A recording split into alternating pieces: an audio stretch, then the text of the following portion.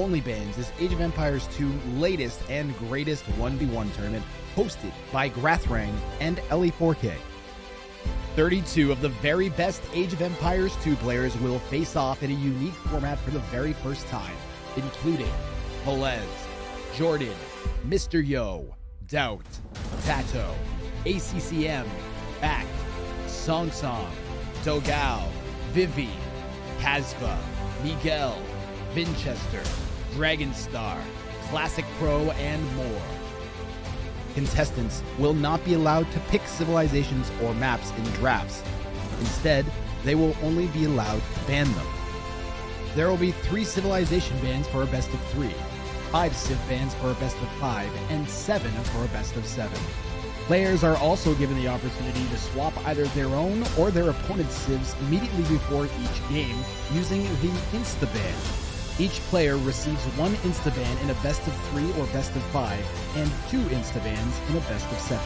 Maps were selected by organizers to evoke as many different types of playstyle as possible. Players will only be allowed to ban 3 of the 13 maps available.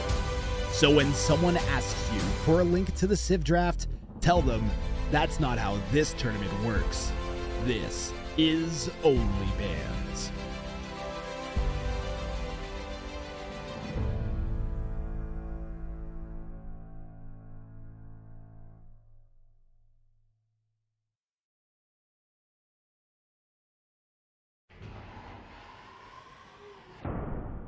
Damn it, my camera. After all that, then the cam doesn't. Give me a second. One day. All right, there we go. Welcome to OnlyBans. I am Grathrang. This is day 2. We are going to be casting, I don't know, like 16 games or something ridiculous. Let's see if I can fix the schedule on the screen a little bit. That's so many games. Or is it just, it's just going to be screen?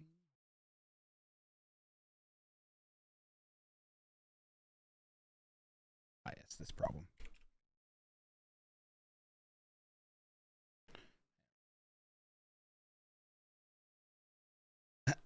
So we are in qualifiers. We're in the round of 64, and we've got some round of 32 games that we're going to be casting as well. Pog intro. I put a lot of effort into making that look nice and in explaining the format to people succinctly and clearly. So anybody coming in can be like, oh, this is exactly how this works. Now I know. Exclamation mark Civ draft. And then it links to some ancient fucking Civ draft between me and the Hippo Run. Delcom Civ draft. Just got here. Explain exactly how this works, please. Sure. OnlyBans is Age of Empires 2 latest and greatest 1v1 tournament hosted by Grathrang and LE4K. 32 of the very best Age of Empires 2 players will face off in a unique format for the very first time, including Velez, Jordan, Mr. Yo, Doubt, Tato, ACCM, Back, Song Song, Dogal, Vivi, Kazva, Miguel, Vinchester, Dragonstar, Classic Pro, and more. Contestants will not be allowed to pick civilizations or maps in drafts. Instead, they will only be allowed to ban them. There will be 3 civilization bans for a best of 3, 5 civ bans for a best of 5, and 7 for a best of 7. Players are also given the opportunity to swap either their own or their opponent's civs immediately before each game using the Insta-Ban. Each player receives 1 Insta-Ban in a best of 3 or best of 5, and 2 Insta-Bans in a best of 7. Maps were selected by organizers to evoke as many different types of playstyle as possible. Players will only be allowed to ban 3 of the 13 maps available. So when someone asks you for a link to the Civ draft, tell them that's not how this tournament works. This is OnlyBans.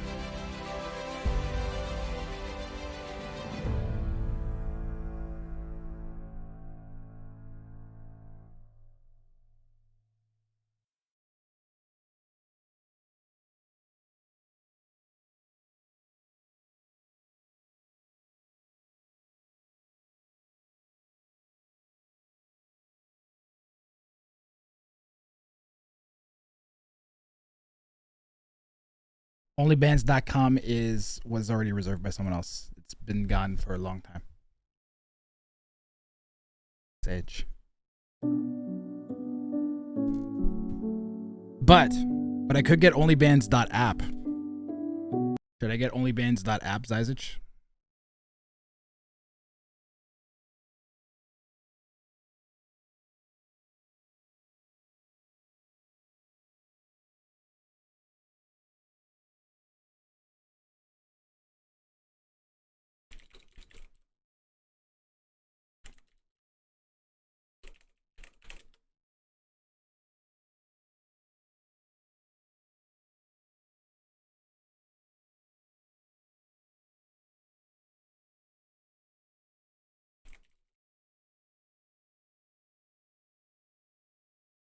That would be a cool domain for the Civ Draft tool. I'll snatch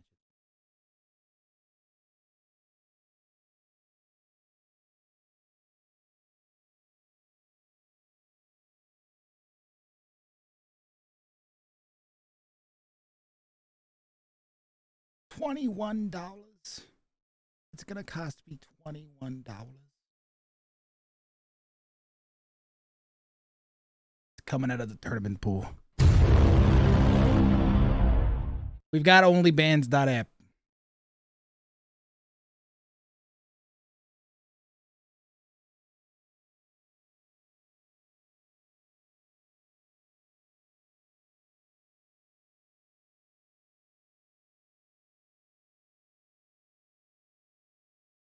We've got OnlyBans.app. But the way it works for the qualifiers is we have the bottom 4 of the 32 players that are automatically seeded. So there's the top 32 players that entered are seeded. Seeds 29 to 32 are placed into play-in matches. The qualifiers now take place with the remaining 64 players-ish that entered until we have 4 remaining players out of that pool, and they will play those bottom 4 seeded players in play-ins for the qualifiers. That is the plan. So we're in the round of 64. These are the final games of the round of 64, and then we actually have a bunch of round of 32 games that have already happened. We are going to start with Dark's Adam taking on Doping Positivo. As soon as I refresh that, I'm assuming.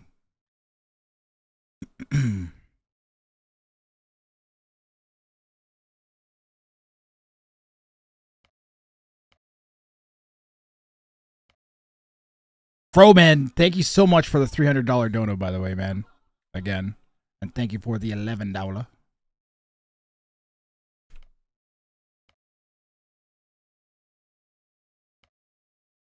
Does that get us to 1,500? There it is.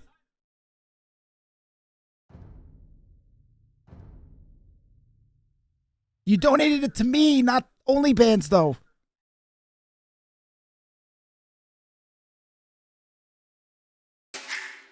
Ah! I have to see if I can get that fixed at some point. There's one other thing I want to do real quick in my Windows settings. You guys won't be able to see. Hopefully.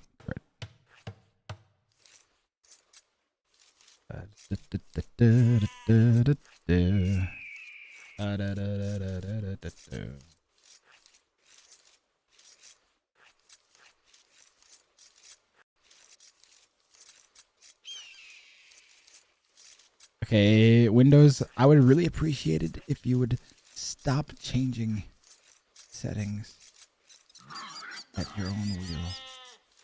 Capture age should be sent to game.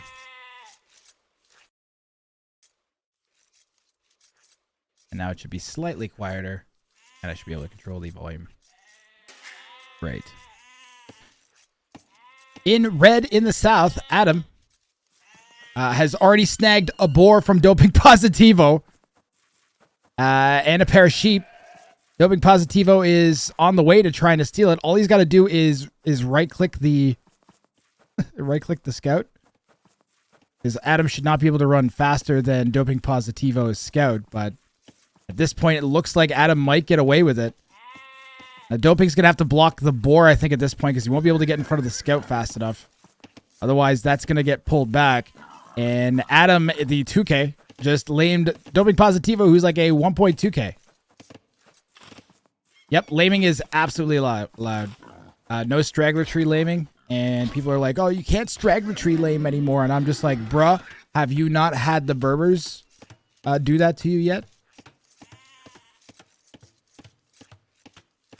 Rowangar, it's okay. I'll switch it over. Actually, can I do it? How fast can I do it? Helping Positivo got one of his sheeps back at least. Dream elements. If you load, I'll be your best friend. Salam. This has been chaos in Doping Positivo's base. His worker efficiency has been terrible. And with a Chinese start, it's the only reason he's not completely lost the villager lead at this point. So the Chinese vill lead basically has been negated by this lame. This needs to...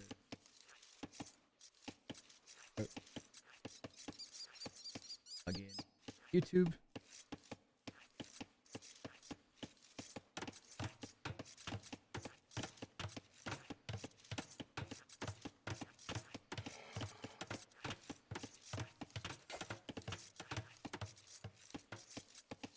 ACCM, subscribe to my channel on YouTube, guys. That's crazy. All right.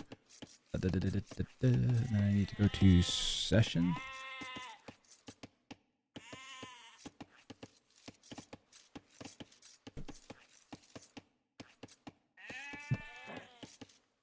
Bruh. Adam just keeps taking sheep. Doping's gonna have to push like all of these deer. Just go over here and drop a... Honestly, just go over there and drop a mill at this point. Doesn't even know about those though. He did, I think he...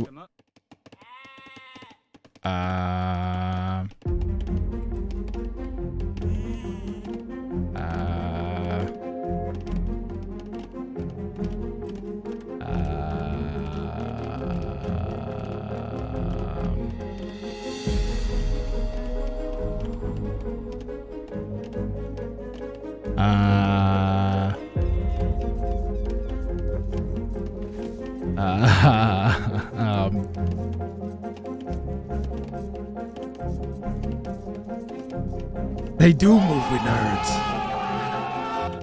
Flying V.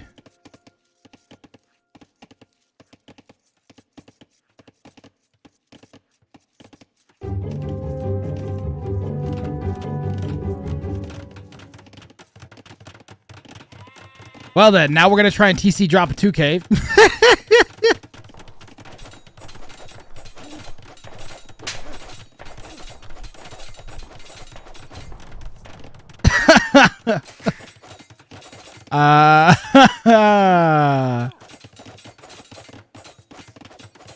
You know, it could have gone worse. He's going to get it up.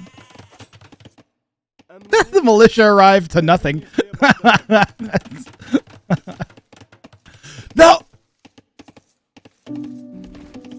What?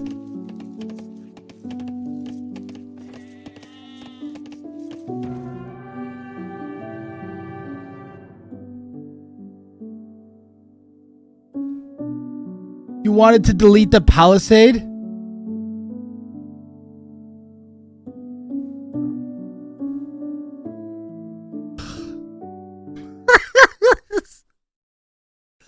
Imagine you go up against the 2K in a tournament. You're like, it's my final chance, and then you just get lamed to crap. So you're like, okay, I'm basically dead. I'm gonna go TC drop. You actually kind of managed to pull a TC drop, and then you delete your town center. Anyways, I'm just arriving. Thanks for the tournament. And with the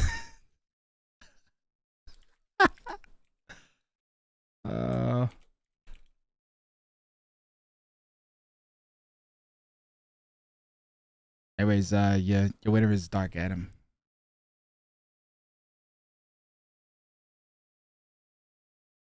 Should have the confirmation of delete thing switched on. Yeah. That's got to be one of the faster knockouts I've ever seen in a Age of Empires 2 tournament. I agree, Strode. Wait, hold on. We gotta look at the stats, right? We gotta look at these stats. Hold on a second here. Let's check out the APM.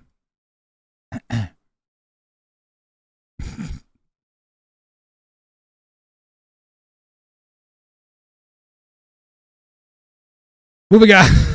just moving on. Just moving on. Yeah. That's great. That's great. So Dark Adam's gonna move on. Let's see here. Dark Adam.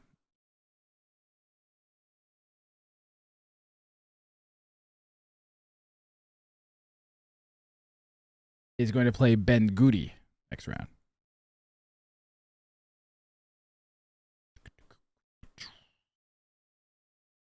All right. Up next on the schedule, I'm going to close this. Easier for me to do things. We've got Aladashek versus Big Boss Boy.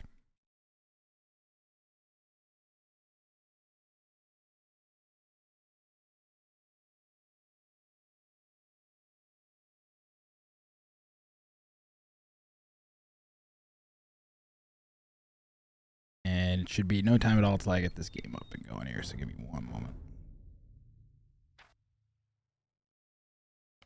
Now we're in the zone, guys, for casting, let me tell you. Aladashek versus Big Boss Boy. They're both player 1.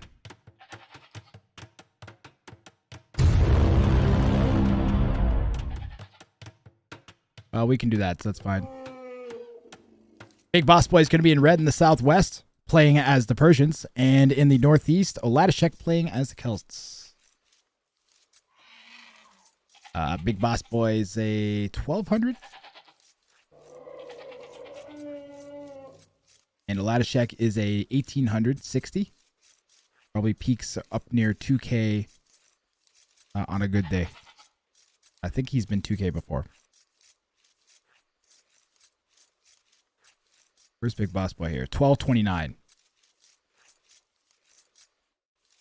Can they control each other's units as blue? Probably not.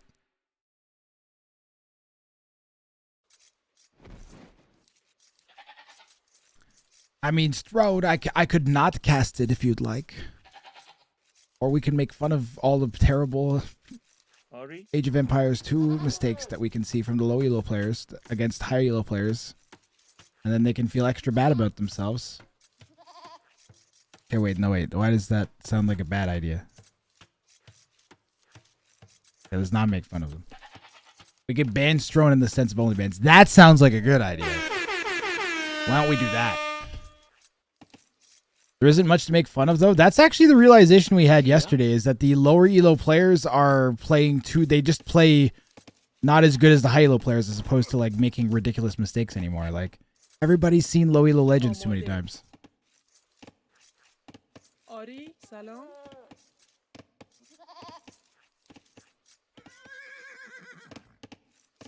We can still look at the civs and consider the civ matchups and look at what like random is giving us. And we've got Celts versus Persians. And the Celt player has no wood. Look at this stupid spawn. This is a horrible spawn. So we just get no wood. Fuck you, says Arabia.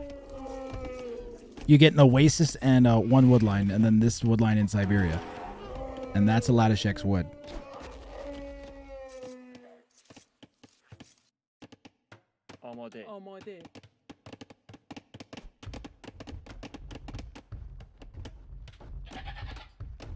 Big Boss Boy, meanwhile, has rear berries, rear stone, forward main gold on a ugly hill. And also basically no wood lines, but I think slightly more wood line. Like this, I'd take this over that. But there's just, this is so open of a map. This is a crazy open Arabia map. It's like almost Acropolis levels of open. Like look, there's one wood line between the two town centers. And then this giant hilly area in the middle. And a relic directly in the center of the map. Like it's directly in the center of the map. Red's base is a crater.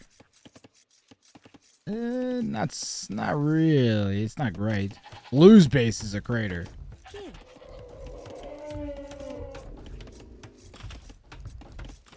There's always a relic in the center directly. That sounds incorrect, Levitt. I don't believe you. That's runestones. This is Arabia. Or am I wrong? Is it always directly in the middle?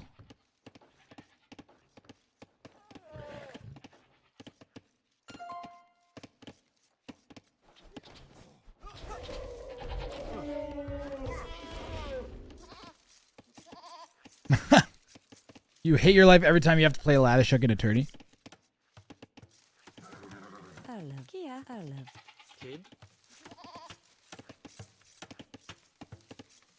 Well, Ladishuk has more idle TC time than Big Boss Boy right now. That's right, you heard me. Don't ask me how. Just stare into the wild camel's eyes.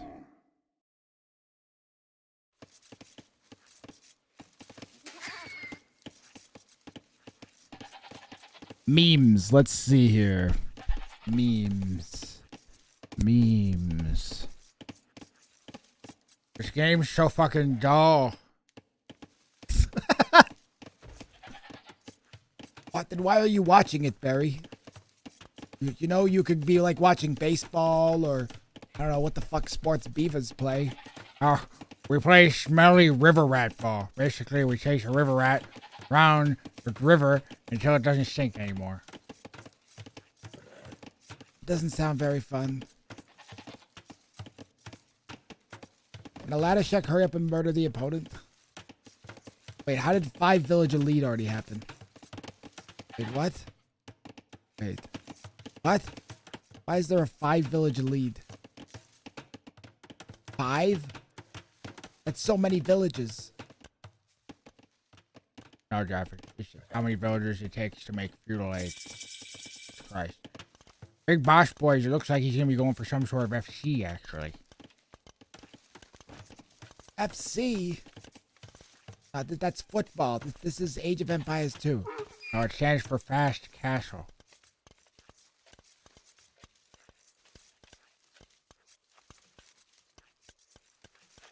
I see.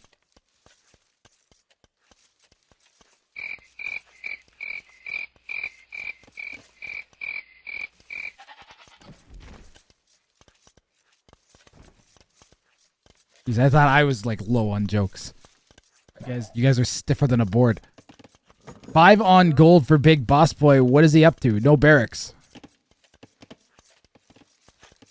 Gotta be an FC, right? But we don't have a house. What's going on here, Big Boss Boy? He's trying to naked FC against the Ladishek. That's kind of crazy.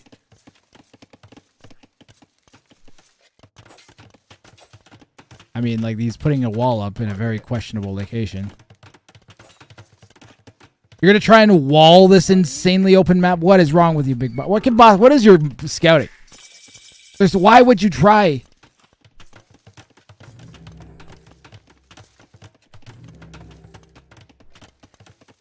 Is this FC actually gonna work? Hold on a second.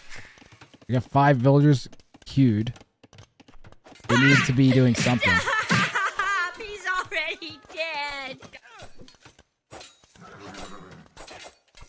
Spear comes forward from Aladishuk to clear up the scout from Big Boss Boy. This is several types of questionable. You need to build a market, right? So we can buy up. Yeah, Blue's going to do that. Blue's going to build a market and buy up once he realizes that Red's FC.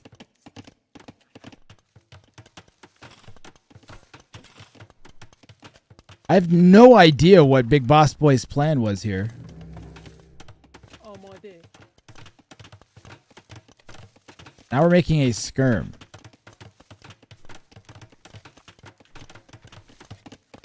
Bruh.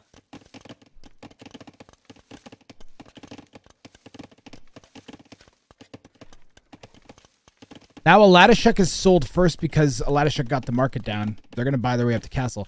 Big Boss Boy still isn't up to castle. What the fuck is happening?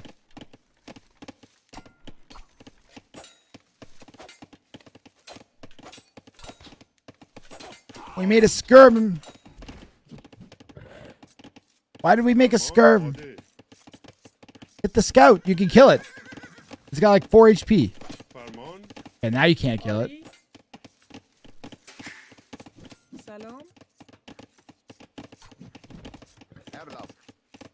Latishuk is spearing all of the Ari. zebras to death.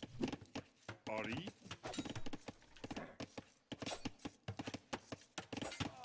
And the skirm goes down. Amade. I'm so confused right now by what I'm watching. Good poke. What's the Latishuk up to? Nothing. It's gonna be spears and siege. Forward siege. We're gonna drop a stable. What are we gonna do? Spears makes the most sense. It's gonna be forward siege. Zebras. This has been very weird so far. I mean, Latishuk, I think. Maybe he doesn't realize what elo Big Boss Boy is? And is looking at the score and is going, oh crap. He must have like a lot of archers or something. Ari. Well, Big Boss Boy, I don't understand why Big Boss Boy's score is so big, actually. Does he have... He doesn't even have KD. I don't understand. The old fast feudal into nothing. Yeah. Those are so those are the most frustrating games of all, you know, when just everybody just makes economy for 20 minutes. I hate those games. They're so frustrating when you have to do absolutely nothing. You just sit there and go, yep, I'm doing nothing. Yeah, now we've got a ton of spears that have come forwards. Celts, of course, have faster moving men-at-arms. Nisalami, how you doing? And we've got spears packing into this ram. We need a stable. We're getting a stable down. We could use 2 stables, honestly. You can go 2 stable knights without upgrades. But then you have to worry about... And you have to keep your skirms alive. Now we're just going to fight with our vills. I don't think that's the worst call. The skirms are doing work on the spears. Oh, it'd be nice if we could get... Oh, we didn't get fletching in. That would have been nice. It's not the end of the world, honestly, though.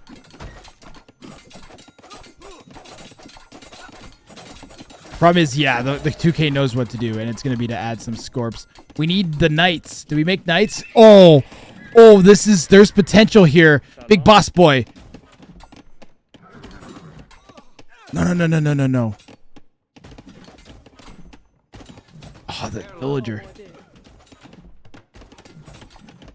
We're throwing vills at this ram.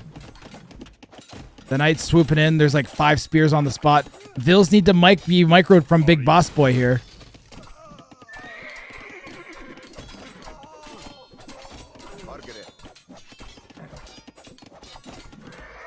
A lot of vills going down from Big Boss Boy.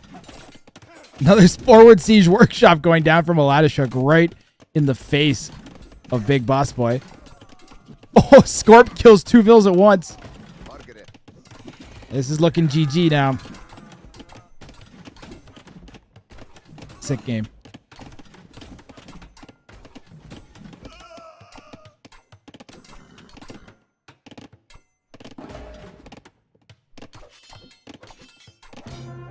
Yeah, that's a GG.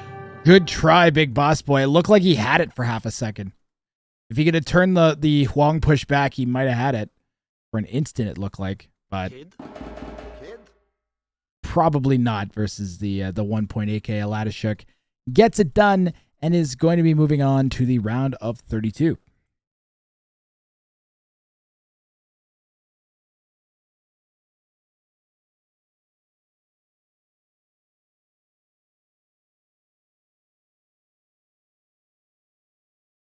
This was a weird game, but Latishuk played it safe and executed the strategy they wanted to execute.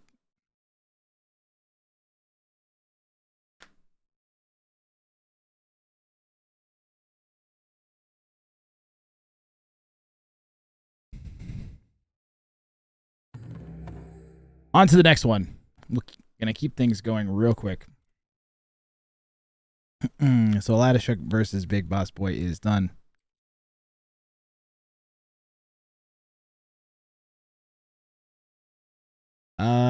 Let's see. What have I got next? I think we might do Tulin Dina versus Alfred. What's that? Dude, Despero. 105 tip $20. This is how you do it. Thank you very much. OnlyBans tournament pool continues to grow. Continues to grow.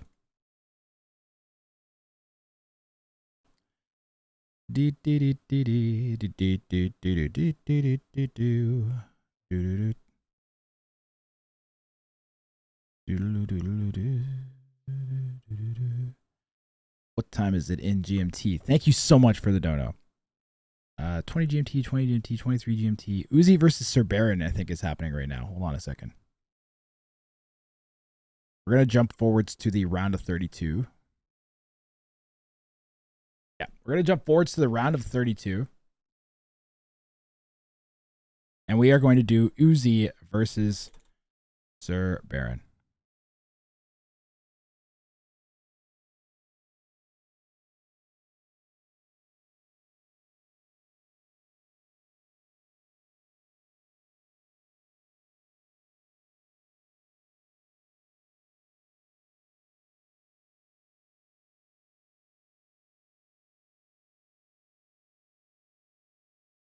I'm going to tidy this up a bit.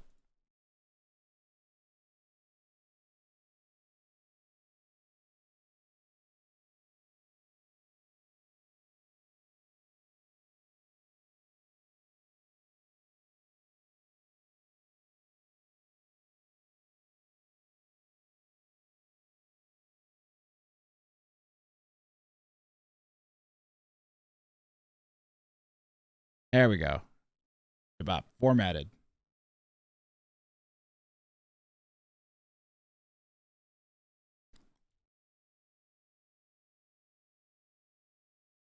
The silence is deafening.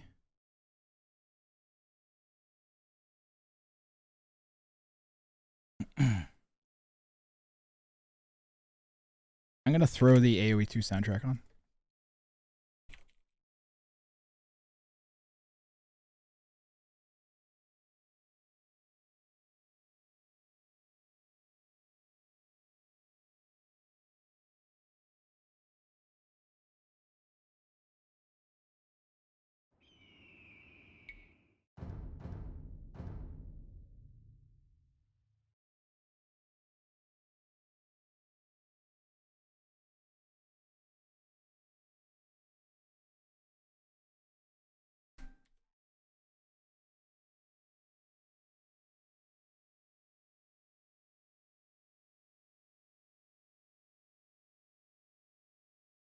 All right, we got Uzi versus Sir Baron.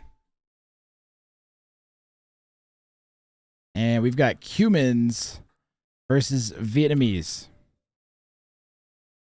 That's great. We're going to pause. There we go.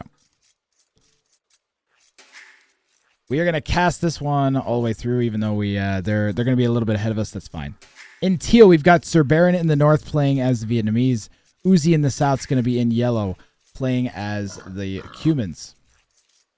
Sir Baron's a 1500 and Uzi is a 2K, right? 2K25, I believe, at the time of registration. Sir Baron's going to go forwards and lame Uzi. So Uzi is going to lose this boar. Because I don't think Uzi even saw that where it ran away. Yeah, it's gone already. Already pushing deer to compensate. This might hurt Sir Baron more than it helps, to be honest.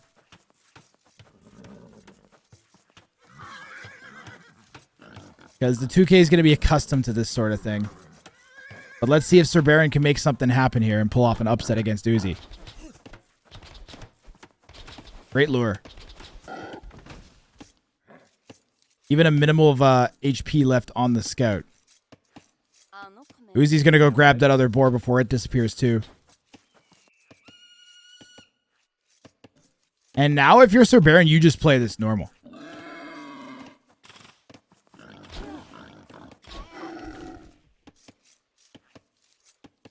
You play this as normally as you can with your extra food. Awesome. Some confidence from the underdog. Always nice to see a 1500 go ahead and try and lame a 2K. That sounds like mean to say, almost like a jerk. You got to do something to try and even things up.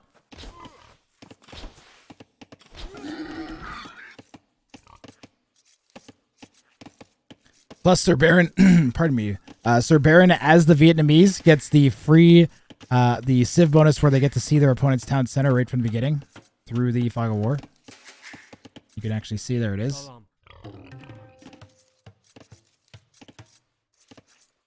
Cubans, of course, get a second town center, so laming the Cuban player, Cubans get a second town center in Feudal Age.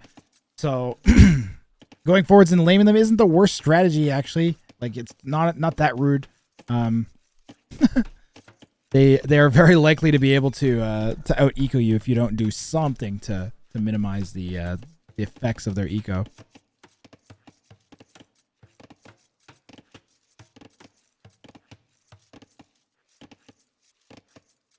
Well, I just got pinged.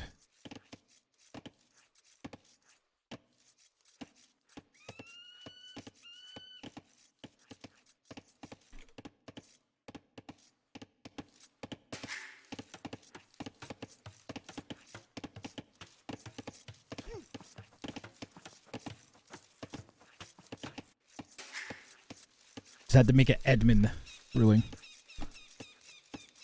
So, Sir Baron, what do you do as the Vietnamese versus the Cumans? You have access to Imperial Skirms. They've got Ellies. Could Battle Ellies be the way? Could you open with Battle Ellies in early Castle Age and spam them? And just try and overwhelm that way?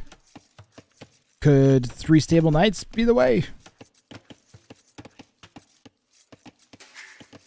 Depends what the Cuban player does. It's possible we could see aggression. We could see like forward siege workshops, but right now it looks like it's going to be 20 pop scouts and or like 20 pop fast feudal into second TC. Literally everything worked for Vietnamese. That'd be nice.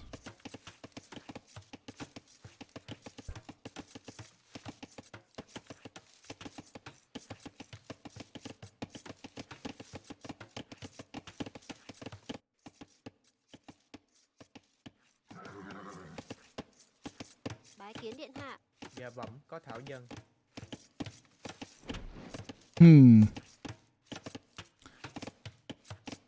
Economy could have been handled better behind the lame, honestly.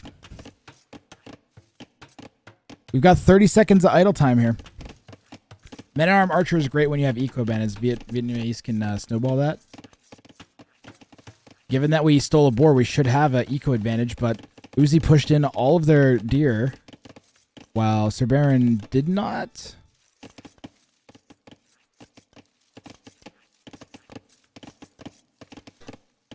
Oh, I have to mute this. Hold on. I'm sorry. I have to mute that alert because it gets me copyright claimed. Dude, Pidge, thank you very much for the raid with 162 people. Welcome everybody. Welcome. Have several explosions. Viva España. Bienvenido. Welcome, welcome, welcome.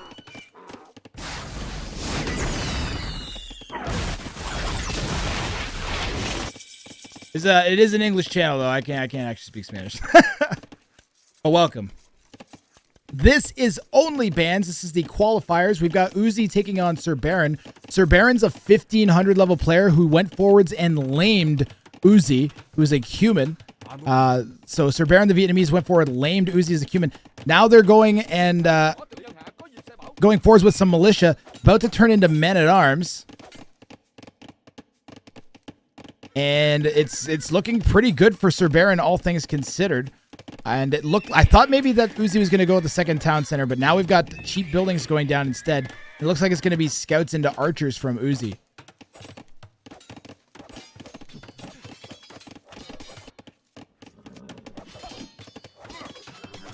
Or scouts into skirms. We are on gold. Yeah, I'll be scouts into skirms. I thought I saw an archer key. Yeah, we did. Good defense from Uzi here. So again, Sir Baron went forwards and lamed Uzi, like right off the bat, managed to grab a boar. The Vietnamese bonus really helping Sir Baron out, being used to its fullest advantage there.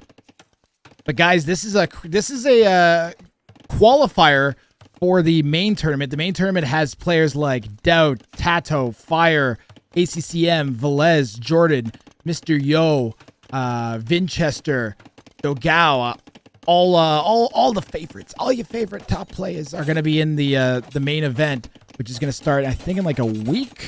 I believe it's starting next week. I can't. My sense of time is way off. I'm like exhausted. But yeah, that's if you follow the channel, you can also follow Ellie4K. She's co-hosting the tournament, and it's gonna be great. Scouts are running around inside of Sir Baron's base. We've managed to get one Vil picked off. Vils are currently 27 to 23 in favor of Uzi. We've got a lot of idle time from Sir Baron. Minute and a half of idle time here. So it was looking really good. Ooh, and Sir Baron manages to break through the palisades. Or was it an overchop?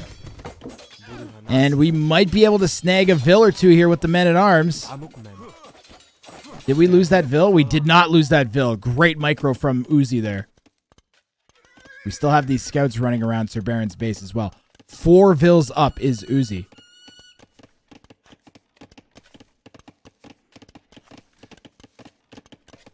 Guys, if you've never been here before, my name's Grathrang. I've got tons of memes and stuff that go off. You can set them off via the channel points. It can get a little crazy sometimes. I'm kind of surprised my chat was as chill as they were. But just wanted to say thanks to Pinch Turnera. Anybody Pinch Turnera. Anybody from my stream who hasn't checked them out and happens to speak Spanish, you've got yourself a great streamer to go take a peek at.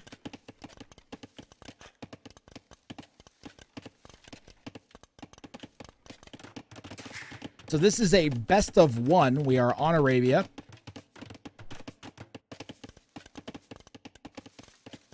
And yeah, that's the winner of this. We'll move on to the round of 30. Wait, is this the round of? This is round. Winner of this will move on to the round of 16. So the qualified players will play play-in matches against the bottom 4 seeds in the top 32 to see if they can snag a spot. Steamed hams is expensive. Should it not be? Needs to be special.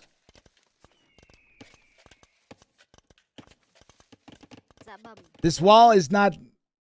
Ay, ay, ay, ay, ay. No S-wallow. Okay, good. Much better.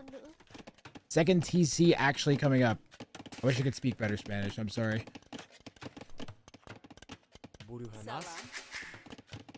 Archers have come forward from Sir Baron. Do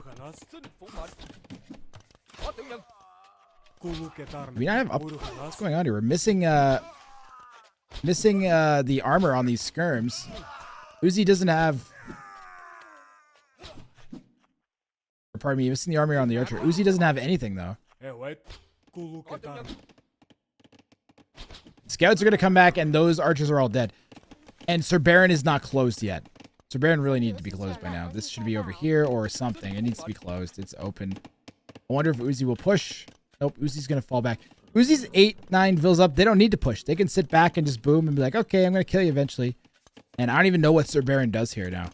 Because they're so far back from a human. They have to all in. Do you all in feudal here? I was just going to say, do you drop like another range or 2 ranges and just start spamming as many archers as you can?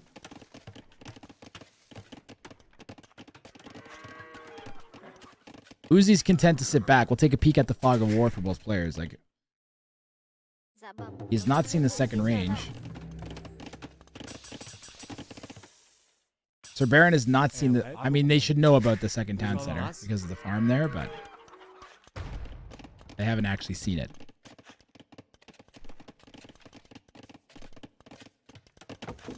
I hate these walls so much. They just put it over there. And then put it over there. What is that emote? Oh, they're rams. Nice. My chat was so minimized on my left side screen, I couldn't even understand what that was. Those actually look sick. Why don't I have units as my emotes? I don't have any age emotes. Wait, yes I do. I have my Grathkamer. I forgot. I have my Grathkamer emote. Twitch Uzi, thank you very much for the sub for 10 months in a row.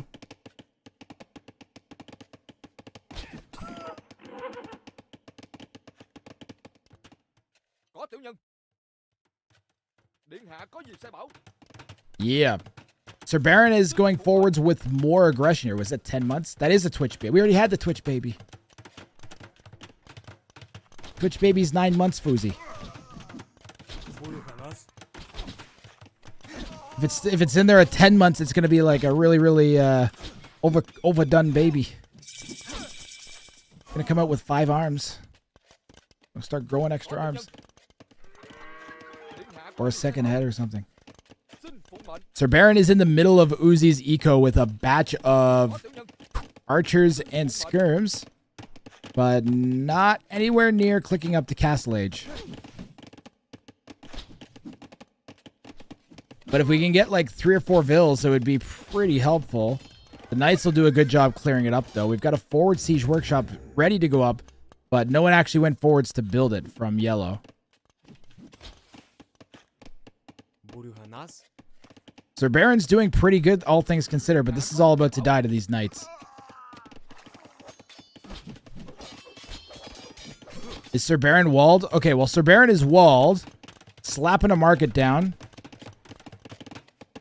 I think you can go cavalry archers as the Vietnamese behind this, right? You go CA, you go pikes, CA and monks. I don't see what else you can do. You only have 40 vills. We actually clicked up yet? Clicked up. Humans have extra speedy camels. Ooh, that's right. Looks like Uzi's just forgotten about this 200 wood in this siege workshop that he dropped down. He just completely forgot that it exists.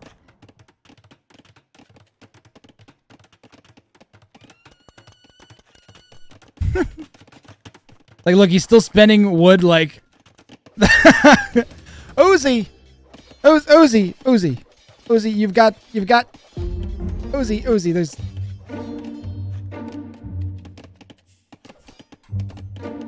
Uzi.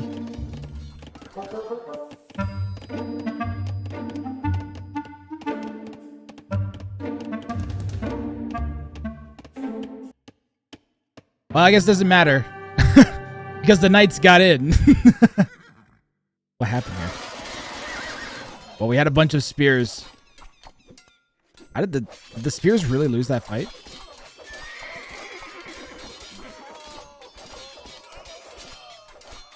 Brutal. Forging really helped Uzi win that fight. Forging and the hill basically won Uzi that fight against the spears, but it was basically over. Good try from Sir Baron with the lame. GG, well played to Sir Baron, and good luck to Uzi in the next round. That is going to be the round of 16, his next match. Uzi will be playing, I cannot say that because you guys don't know the outcome of that game yet. Moving on to the round of 16, though. Please nerf humans. Yeah. Maybe this town center needs to cost more. I don't know. Everybody just coming over from Pinch. I'll show you guys what OnlyBans is all about. OnlyBans is Age of Empires 2 latest and greatest 1v1 tournament hosted by Grathrang and LE4K. 32 of the very best Age of Empires 2 players will face off in a unique format for the very first time, including Velez, Jordan, Mr. Yo, Doubt, Tato, ACCM, Back, Song Song, Dogao, Vivi, Kazva, Miguel, Vinchester, Dragonstar, Classic Pro, and more. Contestants will not be allowed to pick civilizations or maps in drafts. Instead, they will only be allowed to ban them. There will be 3 civilization bans for a best of 3. 5 Civ bans for a best of 5, and 7 for a best of 7. Players are also given the opportunity to swap either their own or their opponent's civs immediately before each game using the Instaban. Each player receives 1 Instaban in a best of 3 or best of 5, and 2 Instabans in a best of 7. Maps were selected by organizers to evoke as many different types of playstyle as possible. Players will only be allowed to ban 3 of the 13 maps available. So when someone asks you for a link to the Civ draft, tell them that's not how this tournament works. This is OnlyBans.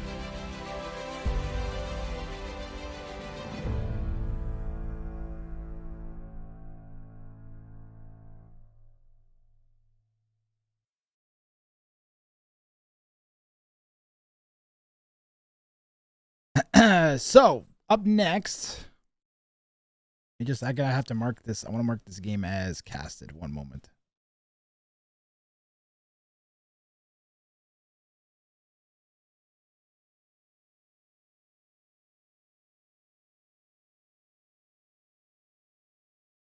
Do 2 Instabans cancel each other as a switch up? I mean, if a player can use their Instaban at any point,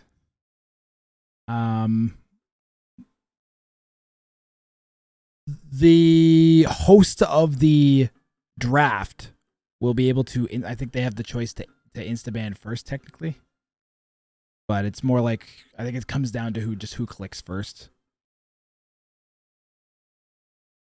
But there's a special app that we have set up. APM. There's a special captain's mode, the custom captain's mode app that my moderators have been hard at work at.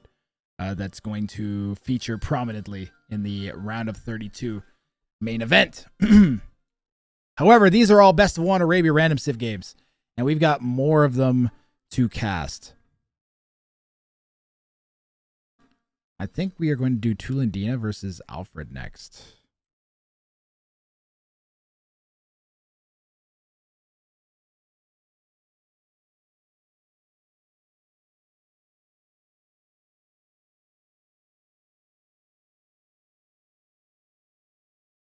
Yeah, we're going to do Tulendina versus Alfred next.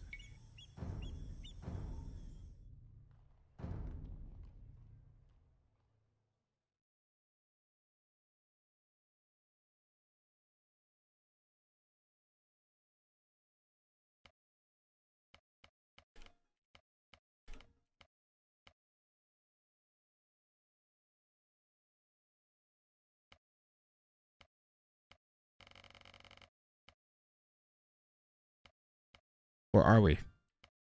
Oh, there it is.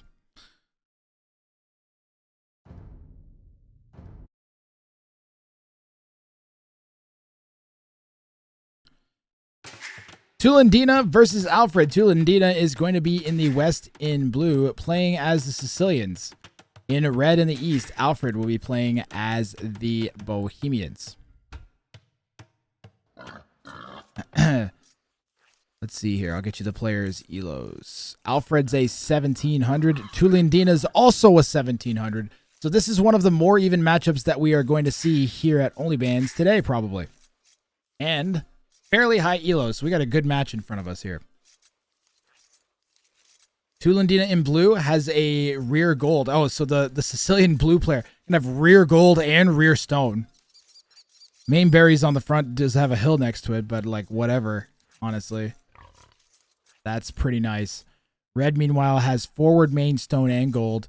Rear-ish gold, a rear-ish gold here and a rear-ish set of berries, as well as a really rare set of stone.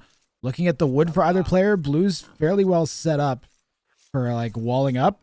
Red's much more open. Very, very open in the east here. The north, rather. Pardon me, not the east. But like the northwest.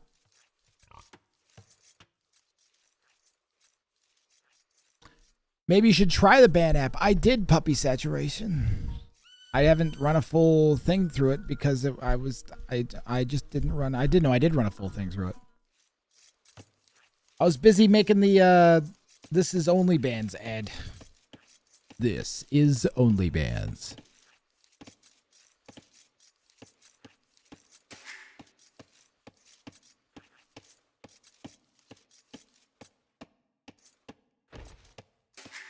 Music Pepe Jam. Oh, yeah.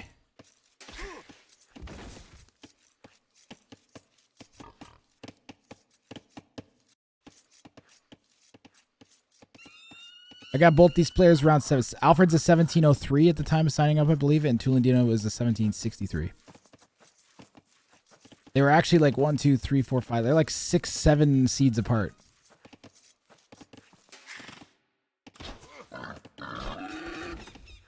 Tulandina is setting some houses up. Looks like we're going to be choking off this way.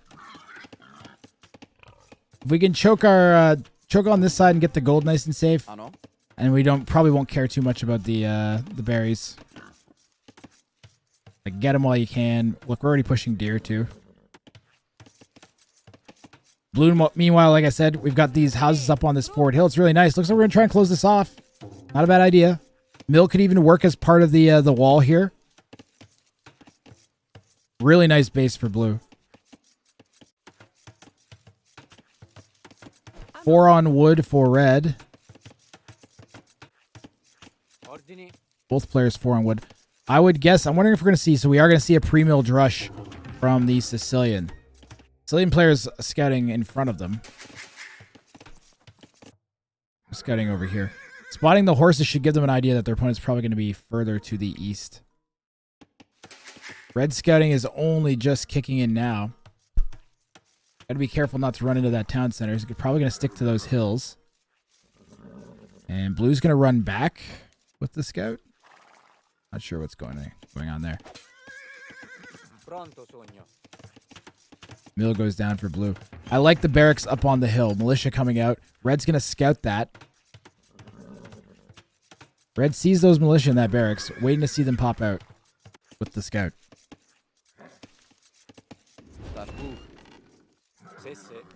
Blue's going to continue trying to get this walled up. Militia are going to pop. We are going to see a 2 militia drush. Looks like it might be a 2 militia drush. We'll see if he pops the 3rd one once the bills drop off the meat. It's going to be 2 militia drush. Quick walls going down. Well, small walls, pardon me, going down around the mill. And we're finishing up this funnel on the south side of the base. There's only one little spot left to hit, and it's this lumber camp, and even that's getting quick walled in now.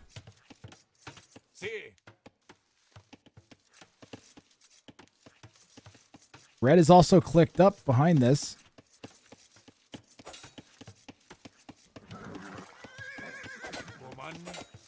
There's only 3 vills on the berries there. That's not ideal. Ooh, great micro from blue there. Tulandina avoiding the town center fire right on the cusp of taking a volley from the TC. And that was a bunch of idle time. Work efficiency for red is pretty terrible at the moment, so the drush is definitely getting some value. We've also got this vill down here that's idle. Vill got a mining camp and a palisade down on the gold. Not a lot to hit for blue with the drush, but like if you're blue at this point, you're feeling frustrated, like you're not getting value, but you absolutely are. Look at the work efficiency, still way lower for red than blue at this point.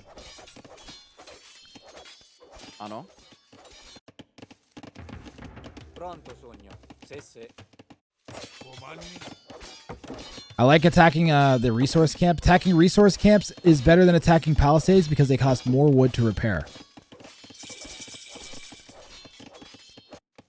Blue's going to get these walls up. Red hits feudal at the 10-minute mark. And we're going to see if they go any kind of military here, if they're just going to try an FC behind this. Now they know it's... I mean, you should pick up on this is a drush FC. It could still be a drush into archers or something. Let's see what blue does.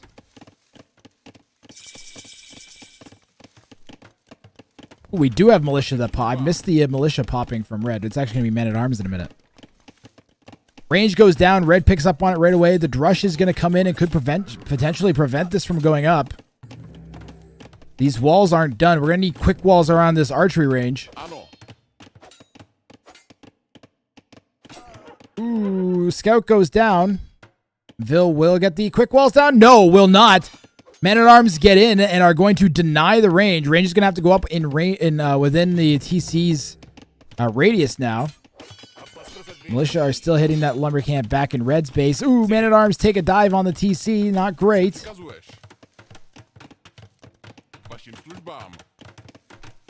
This is single elimination. The loser of this game is out of the tournament.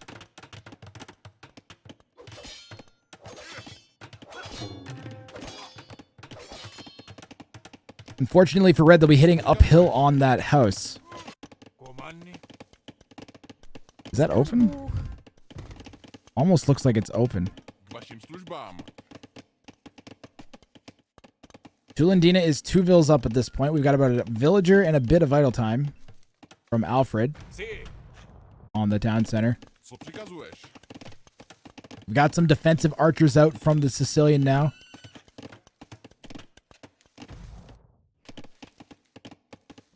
Rush isn't doing a whole lot.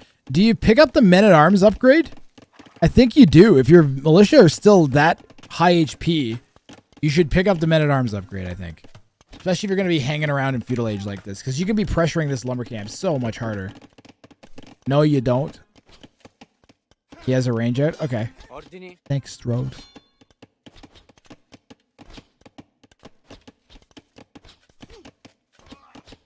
Should he have to begin with, though? Maybe not now, but should he have? Wait, did the militia swipe that farm or was it deleted? I think it was deleted. Militia got in on the berries. No, it was the scout that got in, actually, and died. Got poked to death.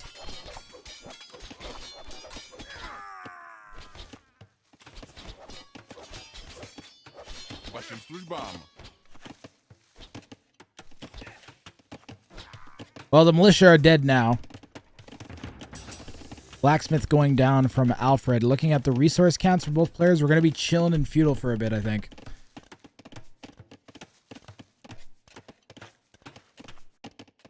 Blue's walls are like half up. Red's walls are more than half up.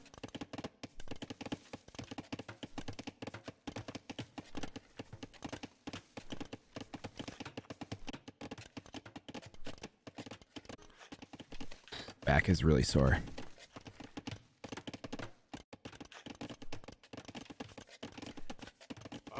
We've got a bit of passive play here at the moment. Archers are going to come forwards from Alfred now. Fletching kicking in. What could these archers hit? They could pressure this wood line. They might come across here. We don't have any protected wood from blue. So it's very possible that Alfred could push blue right off of wood if we lose some fights. But army-wise, blue has 6 archers to red 6 archers. And there's 2 skirms mixed in there for blue as well.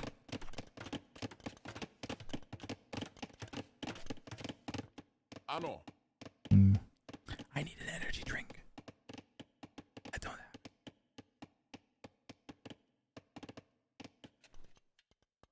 Might go get a caffeine pill.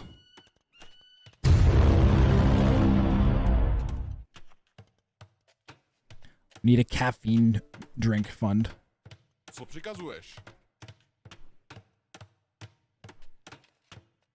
Interested to see Alfred. You can't possibly think taking this fight's a good idea.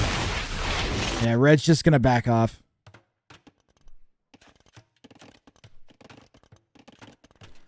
Looks like Tulendina has the advantage here. Guys, I'm gonna quickly go grab that caffeine pill right back.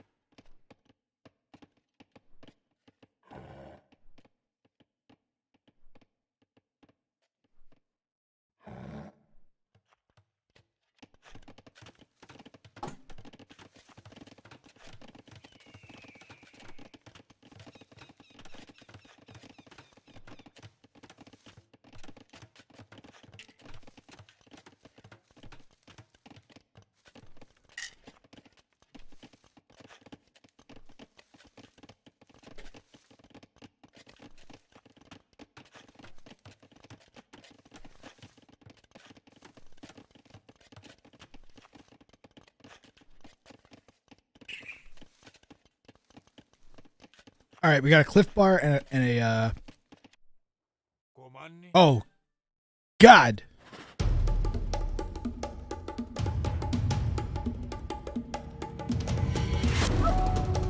He's cornered.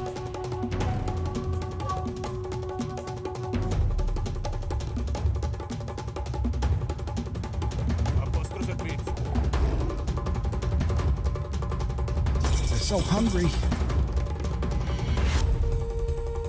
I gotta get him.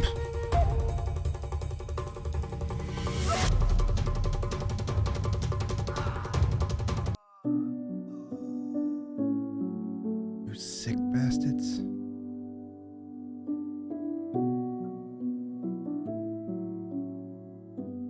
He didn't even eat him.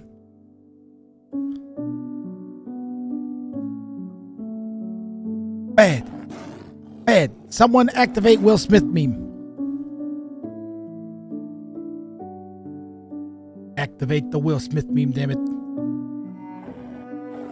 Smack those tigers.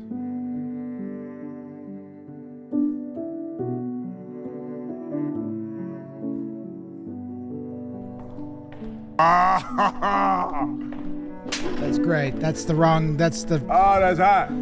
That's hot. That's, you guys messed it up. All right. Well, the archers got in while you guys were screwing around. The crossbows got in from Tulandina, okay? And there's actually 2 batches of them, too.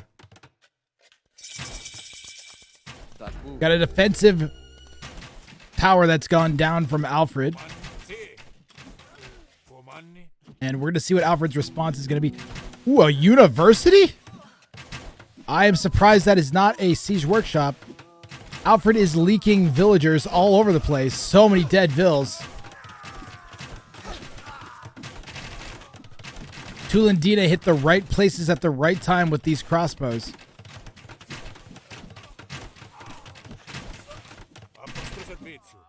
That tower did not do as much as Alfred was hoping. But Alfred now is going to have the military advantage, because these crossbows will get cleaned up. There's no way that siege workshop is going to go down.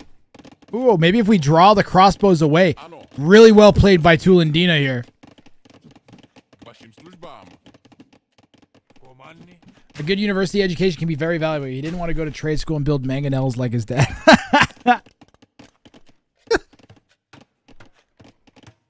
Now, Tissue, if someone doesn't build the mangonels, how is little Timmy going to get his breakfast? All right, we'll get our AOE soundtrack going. Yo, Grathrang regulars, are you guys digging the AOE 2 soundtrack, or is it something you guys have heard too many times in your life?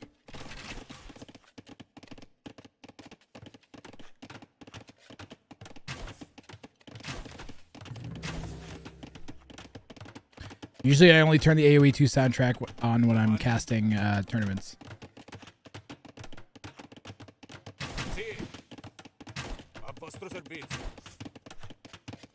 Not sure if Blue's going to be able to break in faster than this Mangonel's going to come out. Is there no copyright-free smooth jazz? There is. There's lots of copyright-free stuff I could be doing. But none of it feels as good as the game music to me.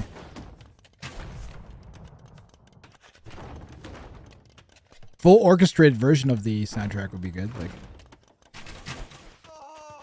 Red's got to get... There's no Mangonel popping out. We don't have enough wood because we got forced off by the crossbows. Really good timing there from Tulandina. Alfred's going to need some good Mangonel shots to make something happen here. Wow.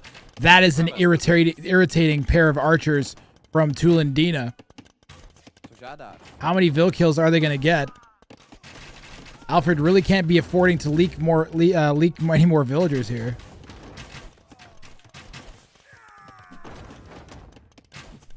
Tulandina is doing such a good job. I think Tulandina should just dive here. Maybe terrified of that Mangonel popping. Look at all this damage! And we're gonna repair it using Flex Shot.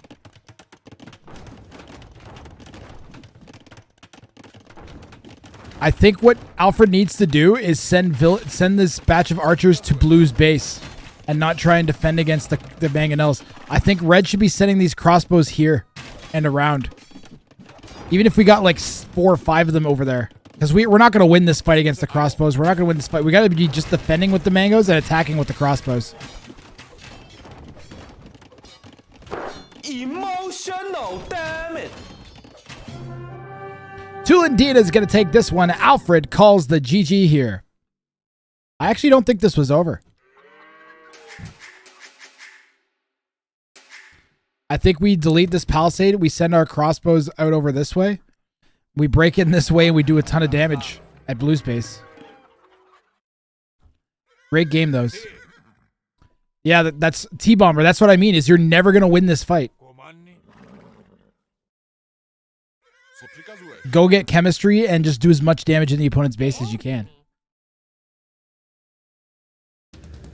Needed some good mango shots. Didn't get it. GG anyways. I mean, I'm a lower elo, guys. So don't think that I'm trying to speak for the higher elo players here. Well played to Alfred. Thank you guys for participating in the tournament. Tulindina, congratulations. You are moving on. Oh, let's look at the stats. Hold on. Screw the stupid fancy. I'm sure the players at least will be interested in seeing what their stats were because they may not have a capture age, bro. Look at all those fishing ships.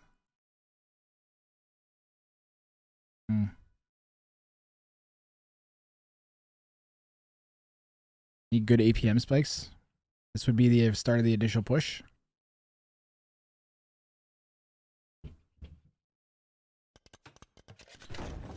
Yeah, this is when the crossbows break in. The APM spikes for both players. I really think I guess chemistry was a mistake. Ultimately, in the end. Moving on, guys. We got more games to cast. Lots of games to cast. Thanks to Alfred for being such a good sport.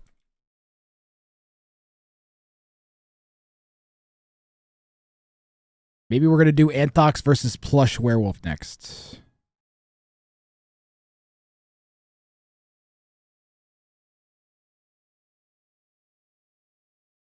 I'm gonna take a bite out of this Cliff Bar.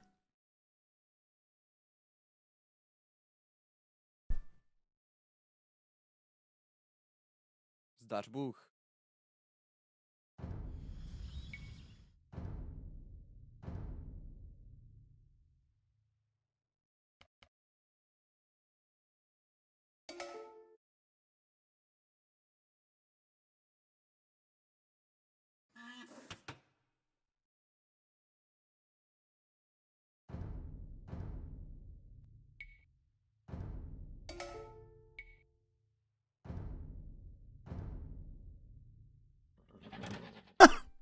Can we watch Strode die already? All right, Vorian, tell you what, we'll do Strode after this one, all right? Because I think you're waiting to see that one. I don't want to keep you waiting, man.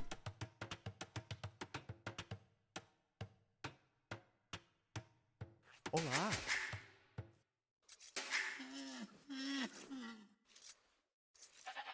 In red, we've got Anthox playing as the Portuguese. In the Southwest, Anthox is a 1700 player. In the Northeast, we've got Plush Werewolf. Plush Werewolf is a 1400.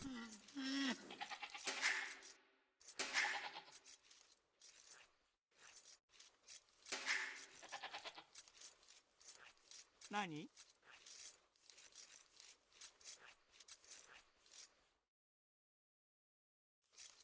Yeah, Perchfin. 2 mangoes at home might have been able to change it, but difficult. I agree.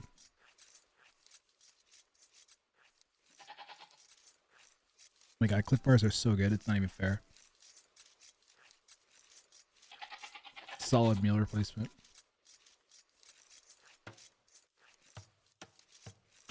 I'm not saying I'm good. I'm saying you're bad. Classic, Vorian. Classic.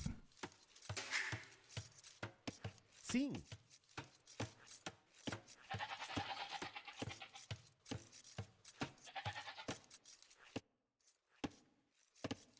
Iya.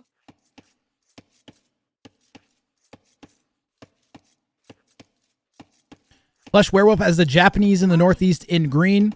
We've got 4 going to wood. We can actually get away with 3 as the Japanese. We're going to go 4 to wood, it looks like. Got 3 on wood here from the Portuguese in the South. Anthox. Looks like we might be going Scouts as the Portuguese.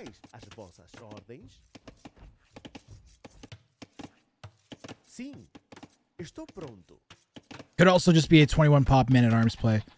Japanese can do 21 pop man-at-arms. I think it's a bit of a misplay from Flesh Werewolf. You got to take advantage of every little thing when you're against a higher eel opponent. Could also be like you could also be going Scouts as the Japanese here. That'd be interesting.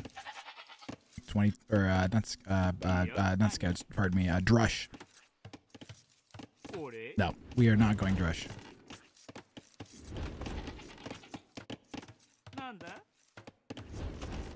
If you were to only know Strode from the way he talks about the game, you'd assume he's top 10. I'm pretty sure Strode has over 9 million ELO.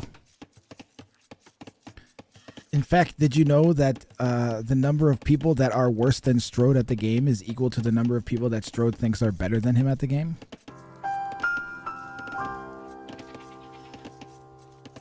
I don't know if that sentence made sense or not.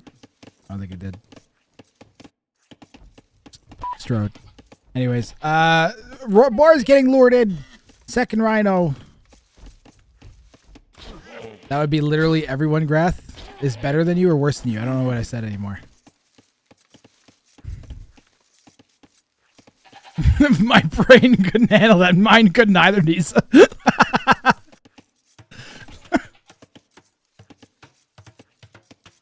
I want to eat the rest of this Cliff Bar. So bad.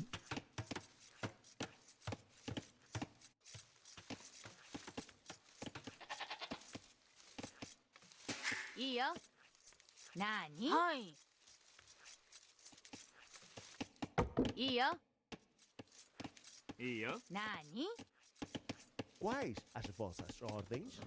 Quais? Estou pronto.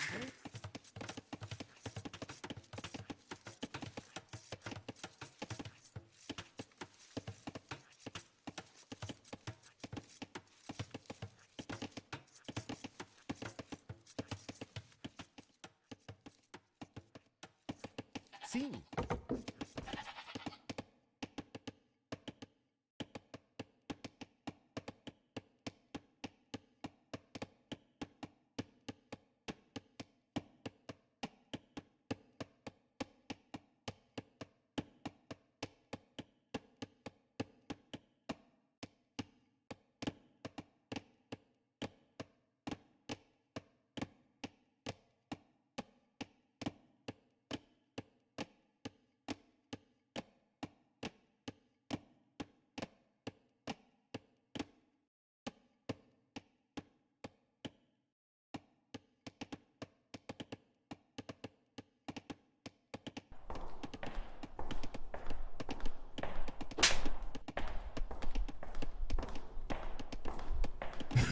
It looks so good.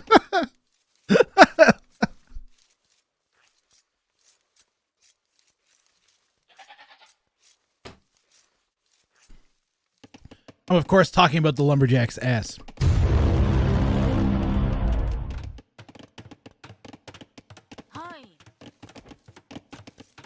So I think the proper place in quotation marks to put this lumber camp would have been like here or something.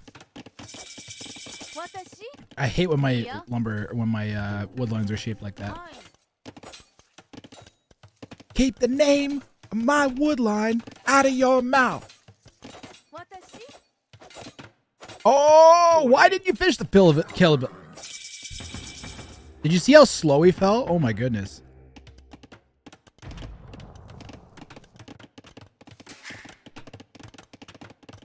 Okay, well, both players are up to fuel age pretty close to each other. Both with less than a second of idle time. Range going down from the Japanese green player in the Northeast. 2 ranges going down. Versus 1 range from the Portuguese player. Are we going to see the rarely seen but often coveted triple range? Give me the triple range. Plush really wants to keep that scout alive. If there's skirms that pop out, that's going to be pretty critical HP on that scout. Okay, fine. Not triple range. We're going to go with a smith like a regular person. This is pretty heavy feudal play, though, if we're going 2 ranges like this.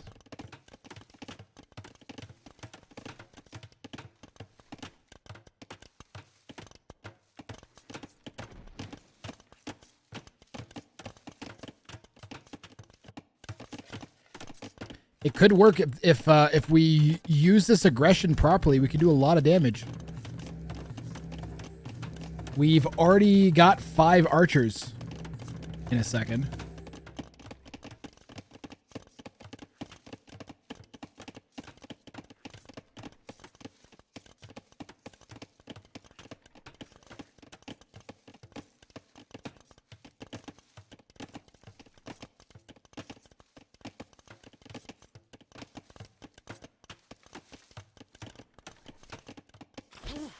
Scene.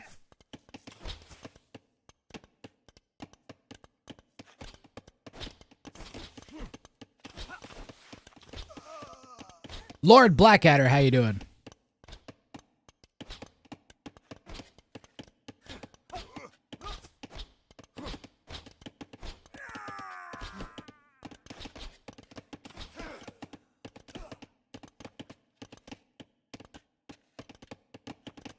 And Doc's about a 1700. Plush Werewolf is like a 1400.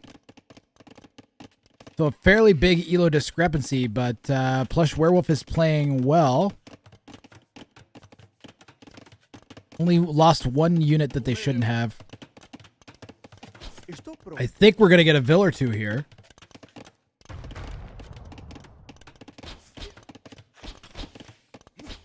Anthox has fletching and armor just kicked in just as I said that. Plush has both. We have a defensive tower going down from Anthox. A lot of pressure here from Plush Werewolf. And Plush Werewolf is all over Anthox right now. Anthox could lose 3-4 villagers here.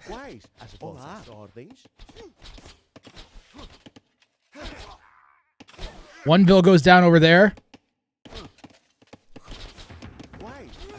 There are a lot of weak Vills hanging around Anthox's base. Still 2 Vills up on Plush Werewolf. But the eco is completely shut down. The worker efficiency for Anthox has dropped under 50%.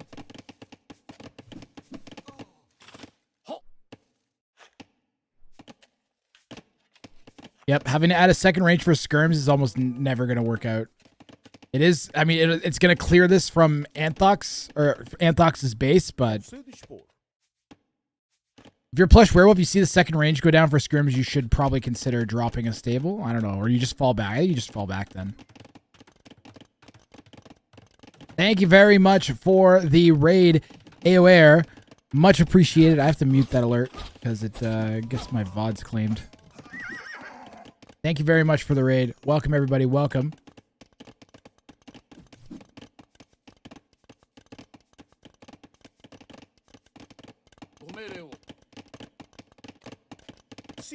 We've got enough. We should be able to fight this, but we have to charge the skirms. Yeah, can't let them get distance and fight on the hill. It's getting worse and worse.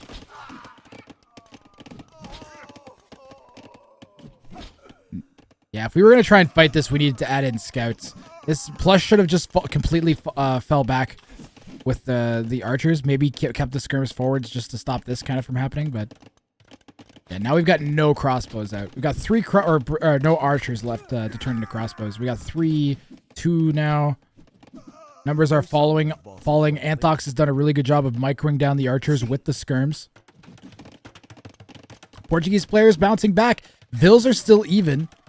The one thing that I wish I'd seen from Plush Werewolf would have been a bit better eco management. We've got 500 gold in the bank. Let's get a market down and let's get up. Even selling stone to get up at this point. And we could still do a ton of damage here to Anthox. Game is not lost. The mistake for Anthox would be to hang around here in Feudal Age. Tarb HD, how are you? Or Tar BHD. Ville's coming out to fight skirms is also never a great sign. Been a lot of crazy things happening here from Anthox. Let's snipe these Vills, Plush. Plush! What are we doing? Sim. Kill the villages! Quais as vossas ordens? Quais são as vossas So what? There's a pair of skirms. Hola. Ah! They're right there! Estou pronto. Ah.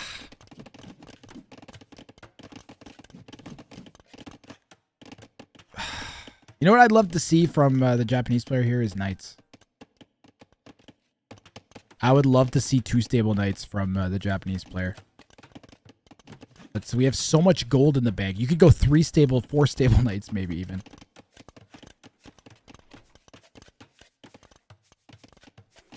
Is the market down yet? We need to get up. Sim. Quais são as vossas ordens? Red's played, green has played extremely well. There's the market.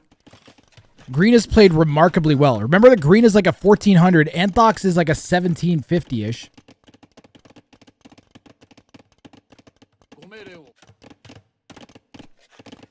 Military numbers for Anthox: 8 archers, 5 skirms. Plush Werewolf has 10 skirms and 6 archers. So that's everything's looking in favor of Plush. The only thing that's going to kill them is this castle uptime from Anthox. And even that's not going to kill them because they actually did remember to sell. We still have 400 gold in the bank.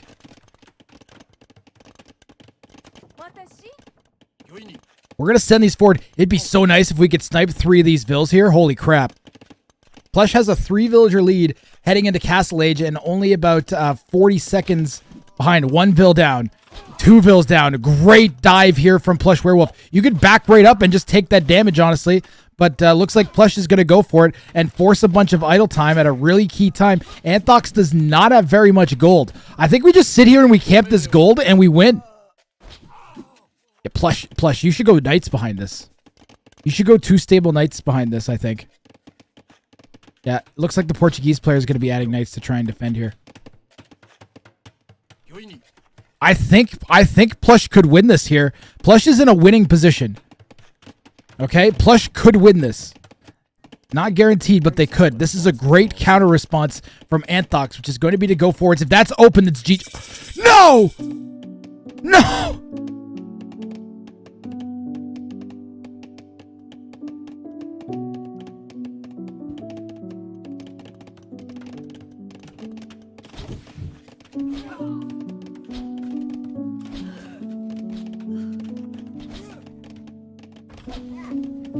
Oh.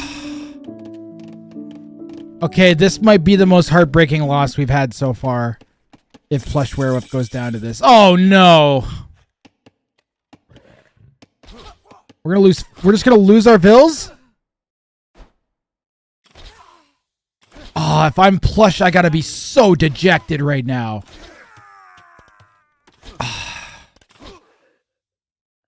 Plush had this one in the bag.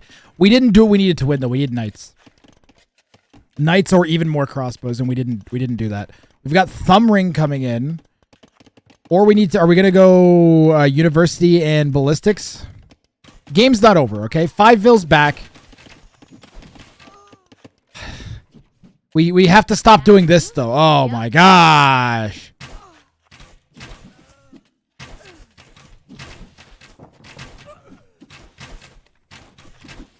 Plush is now 9 vills back.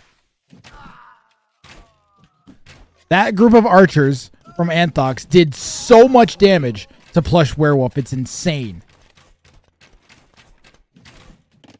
Another town center going down in Anthox's base. He's also adding a second stable. And it's going to be knights behind this from Anthox. Can you guys imagine if Plush Werewolf had gone 3 stable knights behind all this? The game would be over.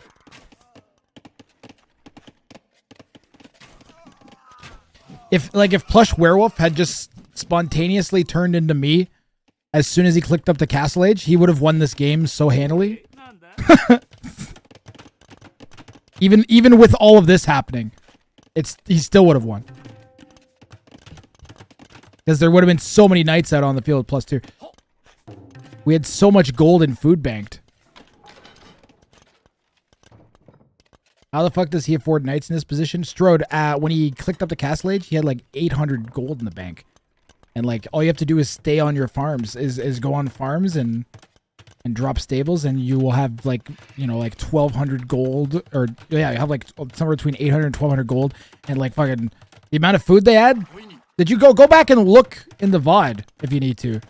How much they had when they clicked up, Strode? After they clicked up, they had like 450 gold left still. After they clicked up. That means you can mine gold that entire time, send all your villagers to gold. You'll end up with like 900 gold when you hit Castle Age. And just wreck. Either way. Knights coming forwards from Anthoc's Bloodlines just about to hit partway through this fight. We've wrecked most of that Archer and or Skirm pile.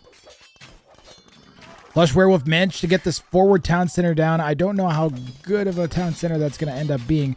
We have a nice batch of archers. We got 9 archers left. That's not terrible, but we got 12 knights that are out, and they've already got +2.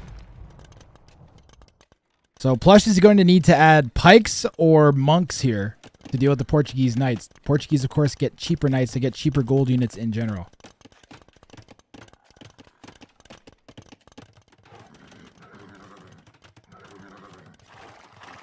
A surprisingly even match between the 1700 and the 1400. And I think most of that can be attested to how well the 1400 is playing, not the 1700 playing poorly by any means. It's looking a little dominant at this point, though, quite frankly.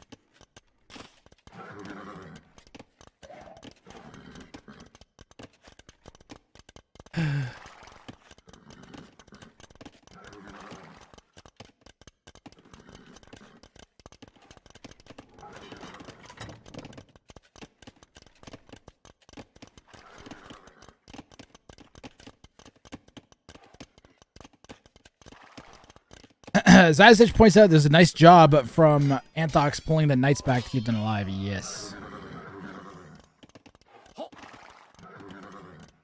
Guys, I want to take a special second to thank my co-host Ellie4K, who has been working like so hard on the admin side of things. Please go follow her stream. I'm not sure when she's going to be streaming again. She's really busy trying to lock down a job. She is not able to subsist off the streaming at this point, so support for her would mean a lot to both of us, as she's like keeping this tournament running right now with her admin work. So make sure you head over to Ellie4K and give her a follow at the very least. Yes, Strode, that Plush Werewolf dove between those little palisades and that little gate setup that they've got, and shot a ton of HP off of these knights. And the knights are gonna... There's definitely a hole there. Yeah. I bet there's another one.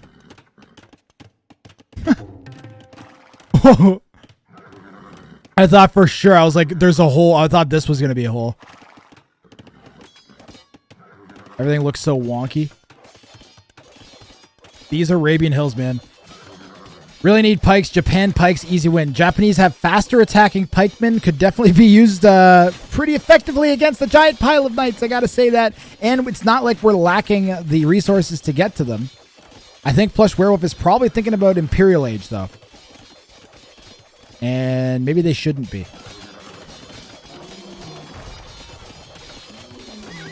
Tonight on Is It a Hole? Well, now it is. The knights are in. They're going to kill a bunch of these vills. That might be GG. Stop! He's already dead. That feel when you meme on your own game?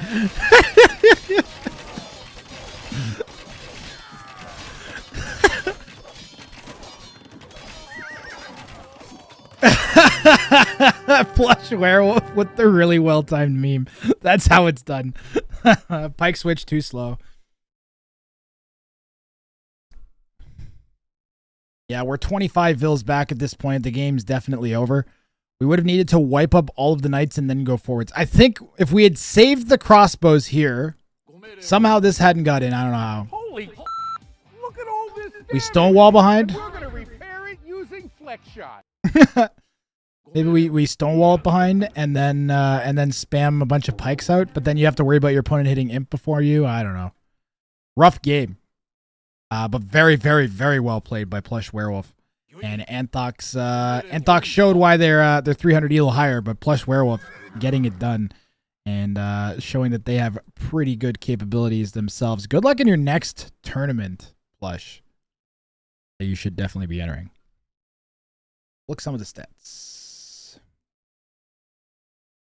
KD was 88 to 57, so Anthox continuously taking better fights definitely did not help things for Plush. But the look at the EAPM. Ooh. Plush. You should be very encouraged by that.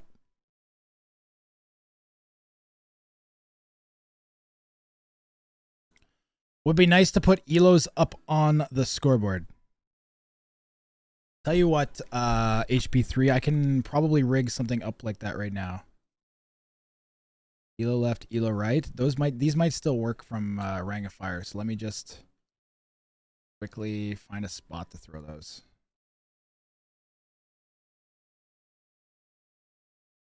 All right.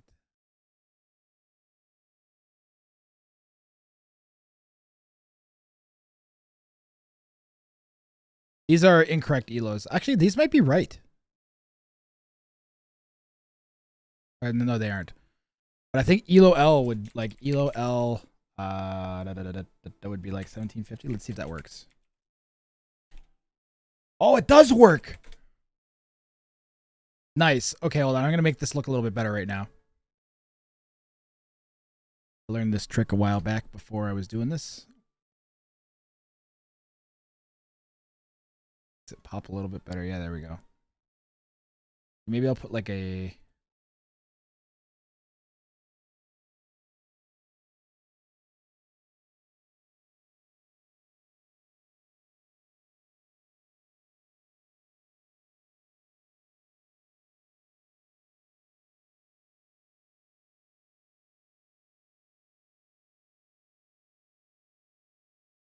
Let's see, outline size. This is a nice little upgrade, I think, for while we're casting the qualifiers. There we go. I'm gonna center this. Didn't I used to have a little Elo thingy that dropped down? Hold on, audio is gonna be screwed up for a second.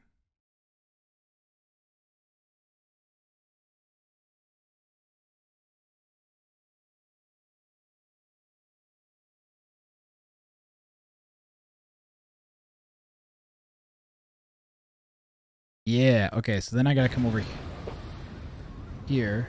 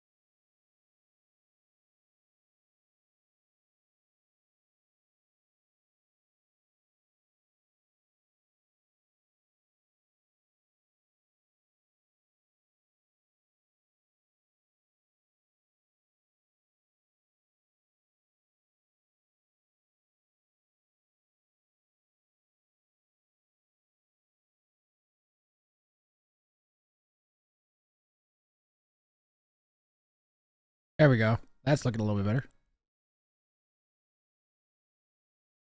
Cleaning it up. That looks really nice now, huh? All right. Yo, HB3, good call.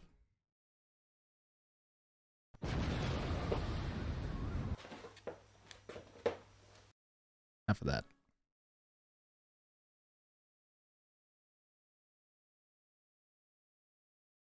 So congratulations to Anthox, who will be moving on to the next round. We're going to do Arg versus Strode. I don't know if Vorion's still here, but we'll do Arg versus Strode next. Oops, no. That doesn't go there. It goes there.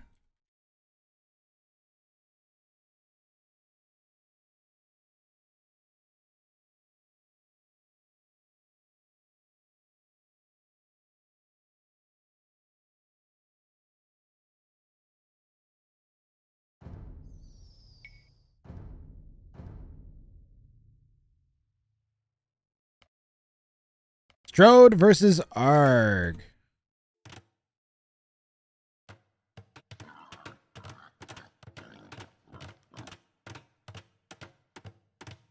As you can hear, we have already started. Plus, you should feel great about that game. You looked awesome.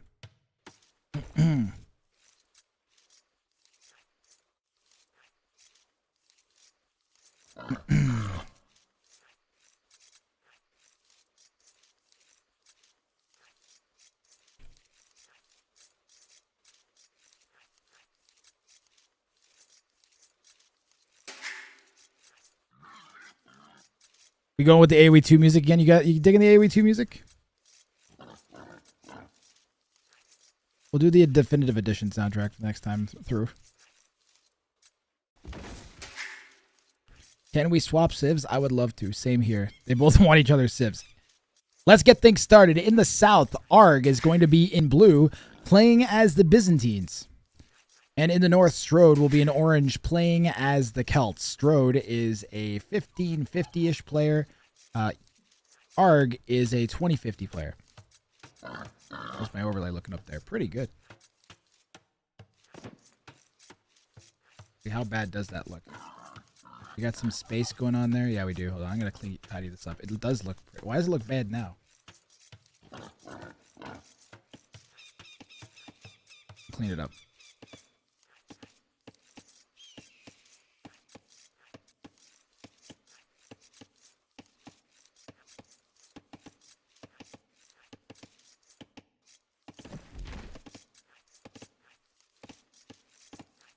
There we go.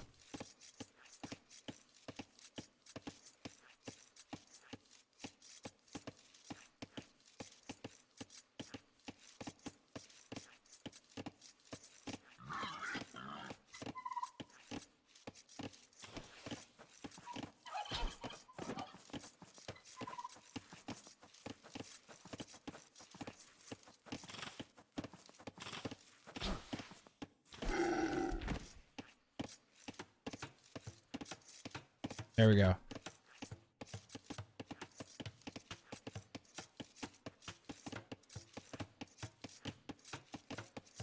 right, I think we got it.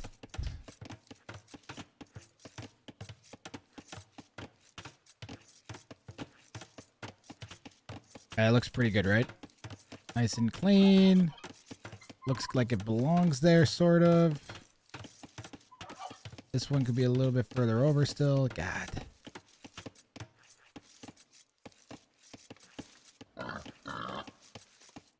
There we go. All right. Arg versus Strode. Is this live? Yes, Strode is playing right now in the chat. It's not live, Floops. I'm sorry. Strode is over 2K backseat. Oh, that's true. Actually, no. Yeah, we should fix that. Below R 9003. There we go. That's better.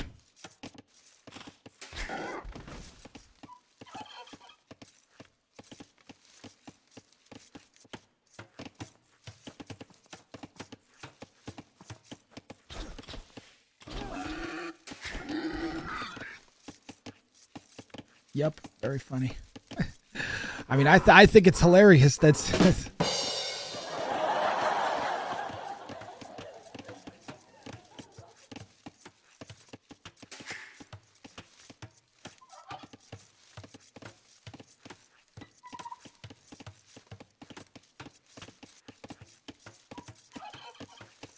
Salve. Presto.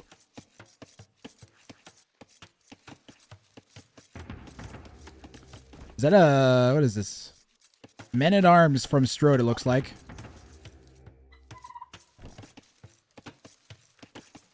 As he clicks up to Feudal just after Loom will kick in, we have Arg clicked up first, actually. Arg's going to be up at 21 pop. Strode's going to be up at 22. I'm curious to see what Arg's going to be up to. He's got 8 villagers on 1 lumber camp. Usually that means you're going to be going like archers. Most scouts build you go to 2 lumber camps. Archers, you want that extra wood to get the smith down right away. Strode has rear berries, protectable gold, but not too rare. Really exposed main stone.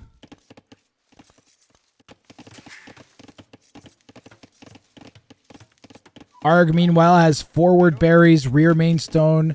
Rear gold is on this kind of hill. Kid.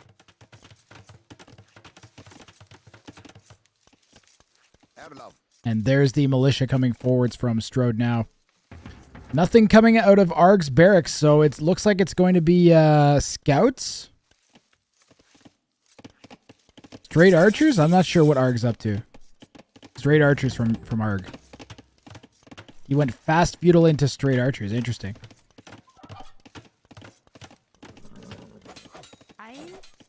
Maybe reading the drush coming in via the score, or I guess the man at arms now in a moment.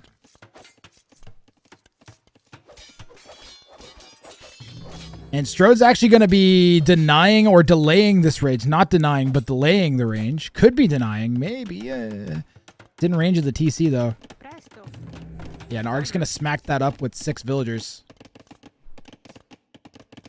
Strode's going to continue on his merry way. Now, Arg has this already choked off. Strode would have to come all the way around to get in. So it's going to buy quite a bit of time here for Arg. Probably enough time to get the archers out he's going to need to counter. Maybe you do dive here. That straggler makes it untenable. Archer out to defend now from Arg. Now, Strode's drush didn't do nothing. Look, we've actually pushed Arg off of his berries. So we haven't done nothing with this drush at all. Plus, all the aggression now is in Arg's base rather than on Strode. Strode's using this time sort of to get some walls up. It'd be nice to see this completed. Presto. It would be nice if Strode could pick off one of those archers, but I don't think it's going to happen. I love the skirm that's come forwards from Strode. Archers pick off Strode's scout. That wasn't a great micro there from Strode. He could have really used that thing to stay alive.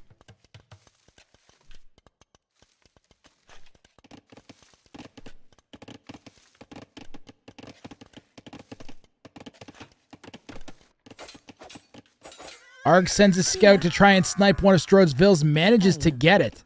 So Strode had a weak villager up on that northern lumber camp. Arg picks it off with his scout. Katie's actually 2-zip for Arg right now between the vill and one of those, I think it was a militia that's gone down from Strode. No, it was an archer. Archer or a skirm. Oh no, Strode's scout, pardon me. Strode's lost a villa and his starting scout. We could still be pressuring Arg with these militia right now. We've got some units back at home to help try and defend this. Are we going to pop them forwards or back? Or not at all? This is still wide open. Arg's going to run in. Rather open Arabia here. There was only one wood line in the front for Strode. He had 2 more in the back and then this oasis. And now he's going to have to use the army to defend. Units rubber banded a little bit back there. Arg on the hill with the micro. And Strode is doing a decent job of targeting down the archers. Defender advantage certainly helping a little bit. Really nice if we get this closed up. Strode losing offensive capabilities though. Now just 1 archer left. Militia are just chilling. They just chilling.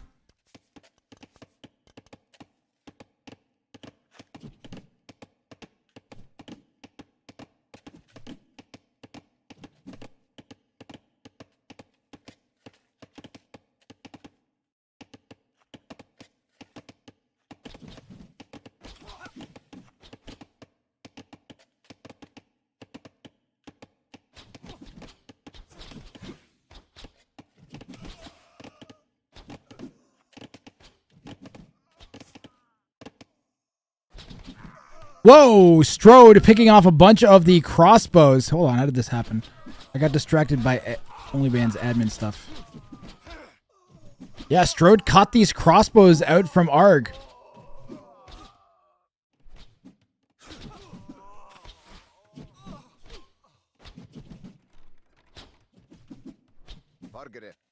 And he's going to keep coming forwards. He's got to be careful. That scout's pretty much dead. I like that we saved one of the militia, though. That could be crucial in fighting that scout off. Got a bit of a battle for map control here in the center. Yo, Snippy, how you doing? What is chat doing? Why aren't you roasting me? Because you're not playing terrible, Strode.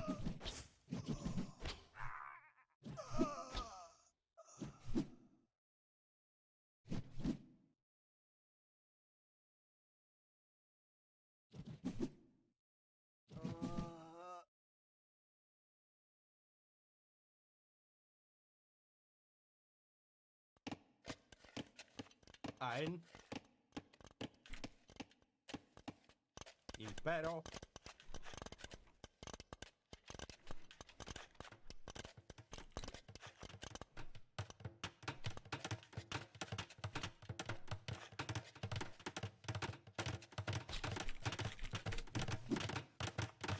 Valgre.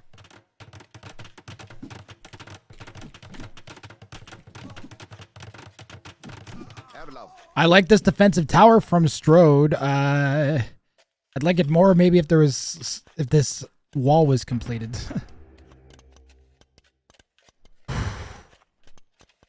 Arg, how you doing? Just wait till the mangoals roll out and we'll see how Strode's micro really is. Yeah. Kia. Castle Age is going to hit for Strode first. Strode is going to be going forwards with a group of archers that'll be crossbows.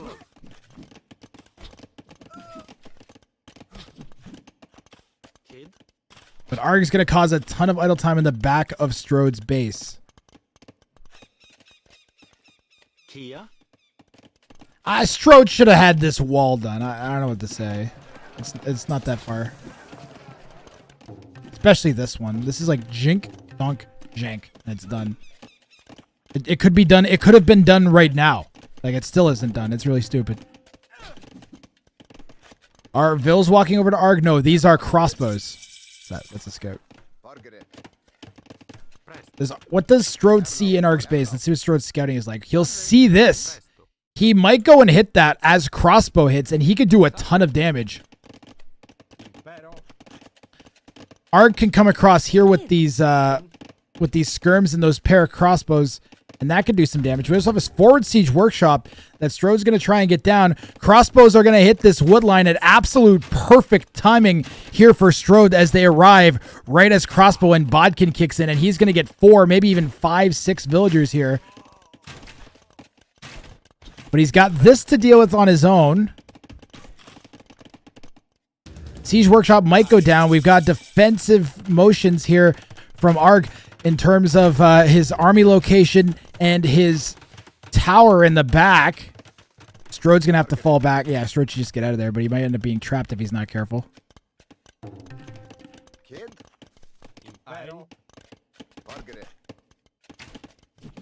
Great job here from Strode, who's 3 villagers up on the 2K.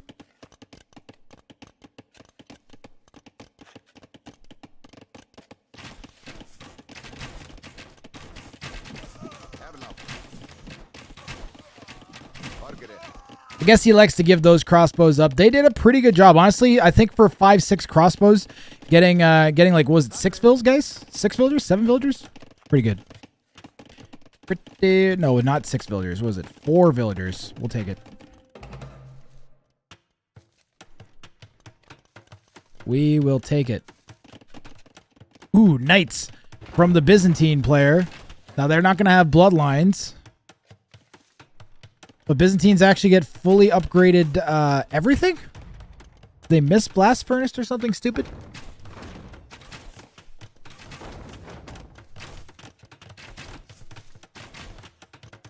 They just don't have bloodlines.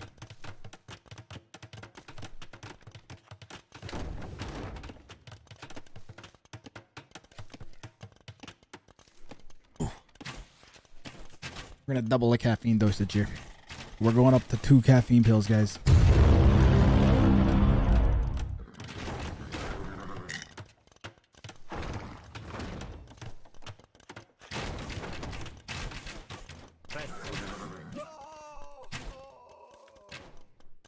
Let's see if we, yeah, I was going to say if we're going to get a bada boom here.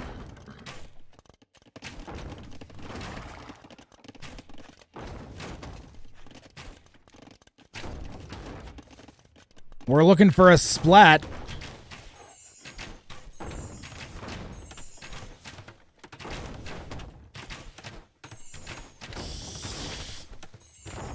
Ooh!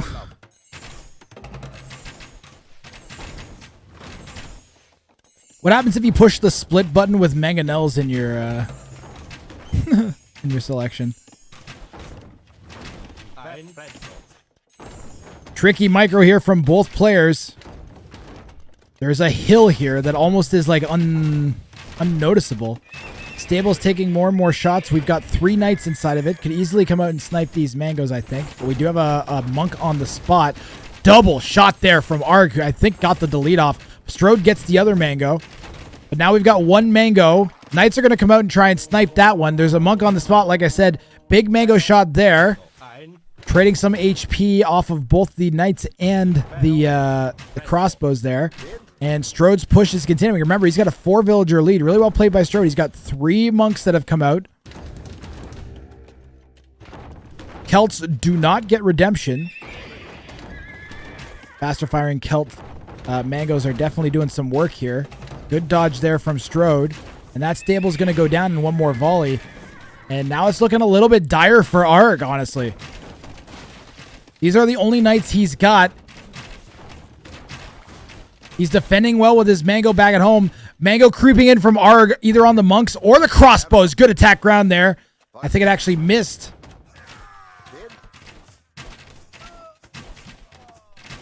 It's getting a little stickier. Strode, just get out of there. Get out of there, Strode. Knights are heading to Strode's base. Strode has defensive stable going down. And the crossbows are moving back to that juicy spot that Strode got in before. Got to be careful, because you can get caught with the mangoes. Big shot from the mangoes on the elite skirms on the front from Strode. What's over here? Villagers and houses. Strode will break in, but he's got to be careful because he could very easily get stuck or cornered back here. The knights, when the knights have come. Oh, good dodge from Strode. Dodging the attack grounds there, but that one lands. That one just about lands. Takes one of the mangoes out. Strode not looking too worse for wear. Only 2 crossbows down out of that exchange, but could lose some here. If he's not paying attention, the mangonel is going to wipe out all of his archers. A split from Strode, and that mango goes down. So now Strode's still in a position to do damage. Knights in the back of Strode's base. We're picking away at a bunch of these villagers. Strode with just a single knight to try and defend 2 knights now on spot, actually, pardon me. Trying to defend that. Crossbows are about to fall in the back of Arg's base. And how many vills is Arg going to lose here?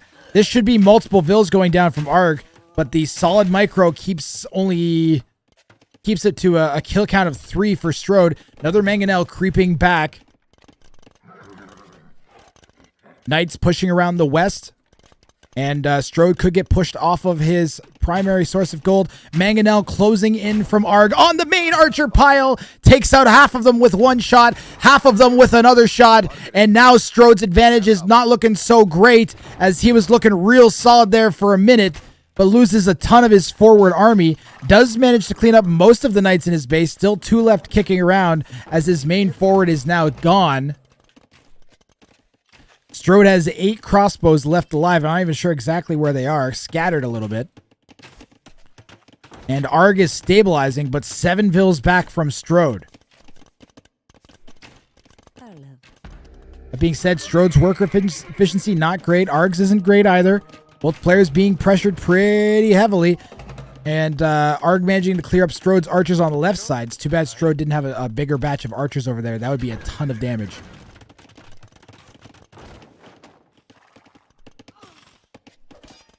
Looks like Arg is queuing knights on the right side of Strode's base and then slowly feeding them into that wood line in the north.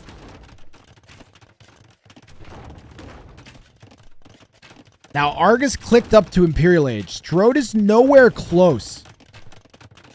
Strode actually has gotten +2 on his knights. If Strode goes all in on knights and then forwards right now, it might work. He's going to lose this Mangonel in the front.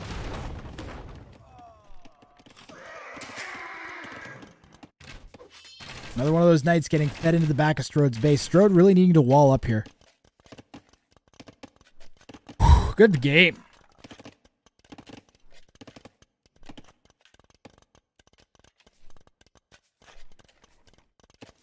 Grass advice for every situation. Knights! Make more knights. A camel? Camel. You guys see that camel? That's hilarious. Camel.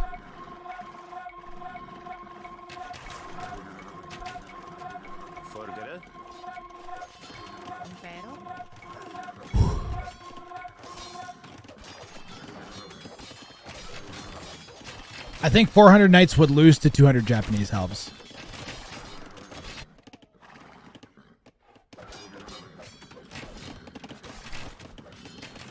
Yeah, you would need at least 600 knights, Lori.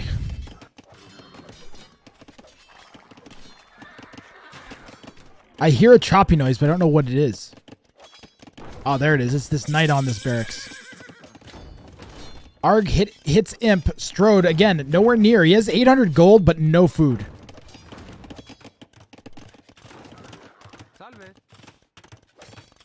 That being said, like, Arg is 20 villagers back, guys. But I would guess Arg's going to pick up Argbalus. And then if he goes in the right direction, he could potentially kill, like, the entire eco lead that Strode has. I don't know that I've ever seen a poorer located lumber camp. This needs to move so f***ing badly. Why is this? Get this the f*** away from. This is so bad, Strode. This is so stupid. You have so much wood that you could be taking. Meanwhile, you're getting wrecked by mangonels. A double mango shot on Strode's crossbow army in the center.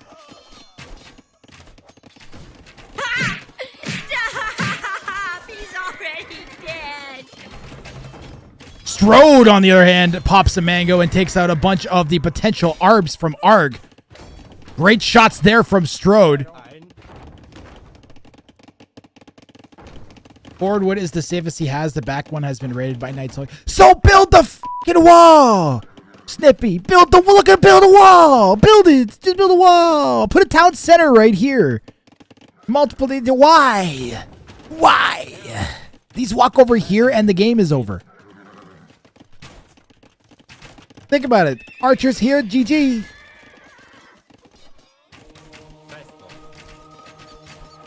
Strode's playing great, though. This hasn't hurt him yet. What?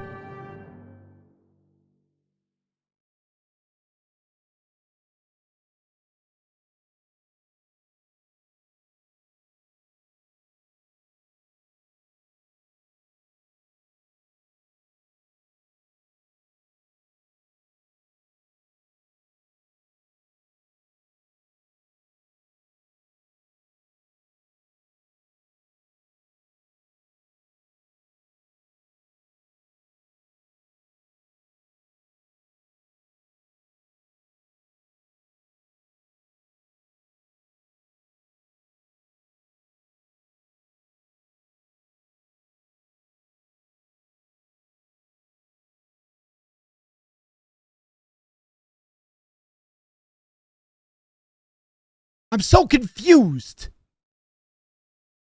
GG. I guess. This is so not over. He's 24 villagers up. Yeah, he has arbs. Make skirms. Make tons of scorps. Don't just give up. GG. 1.5 KD. Look at Strode's KD.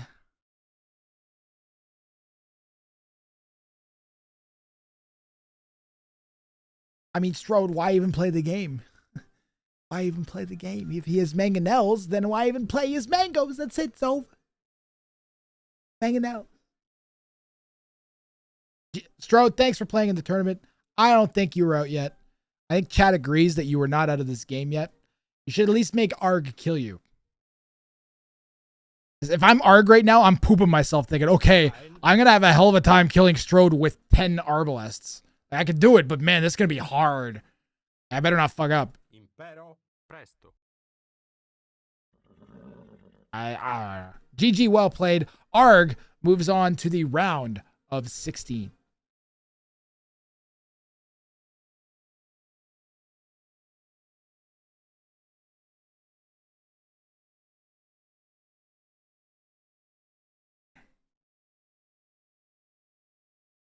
Oh, man, oh, man, oh, man, oh, man. What do we got next?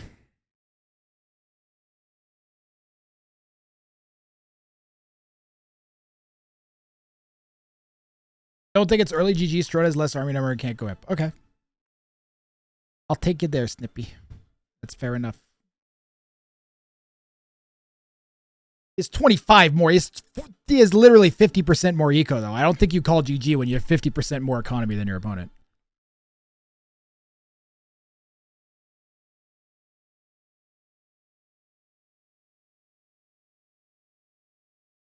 He did Arg. He could play on, but not many options to realistically come back. But he played really well anyway. Well, I'll take the 2Ks. I'll take the 2Ks of ice. That was a great game. One of the better games of the day. So props to Strode, who continues to elude any kind of attempt to define his elo. Oh, guys, I'm going to take 5 minutes to run to the bathroom before we continue on. We'll be doing Ensberg versus Joey the Bonkerer. Two of the finalists from Ring of Fire 3 have met here in OnlyBans. Only one of them can progress. We're going to see which one of those it will be in just a second, but I have a special treat. Some of you guys may not have heard this at the top of the stream, but this comes courtesy of Darkwater Rage and Spring TV. Yo. Darkwater Rage, feel the wrath of I'll be right back. wrath. Spring TV exclusive. We don't play. I make hits for days. For some reason, my giant flaming balls are not working, but I'll take it. Honestly, we don't. I'm kind of happy the balls aren't there. Wrath rain, that's slang from a flashbang. Last brains, cause he packs that thing. Britain longbow range, insane in the membrane, man strange. How to survive missile. Squat, go in field, farm potatoes, squat, stretch that Adidas pants, kill beaver, dodge missile. Easy. Wrath Rain is a friend of me. Move like a centipede, groove like an enemy's, root like 11 trees, crew rolling hella deep, fools getting put to sleep. We rain down straight truth on our enemies. Grass Stream was co-hosted by a tentacle. Mess with him and he'll grab you by the testicles. Sometimes the stream seems like Fire Festival, but Wrath brings more heat than steamed vegetables. DE is the game to play, will never fade away. Like Darkwater Rage on the base up in Tank Array and a big ass yacht with Wrath and Spring. Find us on the ladder doing nasty things. You talking mad shit when we match, but I smell bitch. It's a rap, go ring that TC bell and call it quits. Now take 3 hits off this fat blunt and roll these spliffs. The DE devs can't anticipate my tricks. Like a dozen buzzing archers when the mango hits. Splat, splat, bada, boom, time to GG this. Making rap platinum raps every time I spit. It's guaranteed how like every time I crap I piss. And I clap a bitch every time I match a bitch. Now watch the definitive edition tracks make me rich.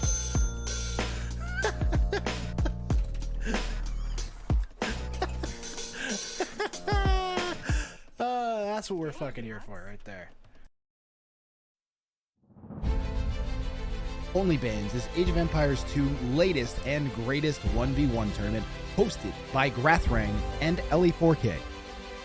32 of the very best Age of Empires 2 players will face off in a unique format for the very first time, including Velez, Jordan, Mr. Yo, Doubt, Tato, ACCM, Back, Song Song, Dogal, Vivi, Kazva, Miguel, Vinchester, Dragonstar, Classic Pro, and more. Contestants will not be allowed to pick civilizations or maps in drafts. Instead, they will only be allowed to ban them. There will be 3 civilization bans for a best of 3, 5 civ bans for a best of 5, and 7 for a best of 7. Players are also given the opportunity to swap either their own or their opponent's civs immediately before each game using the Insta-Ban. Each player receives 1 Insta-Ban in a best of 3 or best of 5, and 2 Insta-Bans in a best of 7. Maps were selected by organizers to evoke as many different types of playstyle as possible. Players will only be allowed to ban 3 of the 13 maps available. So when someone asks you for a link to the Civ draft, tell them that's not how this tournament works. This is OnlyBans.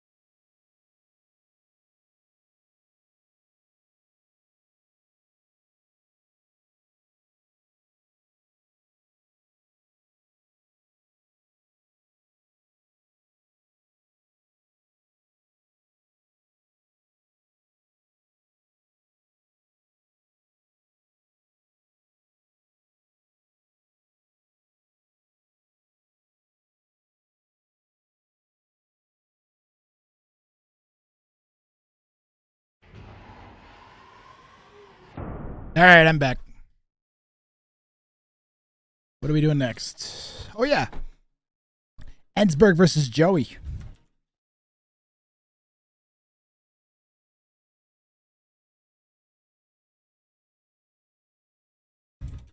Let me quickly do some admin stuff.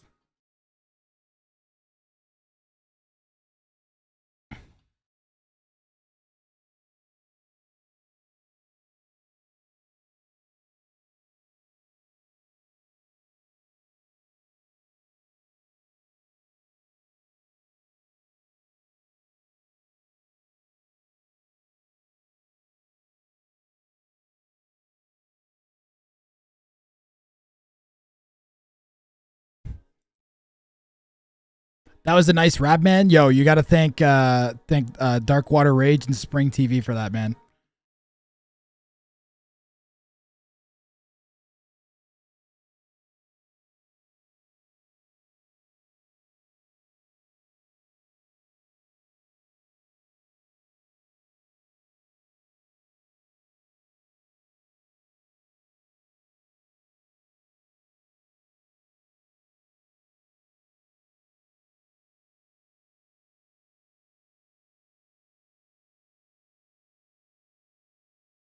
We might have Adam versus Ben Goody today, too.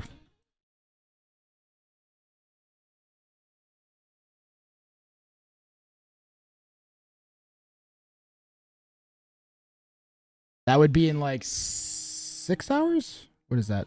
5 p.m. PS. That'd be 8 p.m. my time. That's 4 hours from now. That is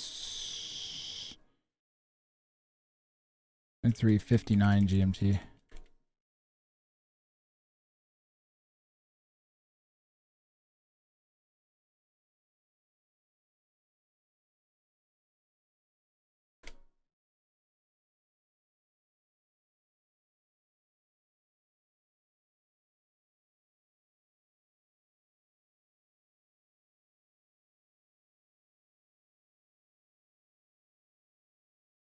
Snippy with the tier 1 sub.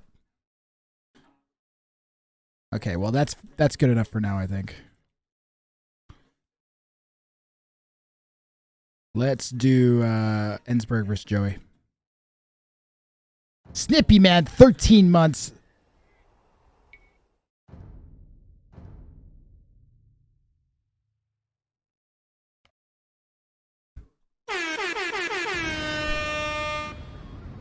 Thank you very much, man. Joey versus Ensberg is starting right now. In blue in the Northwest, Joey the Bonkerer, one of the finalists of Ring of Fire 3, is in blue playing as the Magyars. Ensberg is going to be in the Southeast in green, another finalist from Ring of Fire 3, playing as the Burgundians.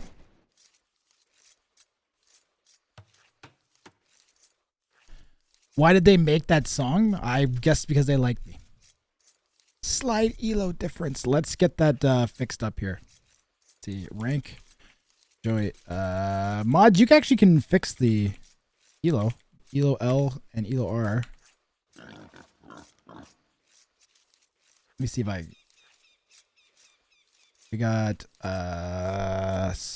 elo L is 1711. Elo R Ensberg is a 1750. 56 it says here.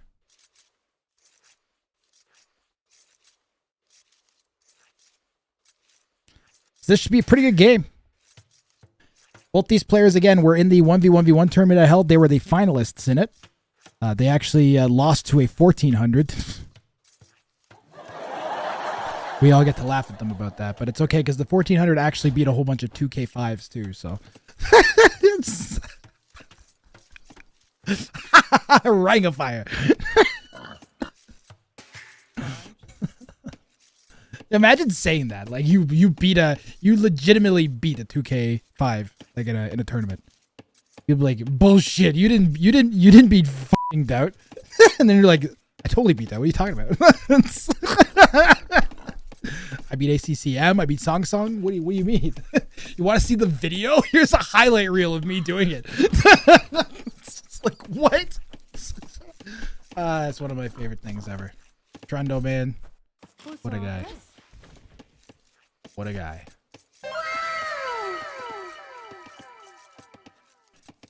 But speaking about the two players that are here, we got Ensberg in green, and the Burgundians has a forward main gold, rear berries, side main stone, extra golds off to the right here. Joey up north has got a rear main gold, nice tasty rear wood line they can take, rear main stone. Wallable berries, pretty nice base, actually four wood lines as well. Green also having 4 wood lines, so a pretty closed-in version of Arabia, almost like a rune. It's like a Runestone's Arabia with hills. Want to see Grathrang in a big tournament someday? I've thought about entering. I did enter a big tournament, Ray. I entered the biggest tournament that I could. Streaming in the Years held a Streamers Cup. I lost against Hippo Run in the quarterfinals. Round of 16, round of 8. I got pretty far. Was it semifinals? I don't know. I did pretty good.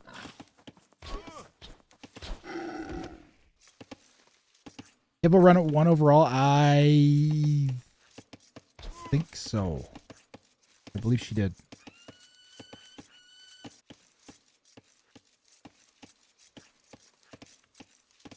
So I'll enter a tournament if I can get better. Ray. My goal is to be 2K eventually. Like, I'd love to enter a tournament like this and perform better than I should be able to. Wrath and Hidden Cup 5. That's the goal. That's been the goal the whole time. I said Hidden Cup 5 was the goal just after Hidden Cup 3. I was like, my goal is Hidden Cup 5. Now Hidden Cup 4, Hidden Cup 5. Did not make my goal. I also said I was going to try and beat 2K by the end of last year, and that did not happen ever. And then I said, well, my goal is actually to just be 1500 by the end of last year. That didn't happen either. So many sad goals. I'm just gonna stop having goals and just start playing to have fun. and improve by playing. That's what I've been doing. I'm just trying to learn the game now. Learn all the civs. Joey's pushing in some deer. Ensberg's snooping around with his scout. Both players still full HP on their scout. The reason I said that was because I saw the Vills closing in on Ensberg's scout. And Joey's going to elect to finish pushing this deer rather than chase down Ensberg's weak scout.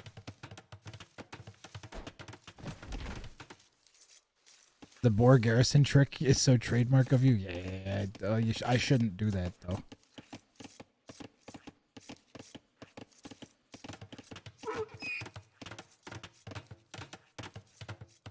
I'm pretty good at manipulating boars. I don't know. I feel like there's certain aspects of the game that I'm good enough at that it makes me confident that I could get good at all the other aspects of the game and be that good. That's what I think. I think I could be a 2K. I don't know if I could be a 2K4 or 2K5. I don't know if I could be top 100, but I bet I could be top 500. That's my personal goal.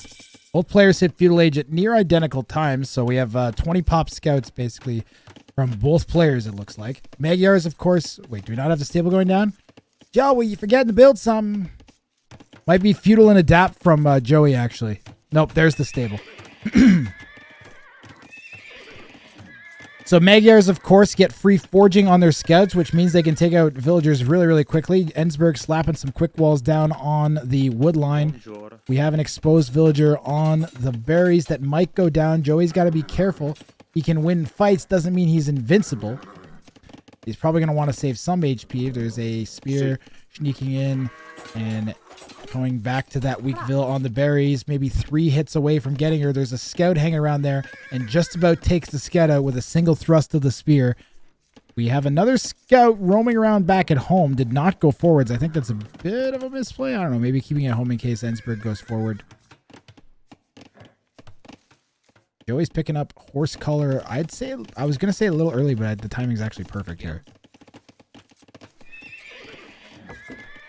And Joey's eco is looking on point. Little slow with their farm placement. Let's get that sped up. We can see Ensberg's doing a bit faster here. We got five farms already down from Ensberg to Joey's 4. Getting those farms down is absolutely critical.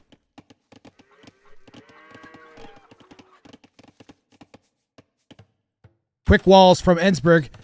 Scouts get trapped. Ooh. I'm not sure what Joey was up to. Is there a weak vill in there? No, there's not. There's like a sort of a weak vill in there. I was thinking maybe it was this one that he was going to try and snipe. That's why I zoomed in. Gets a vill there with the pair of Magyar scouts. Well played by Joey. But looking back at his base, guess what? We've got 4 scouts from the opponent in. Burgundians, of course, will lack bloodlines, but that's just not going to factor in this early in feudal age.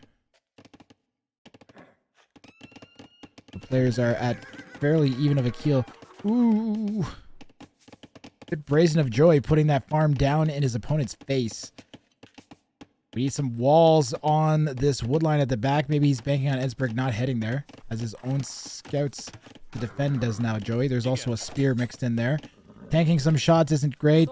Quick walls down on the western wood line. Oh, just barely in time.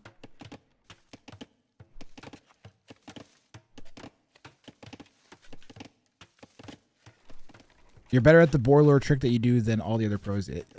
Okay, I appreciate it. Thank you very much for the follows, guys. Much appreciated. You're wondering why there's no follow alert? I have them switched off so that as I had some people say that I've had a lot of people unfollow me, and I want to give them the opportunity to refollow without having to feel embarrassed. So I had people unfollow me over a long period of time because the nature of my content has changed so many times. Yeah. We still trend upwards though. I've had like roughly 3,000 people unfollow me since I started streaming, so I should be closer to if I had a better follower retention rate, then I'd be closer to 10K. But the problem is sometimes I'm streaming 1v1s, sometimes I'm streaming like Civ A to Z challenge. Like now, it's been much more consistent the past like year, where we just did a ton of like the past year's been great actually. We've been streaming a ton of 1v1s and then mixing in tournament casting. I think that's the way to do it. My bread and butter is 1v1s, and then whenever there's and then host tournaments and cast tournaments and occasionally cast other big events that have games that interest me, or if I get asked to cast. And that's the direction the channel will be going. So more of what I've been doing, basically. So it should be good news for anybody who currently follows the channel and pays attention.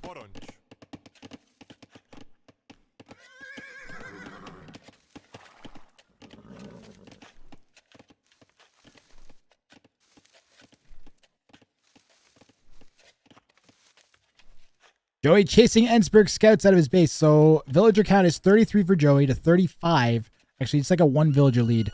35 to 34 for Ensberg at the moment. Ensberg's got some big walls going down. We'll be walling off half the map, basically.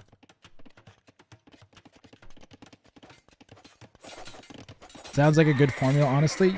I mean, the 1v1s mean that I have lots of content always. There's always a thing for me to be doing. And then if I theme it around like Civ A to Z, or like, I don't know, thing I can do XYZ to grind, then it's always going to be watchable content. And then you mix that in with the pro level content whenever I can and offer something unique compared to pros.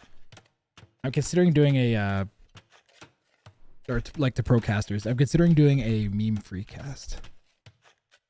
I might do some meme free casts of OnlyBans, guys. We might turn all the channel points off. I might get rid of the soundboard.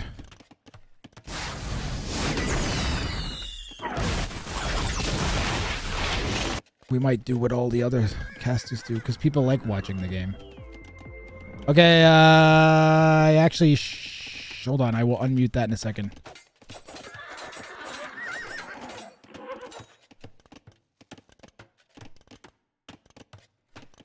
There you go.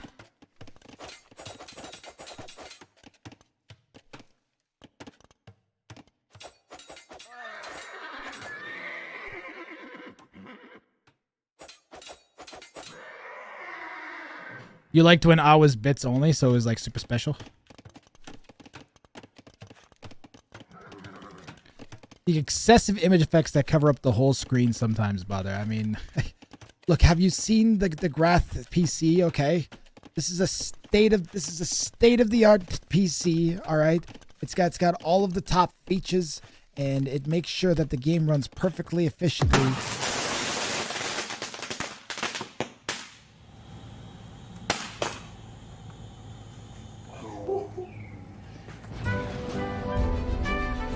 Only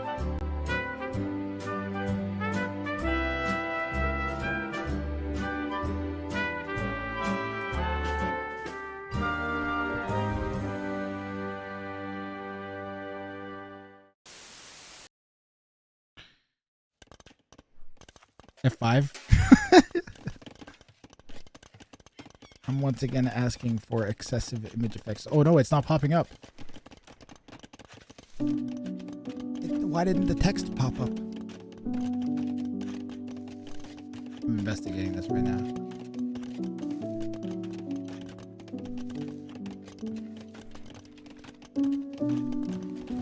Emotional, damn it!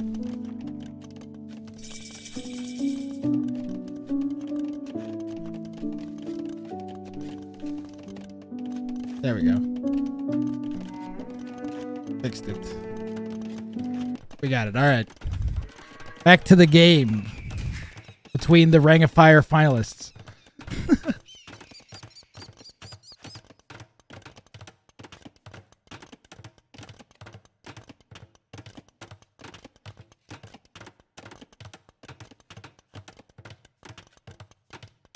Well, to be fair, Sharper Guy, those two memes are vastly improved now to compared to what they had before. By the way, the Burgundian made a bunch of Cavalier. Burgundians can make crossbows, they can make pikemen, but they didn't. They made a bunch of Cavalier. Go figure. The Magyar player has a bunch of light cav, question mark, and knights to defend. And the Cavalier are going to try and focus down the stable. Look how fast they're going to go. It's going to go down, too. I really dislike the town center that Joey's adding. He's going to repair the stable. It ain't going to work.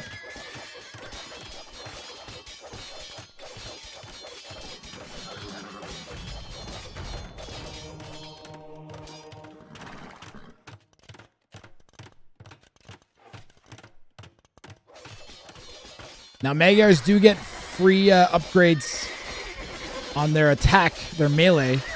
They get all the melee upgrades for free in the blacksmith, but it did not help as much as I think Joey was hoping it would there.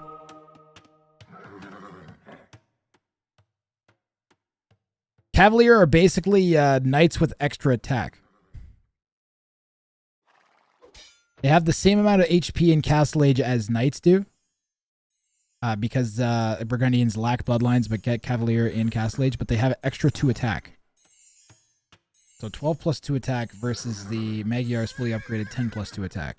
But the extra HP on the Magyar, because of the bloodlines, means that the Cavalier have, I think, a pretty distinct advantage here in versus Joey.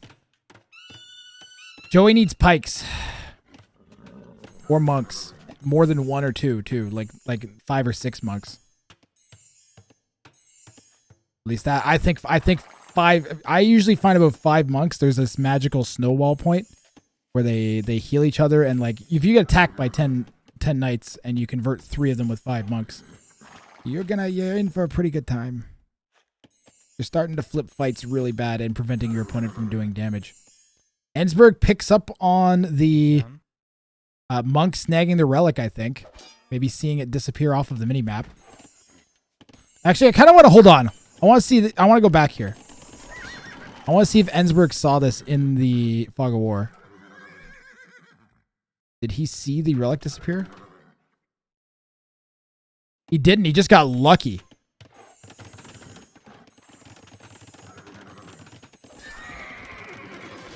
Sir Baron, thank you very much for the raid. Much appreciated. Pushing play. Whoops. Back to where we were. Welcome, welcome, welcome, Sir Baron55 with the raid. I hope you had a very good stream. Welcome, everybody. We are casting Qualifiers of Ring of Fire 3. These are qualifiers for OnlyBans. Both of the players in this are actually finalists from Ring of Fire 3. There we go. Jeez. Got there. So kind of a cool game. Both these players were finalists from the previous tournament I hosted. We have got... We'll get that drag select in there. And it looks like this is firmly in favor of green here. No reinforcements even from green. Still going to win. There's a hill blue could in theory be taking the fight on, but isn't. This is looking pretty bad for Joey now. I'm not sure what Joey's doing. The healing is definitely helping, but not as much as I'm sure Joey was hoping. And I don't know, did we not get any conversions? I feel like we didn't get conversions.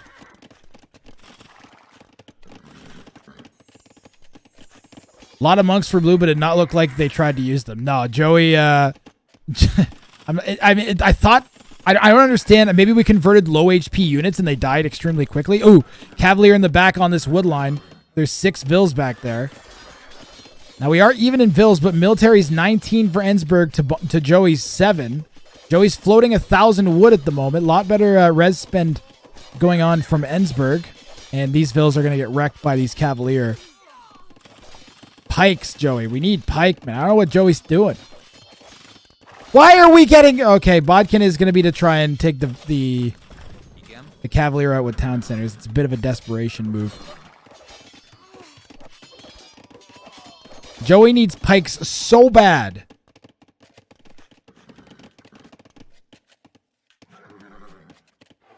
Sir Baron is in the tournament, if I recall correctly. Thanks for the raid. Hope you had a good stream.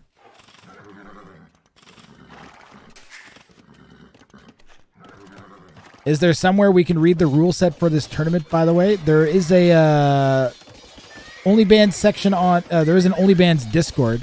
Actually, I don't know if you can join the OnlyBans Discord anymore. I'll post the... I'll have to post the complete rule set on AoE Zone so it's public for everybody.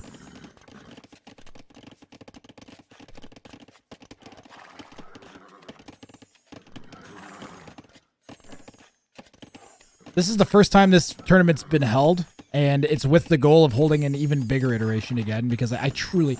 You have no idea how strongly I feel like this tournament has so much potential to be the most competitive version of any AoE tournament. Like, I really feel like it even outdoes, like, King of the Desert. Sorry, Memb. simply because that's King of the Desert's one map. And it just doesn't accurately represent AoE as a whole. Whereas this tournament, you have this mix. You have mix of all of the maps that are the most competitive maps and like classic maps in tournaments. And then you're not allowed to pick a civilization, which means you don't get your comfort. You're forced out of your comfort zone. It just, everything feels like it's how it's supposed to be. The only way I think you could make OnlyBans better would be as if you combined it with Hidden Cup. So the players don't know who they're playing. They don't know what civ they're going to get or what civ their opponent is going to be, other than what they won't get. A few civs that they're allowed to ban, so they can influence play types. I think that would be particularly crazy. So you can ban your weakest play style, so you don't have to be like an arena clown, for instance. You can avoid arena the whole tournament if you want. Which I think is cool. Like, think about that. You can, if you're a person who does not want to play on a specific map that's in the pool, you can ban it every single set. That's so cool. When have you ever had? I don't know. To me, that's awesome. Like there's other tournaments where you can do similar things and always have a map that you set, but usually you only get to set a home map. Maybe you have a map that you can. I don't know. We'll see. It's really cool. I have no idea what Joey's doing with the whole. What is this? What is the?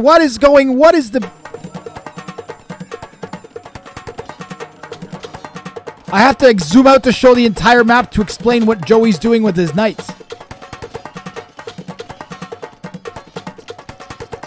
This might be the first time in the history of AoE where someone has legitimately had to zoom out this far. Like, actually had to zoom out this far to show what's happening. What is Joey up to? He's going to hit on 3 sides simultaneously, I think is his goal. Yeah, he's going to try and hit in 3 different spots at the same time. That's pretty sick.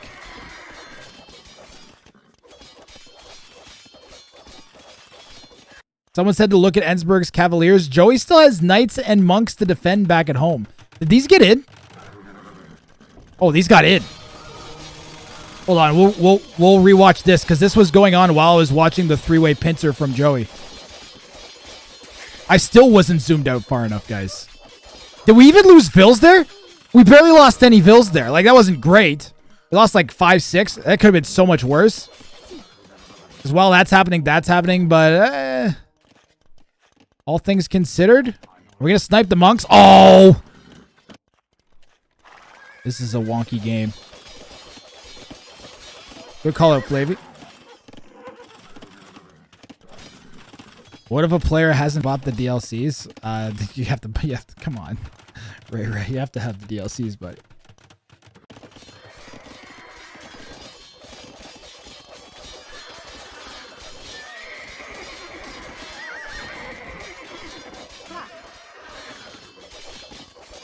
Gotta zoom out because Joey's got such a big diversity in angles of attack. Castle in the north. It's protecting a... I like that it's on the hill, but I feel like it could have been better placed. Is there anywhere else we could have put this? Nah, maybe it's not so bad. We've got 37 Cavalier out from Ensberg. Just send them, right? You go full send. Do you win?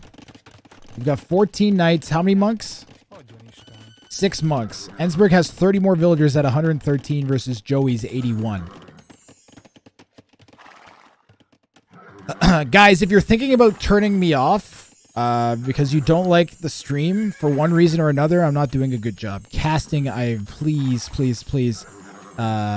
free to do so, but I would ask that you please drop some criticism in the Discord under stream suggestions about ways I can improve my casting or anything like that. Especially if you're like, just like, okay, I can't take this anymore. I don't want to watch this guy. Or I'm not enjoying my... Whatever that... Please leave criticism in the stream suggestions in Discord. It would be immensely... would be of an immense help.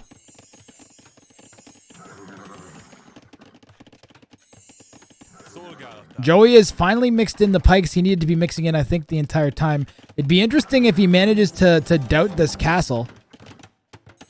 Let's see if he picks up on it. We'll check Joey's Fog of War here. Remember, there's a castle right here, guys. Joey's going to see it in a second, and it's going to be about 30-40%. There are so many Cavalier there. Taking this fight isn't the worst thing for Joey because of the imp timing having just hit. We've got Paladin on a time on a clock here from Ensberg. There's 2 minutes until Paladin kicks in. Joey wasn't fighting with his knights. That castle's going to go up, and this is looking pretty ugly for Joey.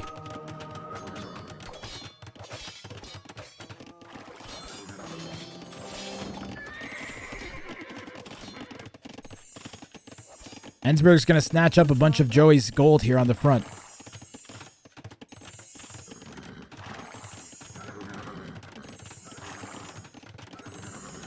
I need to go to bed. That's why I got to leave. That's cool.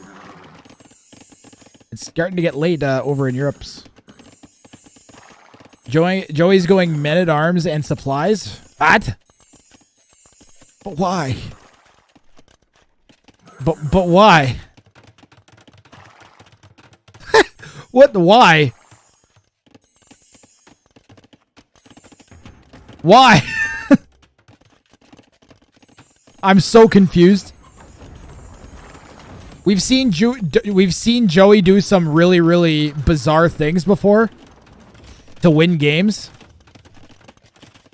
Could this be one of them? Ooh, I don't think the Paladin are attacking. We can't exactly see behind the castle, but they're so bunched up, it looks like they aren't attacking. The Pikes might actually be eating the Paladin back there. And I think they are, guys.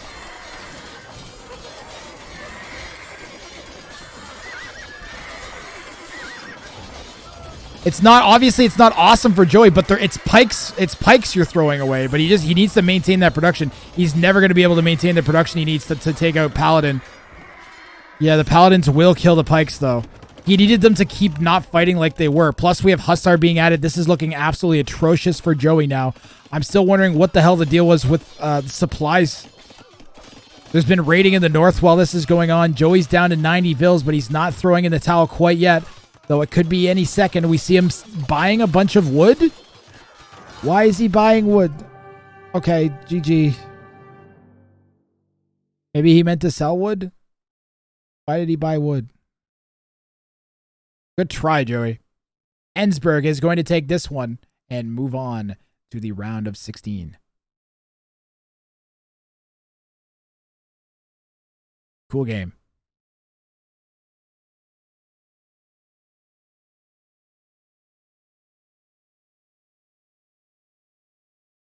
What a nice APM. Yeah, both of them had solid APMs. This is, 1700 level way below zero. Welcome, by the way. Welcome. Have an explosion. Have another explosion.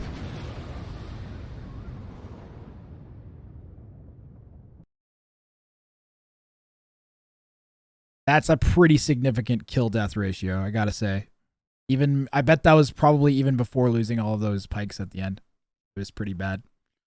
Yep, steady trend upwards here for Ensberg. Guys, we've got more OnlyBans content coming up. Fix it, fix it, fix it, fix it, fix it, fix it. Fix it, fix it, fix it.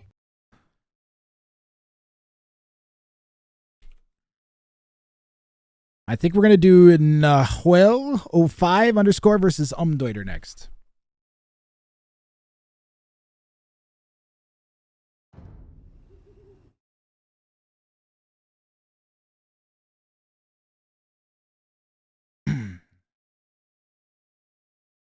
Umdeuter, what elo is Umdeuter?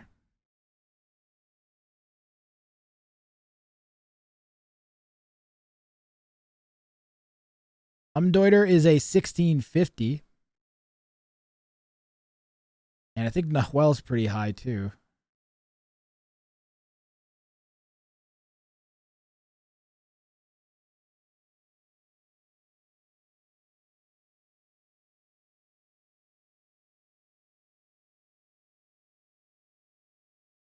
My brain is melting. I can't. There it is. And Nahuel's a 2006 elo.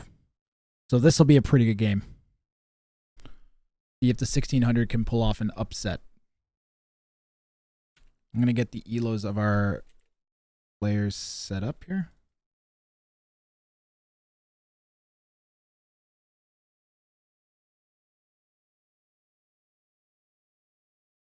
Umdeuter will be on the left.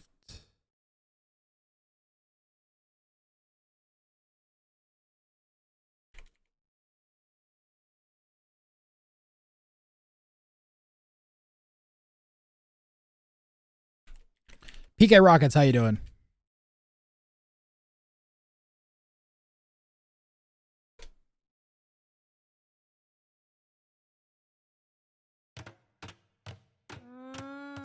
Time for more OnlyBans. We've got Umdeuter, 1650 in red in the west, playing as the Byzantines. In the east, northeast, we've got Nahuelo 5 from the Zebra clan. Zebra. Playing as the Japanese in yellow.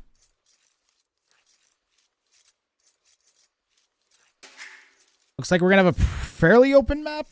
It's like four, you have 4 wood lines, but one of them is really far away, and there's an oasis in one of them on this side. On the other side, we're just missing one of the wood lines, and we have an oasis here, so it's gonna be fairly open of a game. Umdeuter, the Byzantine player, has a bunch of main gold that's on a hill. They have rear stone and rear berries, however. Japanese player is going to have rear gold, forward-ish berries, forward secondary gold, and forward main stone. And a nice tasty rear wood line. I feel like certain civs we see coming up a lot over again. Gutted, you've missed most of this. PK Rockets, we're in like round of 32 for the qualifiers. So there's so much OnlyBans left, man.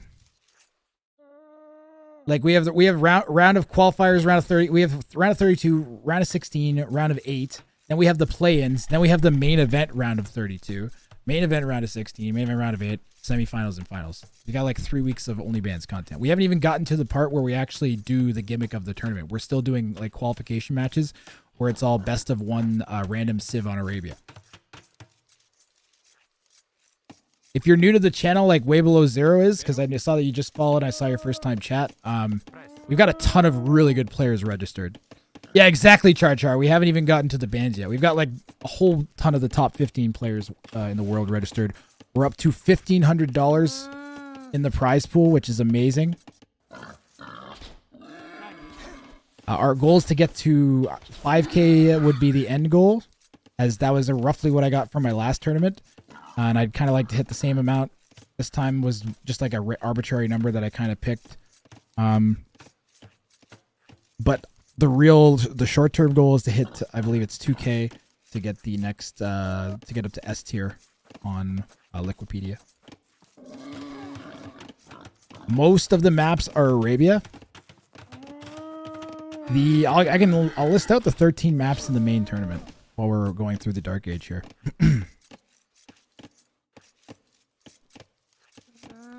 Arabia, Runestones. Then we have Arena, Fortress, Regicide, and Hideout. We've got Nomad and African Clearing, Golden Pit, Gold Rush. We've got Acropolis and Land Madness. And we've got Mega Random. So we have 2 Nomad maps. We have 2 Arabia-like maps, Arabia and Runestones. We've got more open versions of Arabia, which would be Acropolis and Land Madness. We've got Socotra, which is just whatever the hell you want to call Socotra. Thank you for the donation, whoever that is. Big Dog 508 $20. Let's go. Thank you very much. Much appreciated.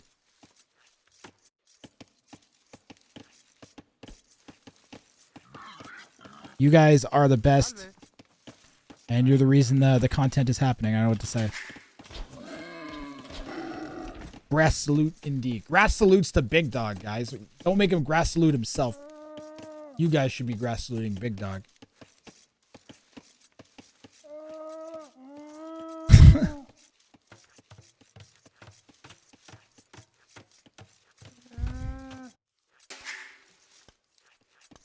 You guys have any suggestions and stuff for ways I can improve the tournament or the cast and stuff? Just let me know, of course.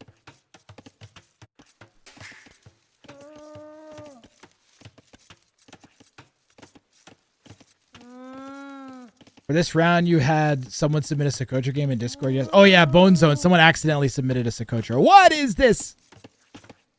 What's Deuter's Elo again? 1650. Okay. Well, that's an interesting choke, to say the least.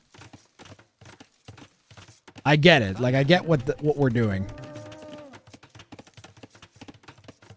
We'll have a protected wood and berries and a protected stone. Do you just go to a market, or do you tower your gold? Either way, it's not terrible from one Deuter. Not terrible. We have our main base protected. The problem is, as the Japanese, probably we're planning on trying to break through this anyways. Japanese player could also go scouts, but not going to happen. Whoa, this is not great. 2K player is going to drop 2 lumber camps on one wood line here in the back. Map spawn is horrible, honestly. It's been pretty bad, honestly. The Arabia spawns have been pretty horrid today.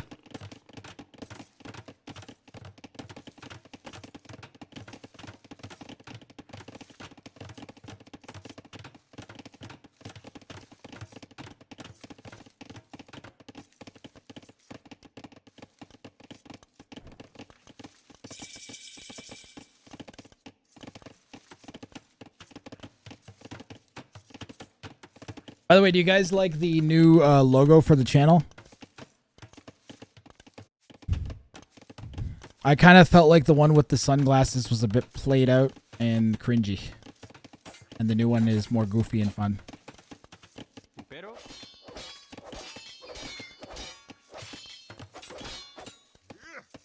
Because, like, this is fine. I still like doing this.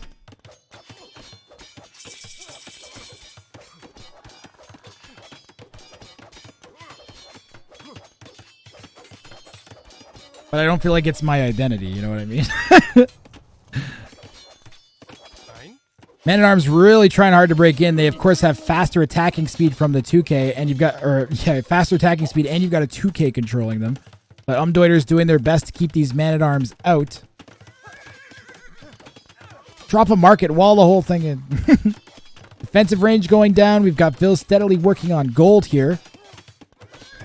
Scout comes back to help out. Quick house, quick house. Ooh.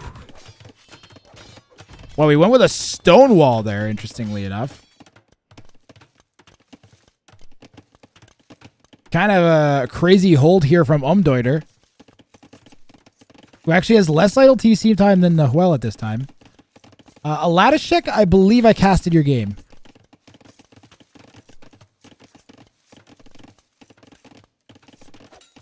Let me double check that. I don't know if I don't know if I did or not. You can run through the VOD real quickly. My memory is not the greatest. I've casted like 30 games in the past 2 days, Aladashek, so I can't. I did? Okay, thanks. Lethal Hoopers, appreciate it. So it'll be in the VOD, Aladashek. Archer comes forward from Nahuel really quickly, like 13-minute mark, and we're already forcing Deuter off of this forward gold. We do have a rear stone. Okay, we'll check again.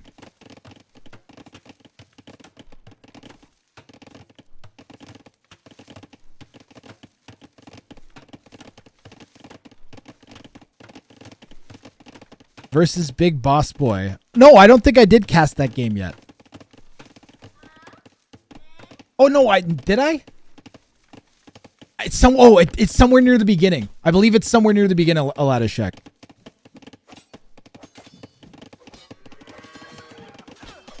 I'm really trying to get every game of the tournament casted for you guys. I'm really, because I'm sure that's like one of the best parts about playing in a tournament is watching a caster cast it. So, plus you get memes here. So, I'm trying to get everybody the tournament experience, especially people that wouldn't normally get it. Archer's pushing down here in the south from Nahuel. I don't like this tower very much. It should be up here. Or here or something. We have skirms out. We do have some skirms and archers out. The fence could get messy. I hate this gate so much. Somehow Deuter stayed even with Vils behind this. The worker efficiency isn't terrible either, actually. Over 70%. It'd be nice if we could see some aggression from Deuter on Nahuel. Nahuel is still open back at their base. But what is this dancing kitty?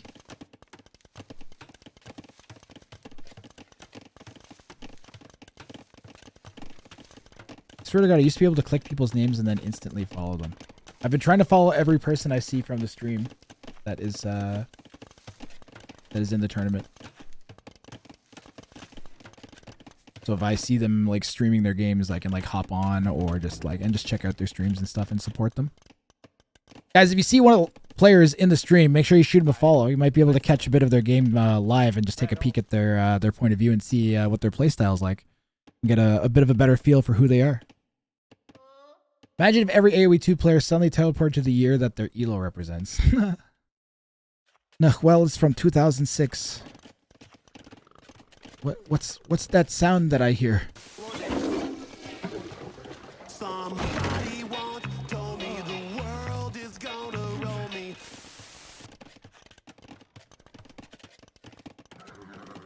Which games did you cast today, Grath? Jonathan NVK, if you go back and look right near the beginning of the stream, you'll see a list of today's schedule.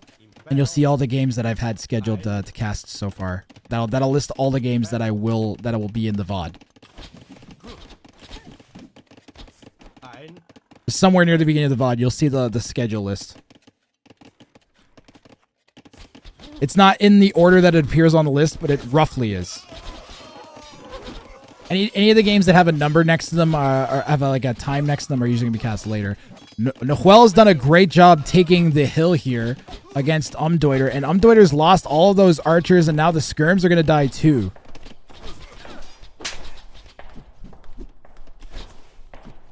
Will Smith smacks the crap out of what's left of the skirms, and Noel successfully pushes them out of his base. Umdeuter's actually 4 vills up, but Noel is a bit closer to making it up to Castle Age. Buying food for gold. Ooh, can we sell stone? No, we had to put stone down to make this and our tower. Can we unqueue the skirms? Maybe don't unqueue the skirms. Crap. We're so close. Force drop, force drop, force drop. Yes. Click up. Okay, Umdeuter's in a solid position. 5 more villagers and only 15 seconds behind Noel to Castle Age. The one issue is that Noel's going to have 11 crossbows and we're going to be skirms against crossbows. I feel like that's kind of a rough spot. Like, I don't know. I just hate the early Castle Age defense against archers with skirms. It feels like it takes forever to get the elite skirm upgrade, and then it leaves you harangued for the early parts of Castle Age. Really, really hard.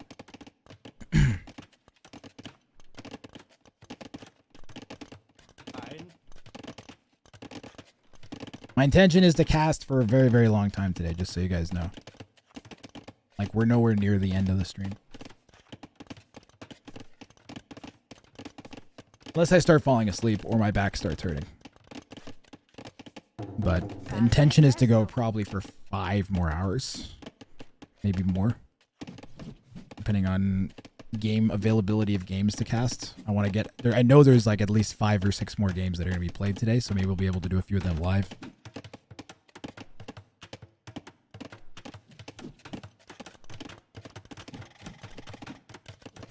That is the plan.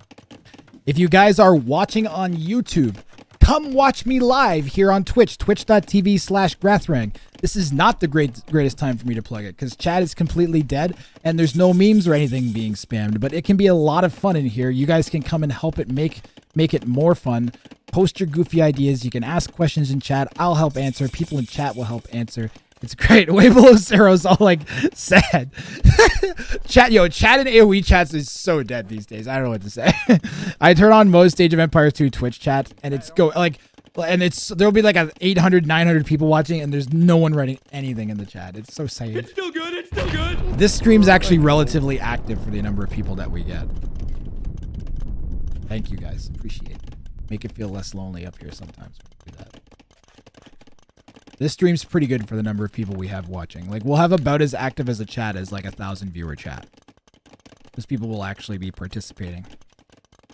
That's not all the time. Sometimes. When it's the peak hours for the stream. Usually that's around 8 a.m. to 11 a.m. Eastern time. Canada, which would be like... what would that be? Like 5 hours plus 5 GMT. Plus 5 would be GMT time, so like middle of the afternoon GMT. is when it starts getting bopping. We had archers come down here in the south. We'll take another quick peek at this as the crossbows came in on this wood line. How quick did Deuter react? We only lost 1 Vil. 2 Vils. That's not horrible, honestly. We're still 3 Vils up on Nahuel. Now, Nahuel does have 20 crossbows, but Deuter has 12 of their own that's going to Nahuel's base here in the north.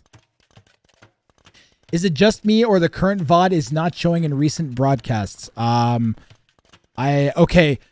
need one of my moderators to go in. This is actually super important to go into sticky notes and remind me to turn the auto unpublished VOD thing off. Because I got nailed for a copyright warning, or not a strike, but a warning. And it auto disabled my VOD saving. So we need, that needs to be written down in sticky notes so I remember to do it. We have a mangonel creeping backwards towards this patch of crossbows in the north. Where are the Vils going? Castle drop, town center drop in the front. Okay. I think we're just getting them away from this TC so we have room to garrison. Because if we need to like send these somewhere, then we're going to want like a garrison room. Deuter still has a 2 villager lead behind all this and less idle time than the Japanese player.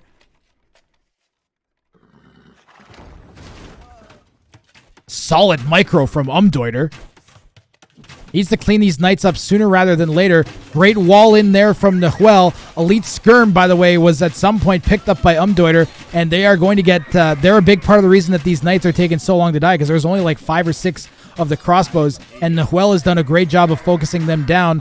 Those are what your main DPS is from, not these crummy skirmishers, and the knights and crossbows are going to do a great job of taking care of Deuter's forward army. Great job with the Vils closing that in as well. Now Nahuel has a nicely closed in base, a 1 villager lead, 3 TCs down. Deuter is going with a university. Buying food. I think the plan might be to try to fast imp. That might be the call. He probably sees. Let's see if Deuter has picked up on the multiple town centers. Yeah, he's noticed the multiple town centers that are going down for sure. And is going to try to fast imp behind this. So I don't think that's the worst call. In fact, there is Imperial Age coming in. We are going to have 13 crossbows at least. If we keep producing, now the problem is you have so little eco and so many things to get. You are going to need ballistics. If we don't, do we have ballistics? We don't have ballistics. We're going to need chemistry. We're going to need bracer. We're going to need arbalest. That's just for a start. Then we might need things like castles and trebuchets. Someone remind me if the Byzantines get bombard cannons. Byzantines get bombard cannons. Gonna need bombard cannons. Those are really expensive. Reduce the points for some of the redeems that would lead to an increase in meme redeems. This is true, but I like them being rare. And also there's points where lots of people stream then... or lots of people are watching, then, or we get raided or something, then it becomes like, it can be bad if like 20 people try to set memes off at the same time, even for my PC. So, that used to be a much worse issue actually back in the day when it was brand new, because people would be like, what is this? I'm going, what is that? I'm going to set them all off. What is this? Now people kind of know what they are. Man, those were crazy days. Back when it was just a thing that had never mind just a thing that you hardly ever saw or didn't see often or done well. It just wasn't a thing you saw anywhere. I was the only place that had anything that popped up on screen you could control. People were just like, how are you doing this? Wow. I've never seen this. Is amazing. And it was just like, kind of miss that. I need to figure out a new way to innovate. I miss being innovative, guy. I'm doing pretty good with the transitions and everything, but it's mostly just to make things easier for me to do. All the innovations and stuff I do now is very unnoticeable to people watching in chat. And it's very, very noticeable to me. Oh, this is pretty good. I like this. This is dead simple though. This is just a restructure. I can't believe I hadn't seen this before. This is just three versions of the camera stacked on each other.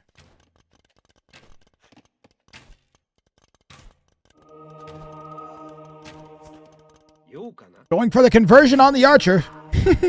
So Umdeuters picked up Arbs and is going forwards. I think they've actually managed to catch Nahuel off a little bit. Now Nahuel's also up to Imp, has 20 more vills. We need to push so fast.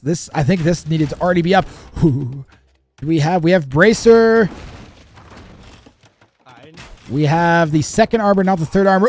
Ooh, big shots there from the Mango. That Mango just wandered into the town center. Bit of a missed micro there from Umdeuter. Umdeuter doesn't quite have the number. Where's the rest of the Arbs? It says we have 29 Arbalests. A bunch of them are forwards here, and they're just like raining shots onto the town center. Umdeuter's kind of struggling to get the value out of the Arbs they need to. You need to have Siege to push with. Even Rams would be fine here. Really need to get some Siege out now. Part of making this strat work, guys, is you need to keep your army alive. Umdeuter did not do that.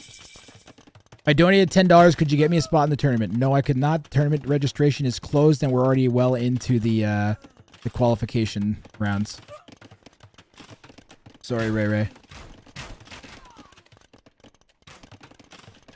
We had to turn down a 2K that with like a top 10 player that wanted in after registration closed, because what are we supposed to do? It's closed. Ray, I literally had to turn down one of the top 10 players in the world that wanted in after registration closed. I don't know what to tell you. Umdeuter loses their Arbs in the back of Nahuel's base. We still have the ones on the front, so it's not over yet. Ooh, forward castle. $10 million, I'd do it. You know what, Ray? And if you wanted an actual number amount that I would do it for,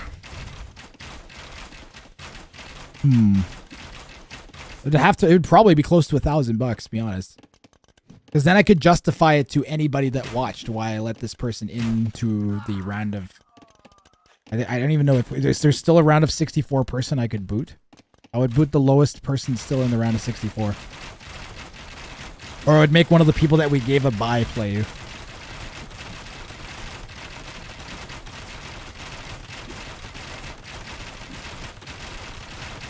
But we're on such a tight schedule. 4,269. That'd be pretty good. Castle's going down from Umdeuter and Nahuel, both in the same spot. We're gonna have a little bit of castle war in the front of Nahuel's base. Did Umdeuter pick up on the vills to the north here? Yeah, he sees the vills walking over here, and now he's going to send a batch of Arbalests, and all of these villagers are going to die. That's GG right here. I can't see Umdeuter finding their way back from this. Also, all these Arbs, tons of these Arbs are going to die to this castle fire. All those vills are dead. Umdeuter's going to drop back down under 50 vills. All of these are going to die as well, and that's GG. Nahuel making it happen here in Imp. But wow. What a solid game from Umdeuter. Yo, we've seen so many lower elo opponents really do a good job of pressuring their high elo players. Props to players like Umdeuter for showing up and making games really interesting and fun to watch. And well played by Nahuel, who shows why they are a 2K here. If I gave you $1,000, would you go to Strode's house and shit in his shoes? For legal reasons, I have to answer no.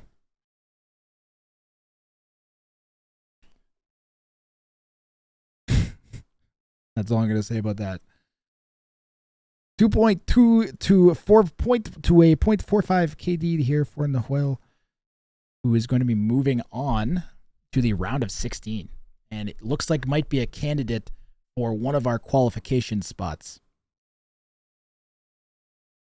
We're going to have some sick games coming up later this week between 2Ks as they fight for those final 4 spots against the bottom 4 players in the main round of 32. This is OnlyBans. I'm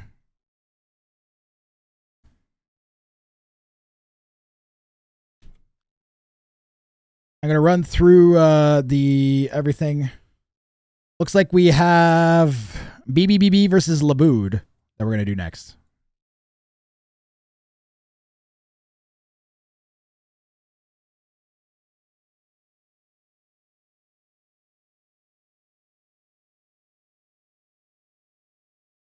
Spend $1,000 on dumber things than that. I tell you what, Boran, you give me $1,000, I will do that. I don't know if I'll actually do that, but I'm more than willing to say. It's not BBBB, it's BBB. Didn't I write BBB?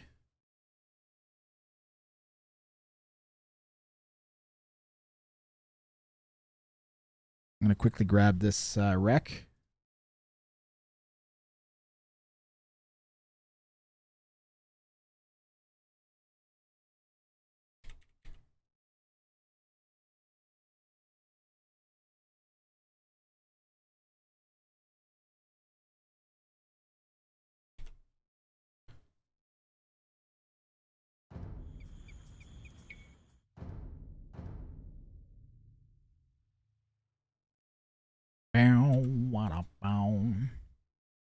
You don't know about the stinky shoe conspiracy? Stinky shoe conspiracy.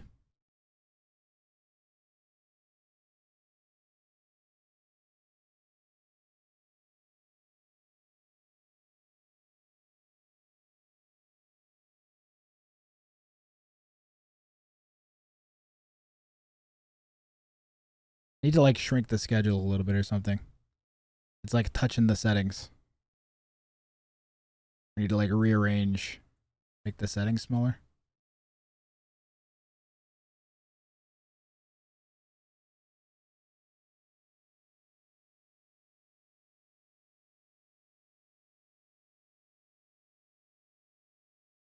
That's fine.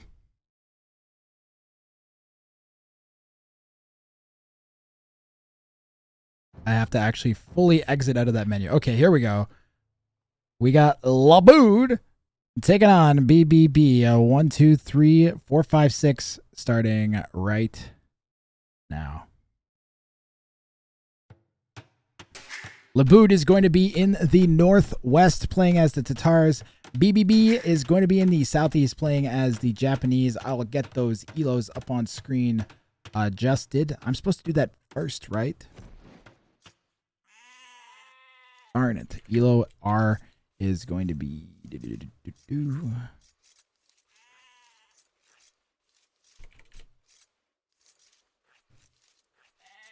And Labood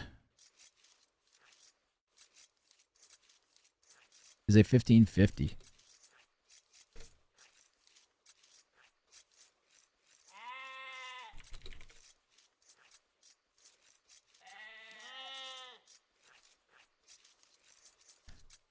You don't. Sources tell me you can just grab any old bike and names. Okay, I don't know what chat's not going on about now. But Labood's going to be Tatars in blue in the north. Tatar player is going to have forward gold, rear stone, and 3 wood lines. Tertiary gold and stone are really forward and ugly, but at least they aren't on hills. It's actually a relatively flat Arabia spawn, but a little bit spaced out. Nice. Nice. Nice. Triple B down here in the southeast. It's going to have a rear gold and a rear berries. Really, really nice map here that should be pretty easy to wall off for those 2 res. However, wood's going to be a little bit exposed. We only have 3 wood lines. Nothing going to be really too protectable here. A lot of forward res too. Like a single castle is going to block out 3 pieces of res. So pretty ugly front of base here for both players as they both have a spot. This is also kind of ugly for Labood as a castle could sit right there and again hit 3 pieces of res, maybe even 4. Interesting to see how this plays out. Should be fairly even. Both players are like within like a dozen elo of each other. Should be a good one.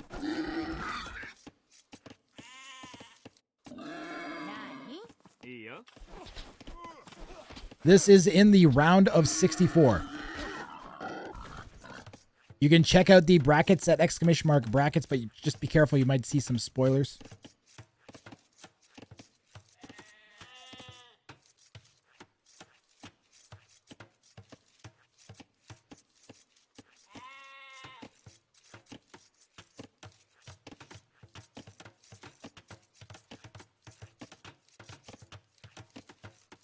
Next thing we know, Grath is being arrested for bike theft in the Netherlands.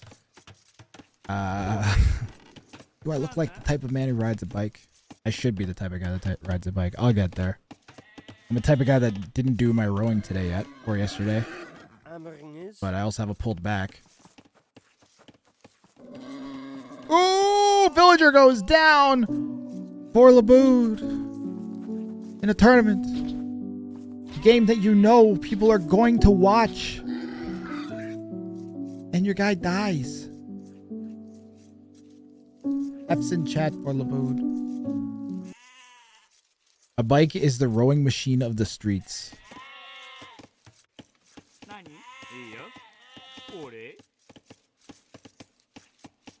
Are bikes good for your back? I need something that's good for my back. I need something that'll take me and just like grab both parts of my body and then just bend for me until it goes in part of my spine and I feel better. Is there what exercise machine is that?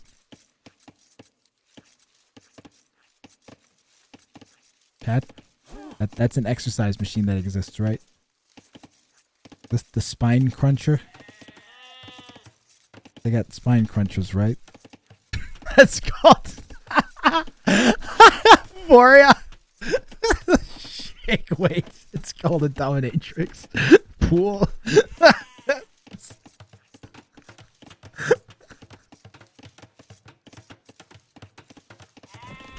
Oh my god. Hydraulic press. Labood's base looks like the scar on Harry Potter's forehead. The base that must not be named. The thigh master. Okay, chat. You made some good suggestions. I'll give you that. I'll give you that, chat.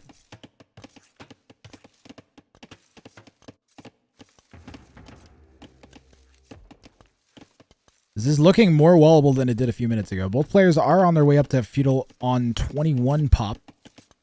BBB is about 30 seconds ahead of Labood. Has about 10 seconds less idle time. Not sure exactly what the deal is with that. How did that happen? Did we? Oh, we lost the Vil. That's right.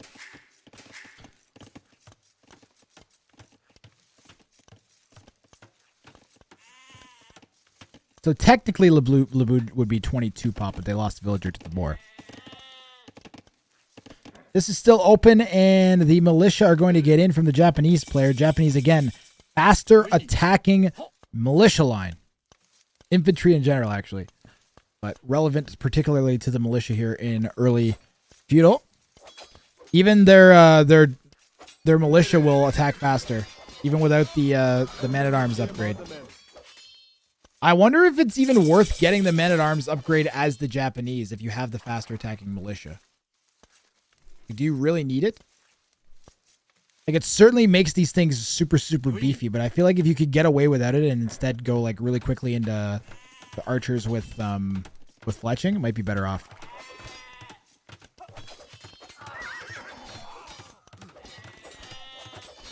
It is unless you plan on playing passively.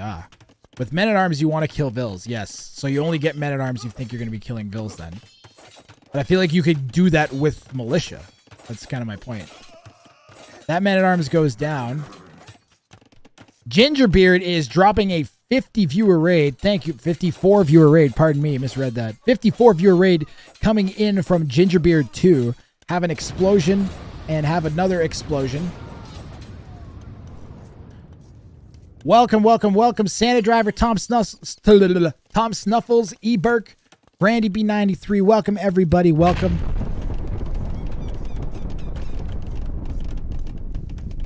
We are casting Rang of... Oh my god, I almost did it again. We are casting OnlyBans. I said that so many times when I was doing my tournament a couple months ago that it's like ingrained in my brain. We're casting OnlyBans, a tournament, a 1v1 tournament I'm hosting with Ellie4K.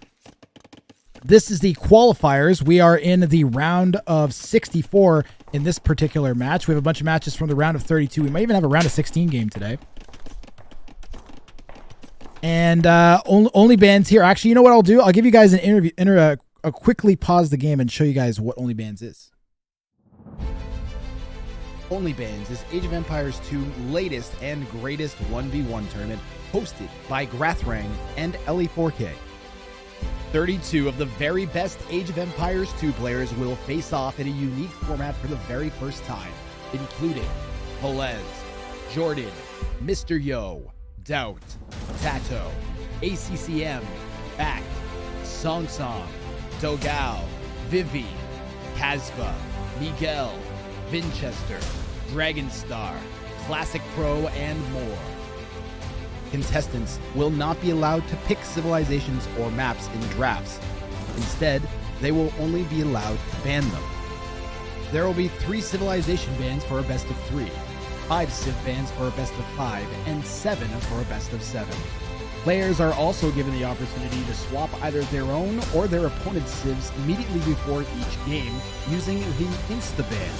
Each player receives 1 Insta-Ban in a best of 3 or best of 5, and 2 Insta-Bans in a best of 7. Maps were selected by organizers to evoke as many different types of playstyle as possible. Players will only be allowed to ban 3 of the 13 maps available. So when someone asks you for a link to the Civ draft, tell them that's not how this tournament works. This is OnlyBans.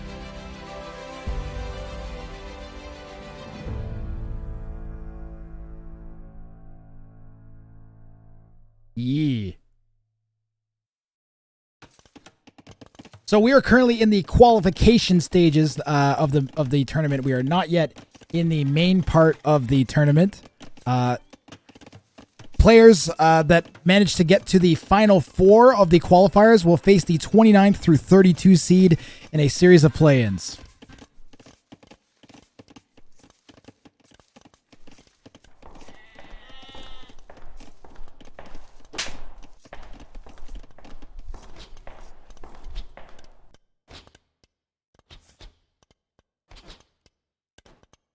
And we have archers coming forwards from Triple B here. Vinchester should change his nickname to No Politics on Stream. Lots of people should change their name to No Politics on Stream, Ragged Flag. In fact, most streamers' rule is no politics on stream. You'll generally find.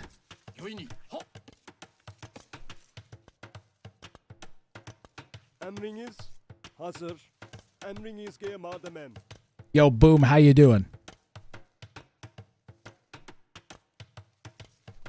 Defensive tower going down here from Laboud. We have 2 ranges from the Tatar as well.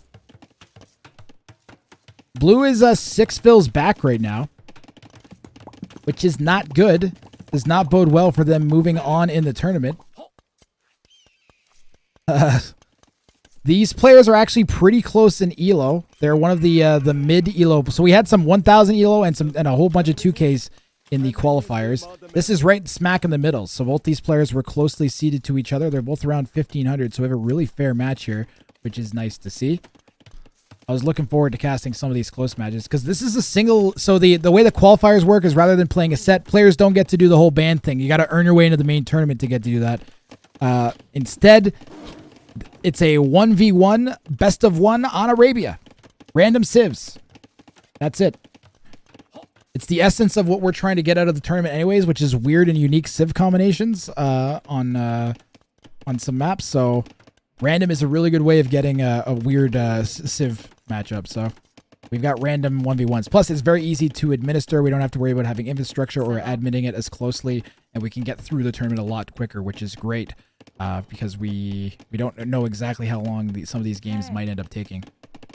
They end up being really close. This wood line is over chopped, and BB's coming forwards with these archers. 6 villagers up, and it could get worse here for Laboud in a minute, who may lose another pair of vills. Gonna lose 1 there for sure. Gonna see if this one manages to run away. No. Good micro there from Triple B to take down a pair of archers. We're also like $500 away from making this close to being either to hitting the next tier of tournament with funding. We have enough of the high elo players involved that I think we have potential to be an S tier tournament if we get enough support. So if you have any ideas for sponsors that might be interested as well, feel free to contact myself or LE4K. Or if you're interested in sponsoring the tournament in a more serious way rather than just donating to the tournament pool. We are all ears on that front, and we've been investigating ways to do that ourselves. Thankfully, you guys are super, super supportive, and it's much appreciated by LEM, myself, and players. There's not a lot of 1v1 content right now, so I'm to me this is some of my favorite part of AoE is watching 1v1s. Like that's what I enjoy the most. Snipe the farm! Snipe the farm! I think it's on auto scout, Sage. I don't know why Laboot isn't continuing to pressure that, but I really like the choke that BB was setting up behind. It's still there. Reds found out about this exterior wood line. I wonder if they're going to send this batch of archers over there. Blue better be ready to defend. Because didn't we already drop a tower too? This could get bad. We could set up a wall. Oh no! One of them went north around the wood line. The other one went south. So now rather than running into each other's army, they're going to hit each other's base. The problem for blue, of course, is that they're wide open and red's closed. So this could get really, really bad for blue in a second if it wasn't bad enough already being 5 vills back. So we're going to keep a close eye and see exactly what's going to go down here. Blue's trying to break in. Red's going to hit this wood line in a second. And how many vills is blue going to lose? 2 vills down. 3 vills down. 4 vills down. And blue is in. Let's see if blue can get a few vill picks. 1.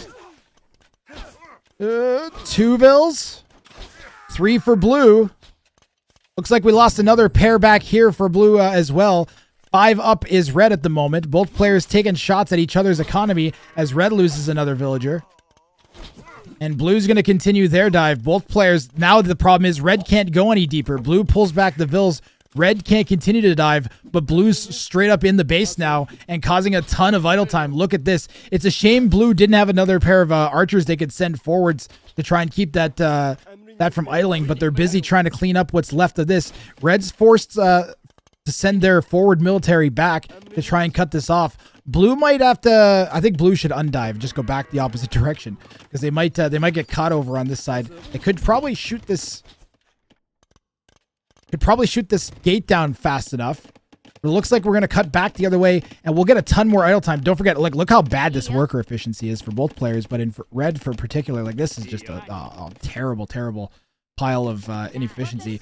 Red has changed where they're sending their archers to. Of course, defender's advantage. You have no idea where your opponent's going to be sending their army, like what direction. And blue's going to try and go back. We are idling a ton of farms with these archers right now and this main gold. So definitely still continuing to get value, even though we're not killing anything at the moment with these. Ooh, snipe those farms. That'd be nice. Now, red is up to Castle Age. Blue is up to Castle Age. Going to be a minute behind red. But both players up to Castle. Problem is, I think blue is going to lose most of their army. They need to focus down the archers of red. We need to kill as many of these archers as we can. And good job from blue with the clicking on the archers. That's really key.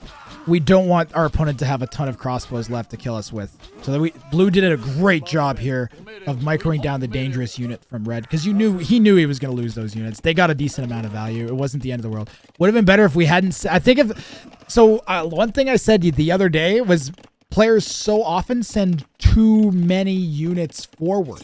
They send too many of them. Imagine if blue had sent 6 archers instead of all of that. They would have accomplished the exact same thing almost. Even if you send all the archers forward and then as soon as this is open, you pull half of them back, right? And keep them sitting on that wood line and then dive with half of the archers. You'll do so much more damage and then you'll save army. Both players are around 38, 39 villagers. Both of them are in Castle Age. In a few seconds, we have bloodlines coming in for the Tatar player. Could we be prepping a CA switch here? Forward mangonel production facility going down here for Triple B along with a monastery. It's going to be monks and siege forwards from the Japanese player who's still working on clearing up these archers in the north. Red's base looks a little stark. Blue's does too. A lot of villagers died there on both sides.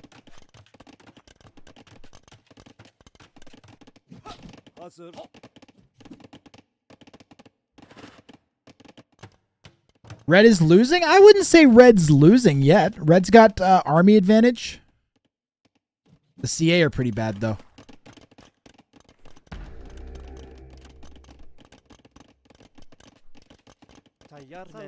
You know what I'd love to see is 2 mangonels.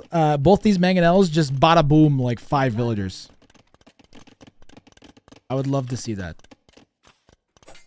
I would love to see that. Oh, come on. Yeah, that monk's gonna die. These mangoes are gonna die. Ooh, good shot on the cavalry archers, but you need too many mango shots. Attack ground, attack ground. Good shot from the mango on the hill, too. Get one more shot with the mango. Delete. Nope, delete was late, or the mango died too late for that to have any effect. Skirms are in position now. We got decent value out of the second mango. First mango went down pretty worthlessly, though.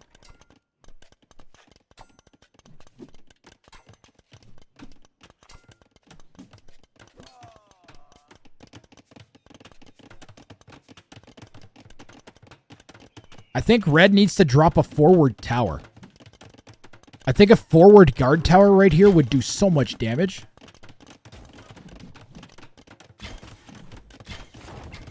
Or pardon me, watchtower would do so much damage. We needed another monk too. And this is exactly why we just mangonelled our own skirms. And now everything's just gonna die to this knight. We need a monk so badly. The spear is helping, but not enough. We should be microing this a bit better than we are. Mangonel stays up with like 3 HP. Let's get another mango shot on these cavalry archers. Red is effectively just defending their forward. They're not actually doing damage with it, which is not the best. However, they are keeping the pressure at Blue's base and not at their own base. And they actually have a 6 villager lead at the moment. There's one archer that's sort of being irritating. Blue's doing that thing where you place a forward siege workshop and then forget about it and waste 200 wood for an extended period of time. We watched the 2K do that a few games ago.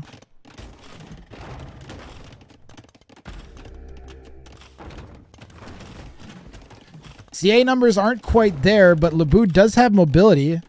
Maybe could head to Red's base with these things and try and break in on this southern side. Gonna snipe this mangonel. Keep that tower up. Buying time. And Blue, again, not really doing anything about the CA. Mangonel is creeping from Labood on the Scorpions. That's a lot of Scorpions. Delete! I guess you didn't need to delete. I think delete would have got all 4 of the Scorps, though. Oh, picking off the forward Vills. And a pair of monks.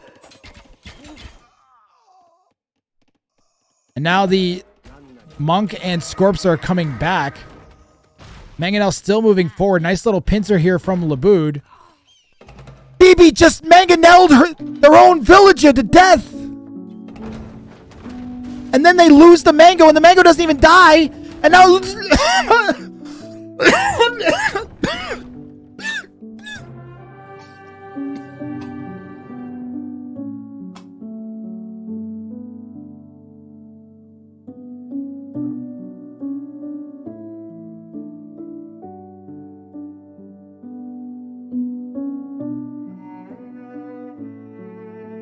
GG.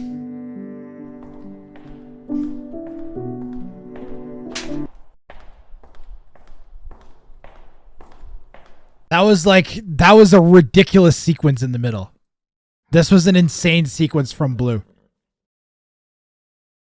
That was actually ridiculous. He's already dead. Like, that was actually ridiculous. I kind of want to go back and watch the last minute and a half of this game again.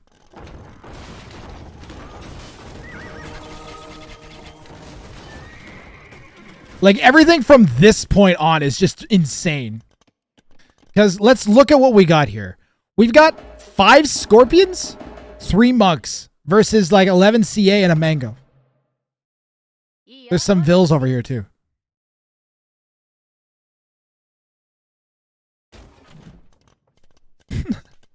So the mango is going to take out all of the Scorps. The monks are all going to die to the CA. The Vills are going to die. The CA are going to run forwards and pick off all the Vills. We lose our Mango and our Monk in the middle back here, and that's when Red decides to call it, because that was just ridiculous. GG to Laboud.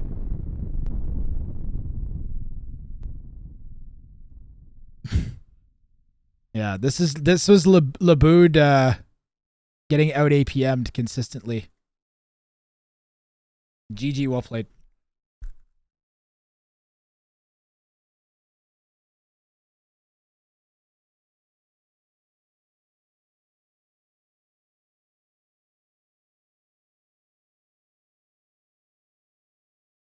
You just wish you knew what Strode thought about that game?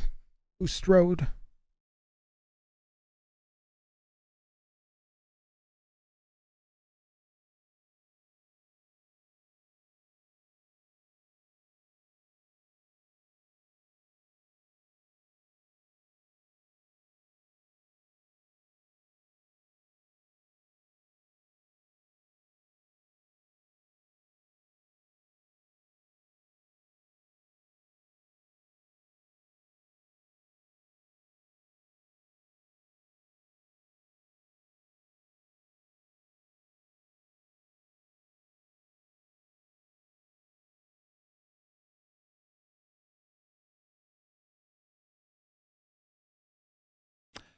What round do we start the bans? Enzo Trainer, the bans will start in the play-in matches.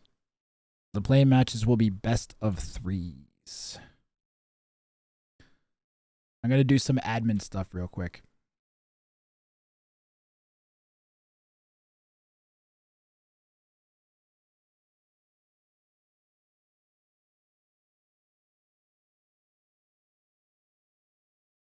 And I'll throw on...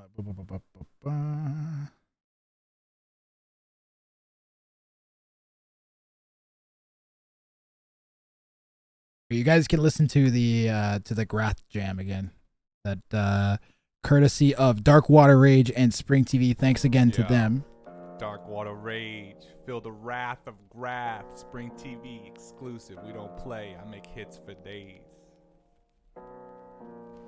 For some reason, my giant flaming balls are not working, but I'll take it. Honestly, I'm kind of happy the balls aren't there. Wrath rain, that's slang for a flashbang, blast brains, cause he packs that thing, Britain longbow range, insane in the membrane, man strange. How to survive missile. Squat, go in field, farm potatoes, squat, stretch that Adidas pants, kill beaver, dodge missile, easy. Wrath Rain is a friend of me. Move like a centipede, groove like an enemy's, root like 11 trees, crew rolling hella deep, fools getting put to sleep. We rain down straight truth on our enemies. Grass Stream was co-hosted by a tentacle. Mess with him and he'll grab you by the testicles. Sometimes the stream seems like Fire Festival, but Grath brings more heat than steamed vegetables. DE is the game to play, will never fade away. Like Dark Water Rage on the base of tank array and a big ass yacht with Grath and Spring. Find us on the ladder doing nasty things. You talking mad shit when we match, but I smell bitch. It's a rap, go ring that TC bell and call it quits. Now take 3 hits off this fat blunt and roll these spliffs. The DE devs can't anticipate my tricks. Like a dozen buzzing archers when the mango hits. Splat, splat, bada, boom, time to GG this. Making rap platinum raps every time I spit. It's guaranteed how like every time I crap I piss. And I clap a bitch every time I match a bitch. Now watch these definitive edition tracks make me rich.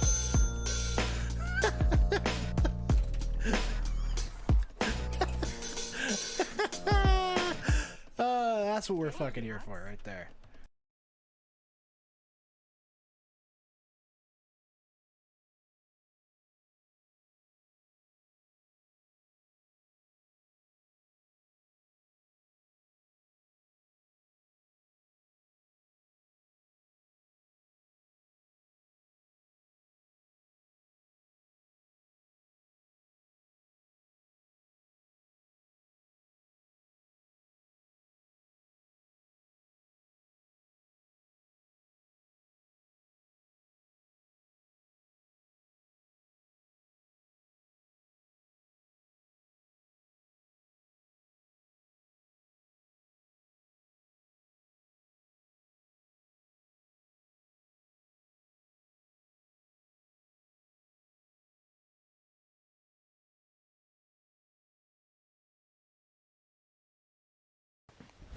Emotional, damn it.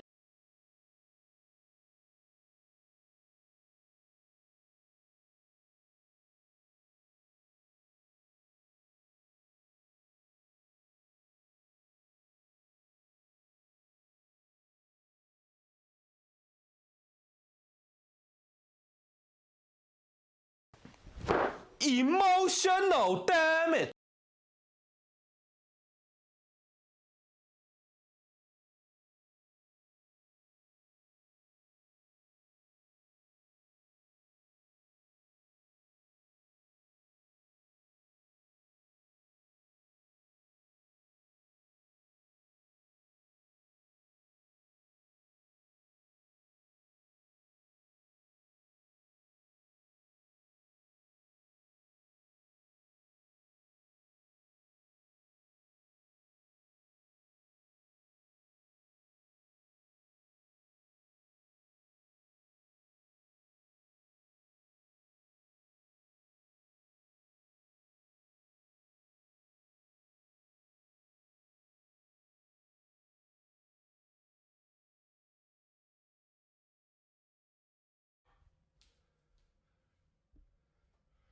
It's time to stop. It's time to stop, okay? No more. Where the fuck are your parents? Who are your parents? Fuck. I said so many things. Services. It's time to stop. Okay, well, the good news is these are literally the last 3 games from the round of 64. Emotional, damn it. So I don't need to keep referring back to this anymore. The only one I'm going to have to worry about is Aptenodite versus the Jake. And they just did that one. So that's done too. Holy, look at all this damage. And we're going to repair it using Flex Shot.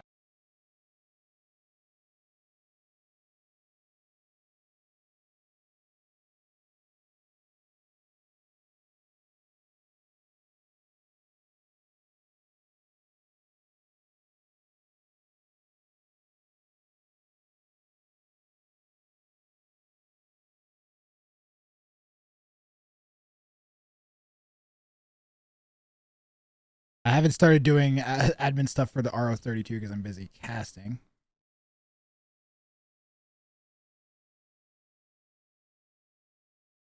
Go to the bathroom.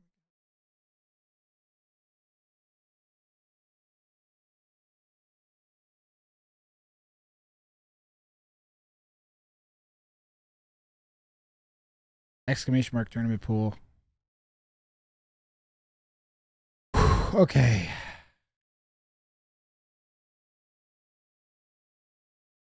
Zayasich, cheers.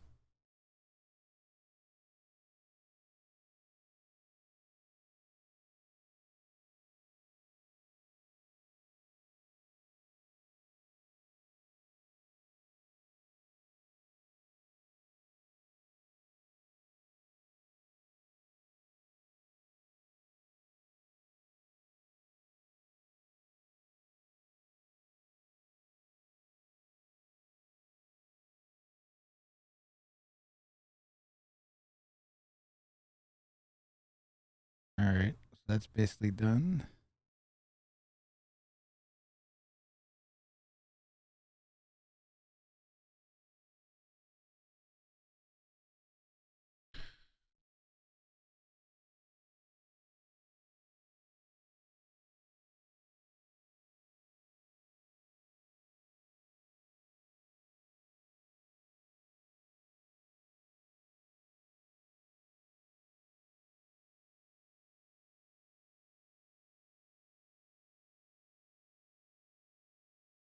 The usual Grath audience will start showing up in a few hours.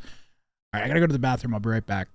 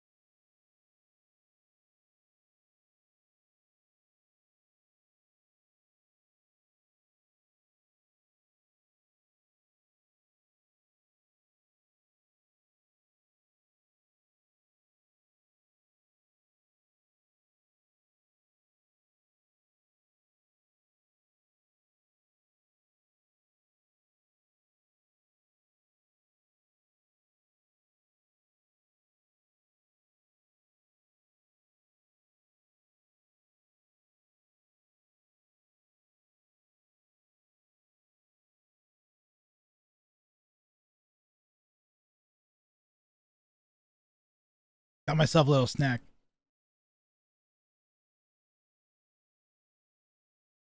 Just gonna munch it real quick. Then we'll do Siskin versus Jonathan NVK, powered by GameSpy versus Mr. Biggles, and Jake versus Aptenodite.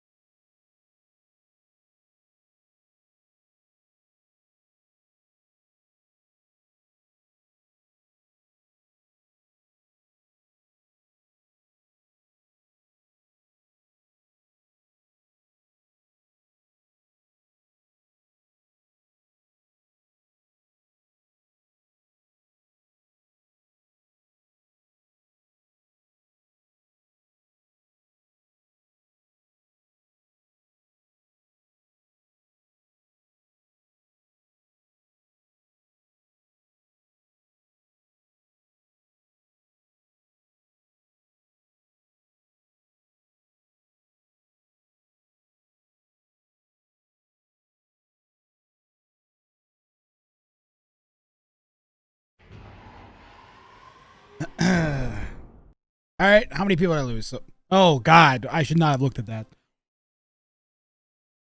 Well, too bad. I'm gonna keep casting. I'm gonna look in the directory. I'm also gonna look in the directory and see what people would rather be watching than me, and make myself feel bad. Rage Forest is still going. Holy crap!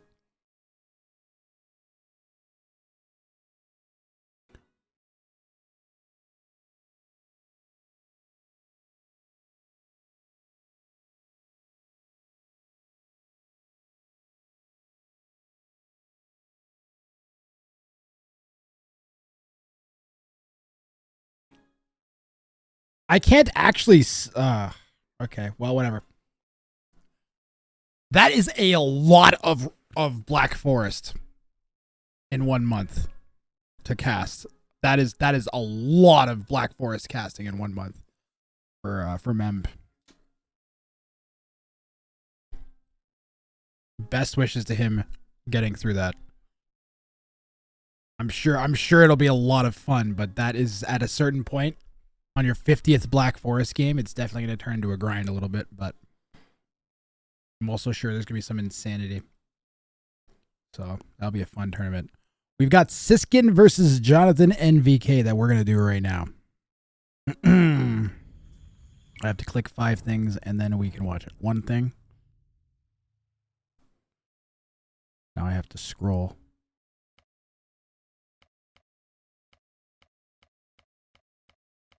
Oh, I didn't. Damn it. I went to the bathroom before I did this because I needed to go so bad.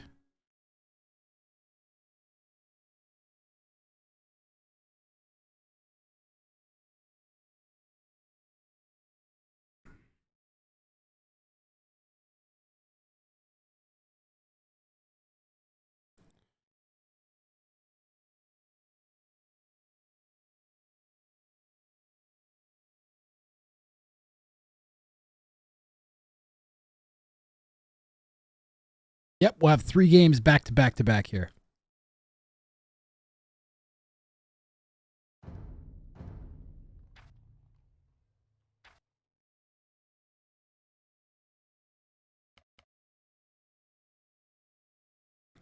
Beginning with Siskin and Jonathan NVK. Siskin is going to be in the Northwest in yellow, playing as the Mayans. Whew. Mayans on Arabia? That's pretty lucky. Jonathan NVK will be in the Southeast in teal, playing as the Lithuanians. I will get the ELOs adjusted for our 2 players. One moment, please, guys. Jonathan NVK is going to be a 1066.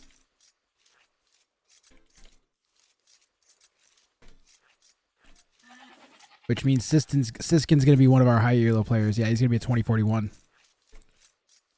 There's some players whose names, quite honestly, I've not seen in tournaments before. I've not casted before. Like Siskin, I don't recognize him. Straight up. I think you know what? That's a lie. I think I've seen T90 cast some of his games, I feel like. Or maybe Moonfaller. I've seen someone cast some of his games. Some of their games. I'm not sure what their gender is, pardon me.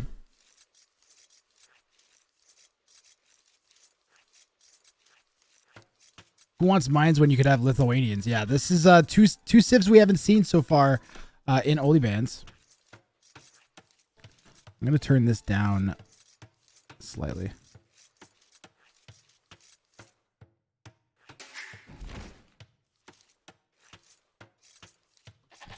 But we have a double the elo here for Siskin here. So we'll see how long this game goes.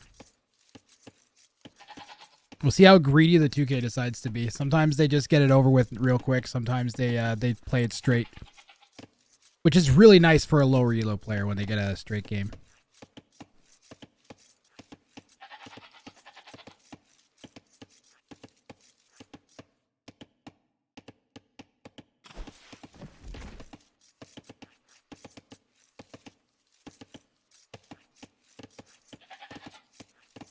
There is no second go-to site, unfortunately, Oldest Myth.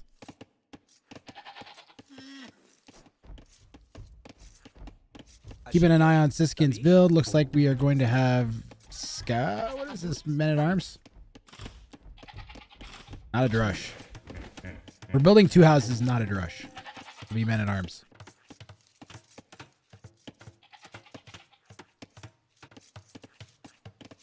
If it was a drush, you would want to build barracks then a house.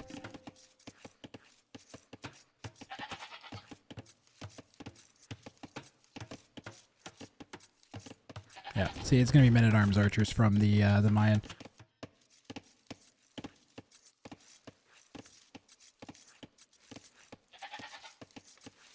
Guys, star is down. I guess. What is second go-to star?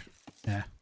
Don't forget also my personally my favorite site when is down. I like to go to and I'll type in all types of just the nastiest stuff you can imagine. Like I'll type in and yeah, it's great. I gotta say, I spend 5 to 10 hours every day on.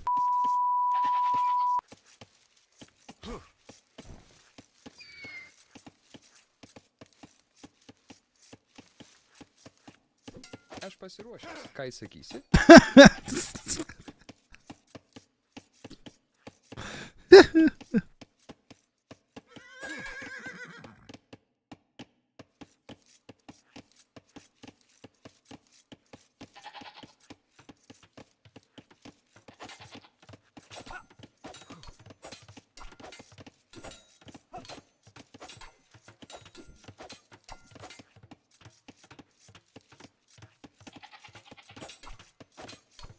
Aš pasiruošusi. Austin Powers humor is peak humor. I'm at awe2.net. Yeah. Let me see if I can disable that. You know what? I've had enough. I'm disabling that in my Twitch. I'm disabling it in my Twitch. I'm disabling because the bots don't even do it anymore. Like the bots just they type in fake links now anyways. So I'm just gonna disable that. 1 second. I'm getting rid of it. I've had enough.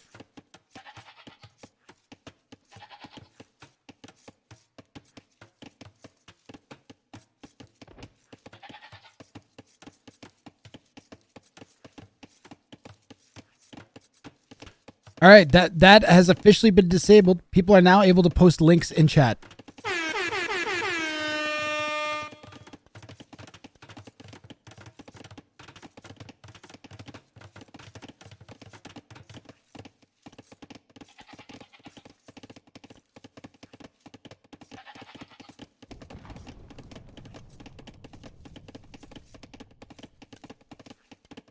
It might take a second to kick in.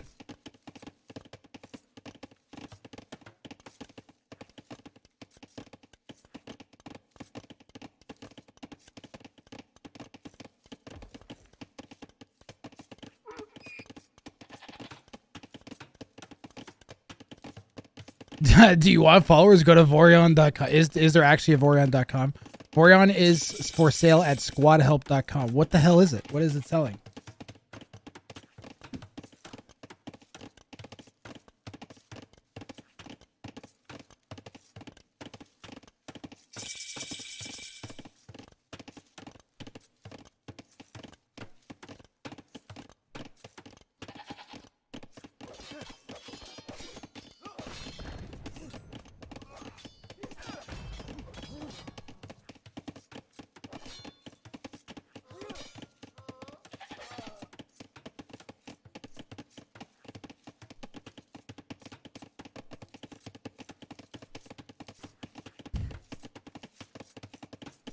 I'm making a conscious effort to be more tolerant of interruptions to my stream.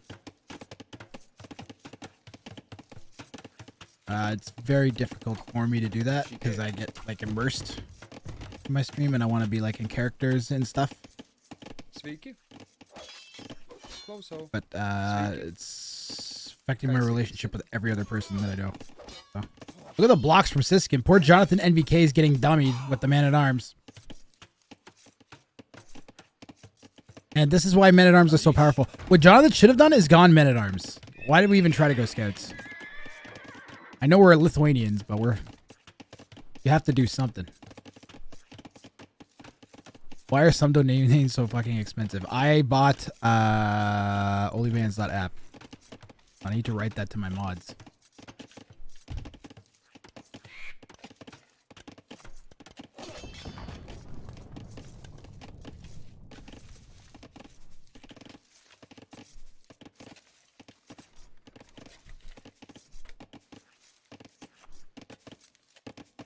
Lith is the best man-at-arms civ. That's not a bad argument, Vorion. The free food helps so much.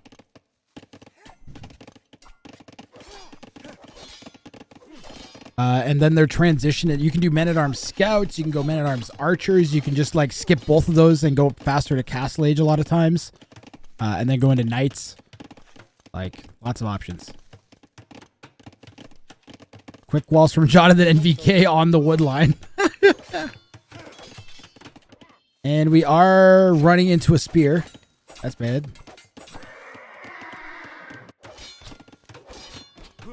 For the record, it takes 4 scouts to clear 3 men-at-arms and a scout. I wonder if it's the same with an Eagle Scout, because this scout has an extra attack. Right? But only in Dark Age, not in... So... No, just before it would be better, easier with the people. Do you have the same... Yeah. More HP. How does it work out? I don't know. You can go 20 pop men-at-arms as... I think you can do 19 powered by GameSpy. Pretty sure you can do like a man-at-arms archers with 19 pop as the Lithuanians.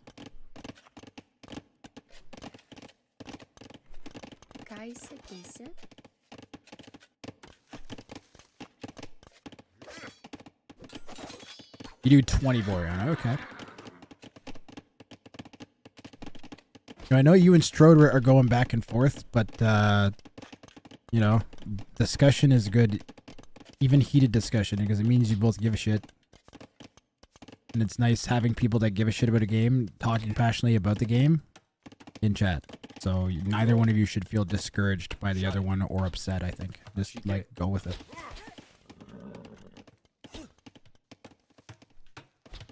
Because I can't tell how serious you guys are being, and it seems like you're getting serious, so. 70% busting Strode's balls. Alright. Jonathan NVK just lost what little army he had in the center here. We need a tower. Pretty badly.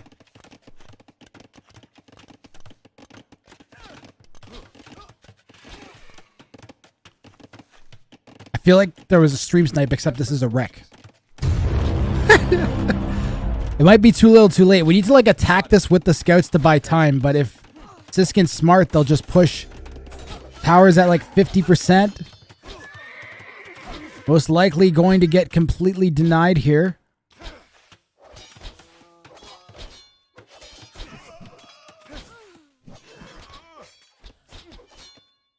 And that's going to be GG.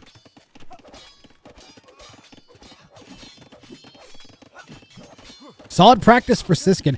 Yeah, the one thing that I want to say to props to a lot of the high elo players in these situations, like Siskin just played men-at-arms archers. They didn't meet. He's not meeting on Jonathan NVK. He's just doing a really strong build. Like, it's not a meaning. The thing is, you could very easily treat this like a meaningless game and meme on some poor 1K. Instead, they're treating it with respect. You can tell because they're playing the game the way you like the best way you should kill this person without being a meme, in my opinion, is a man-at-arms archers push like this. The guarantees you're going to be able to break in against, and you're going to micro well enough and everything that you're probably going to break in against everybody below like 1500. So, lo and behold, we're going to be up to Castle Age with archers killing units in our opponent's base, wandering around freely. Teal should be able to watch this game and see the issues with what happened. Early snowball is just so... Like, you'll look at something like this and be like, oh, I could have done that, and why didn't he already do that? But it's already, like, it was already too late by then. Like, the tower needed to already be up before the archers even came in. It's not like, oh, if I'd built the tower earlier, it's like, well, the tower should have been built earlier enough that building it slightly earlier wouldn't have mattered, basically. So it's easy to say, yeah, it should have been built earlier, yes. And you could have gotten away with it being close, but there's no reason for it to have been. And then the forethought to maybe build your second lumber camp over here instead of forwards. Little things. They all pile up. So Siskin's up. Jonathan's been doing an okay job actually clearing with the skirms here, but it's still 12 villagers back and a mile away from clicking up to Castle Age. This game is very done. And Jonathan calls the GG. Siskin says GG back in the game. Either recognized it as a swear word or he accidentally hit HH. Oh, God. Which we've all done once or twice. And you should not do if you can avoid, but it's okay.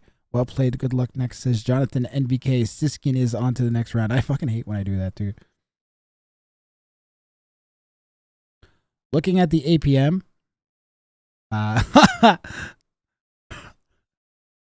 That's pretty good. I enjoy that.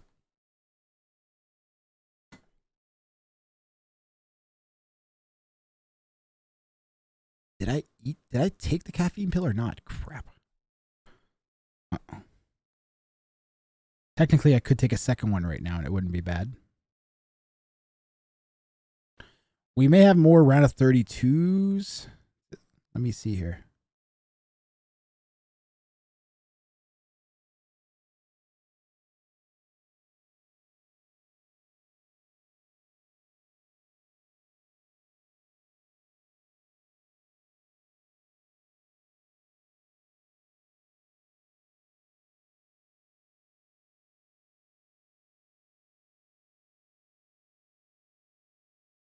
And Goody versus Adam could still happen tonight. And it looks like everything else is going to happen Monday. Got a ton of games scheduled for Monday.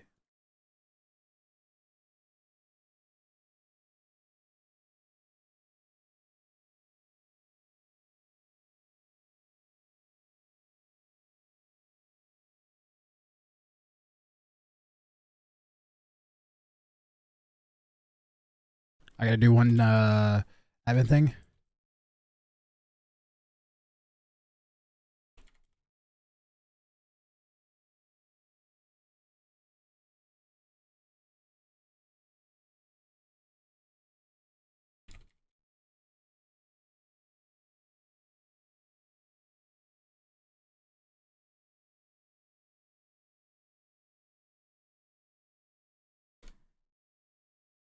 Admin thing done, and we are going to continue on with the next game because we got like 2 more games to cast still here.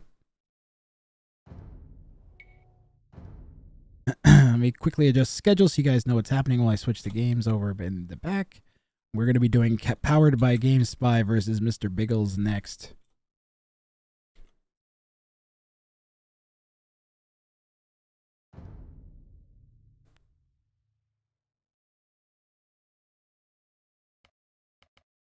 This time I'm going to try to change over things properly. So I have the ELO set up before I change the transition over. Did you know Strode and I have casted before? Yes, Forian. One time I asked you to come on and cast, and then I never had you on to cast. Just like I asked you to do a best of 5 against me, and then I never got around to doing best of 5 against me. But it's okay, because more than a year ago, I told my mods I would have a mod day. That was a day dedicated to just my mods, and I still haven't had the mod day. So I'm actually just a steamy piece of shit who likes to promise things. And although I eventually deliver, sometimes it's way too late for it to meaningfully mean anything.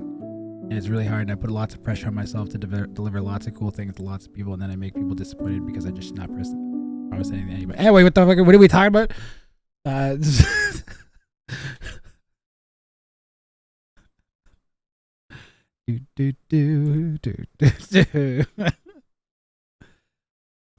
Let's see here. Powered by GameSpy versus Mr. Biggles. Powered by GameSpy is a 1630.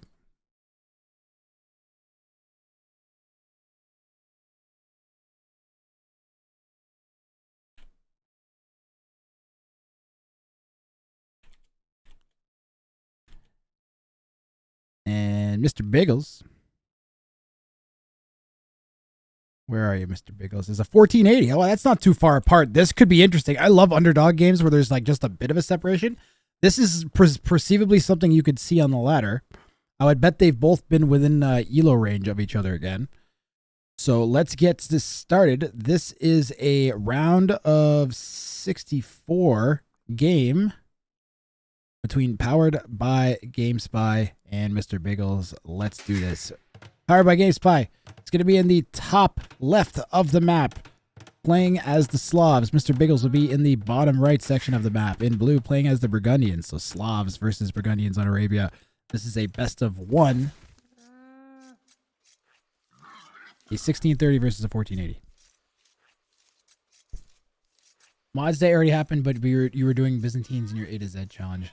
Albatross Rex, I don't know. I don't want to promise Mods Day is going to happen again and then not have it happen again, but I do still like intend to do it. But there's lots of stuff I intend to do and just can't seem to put together. There's like an unending pile of stuff to always do.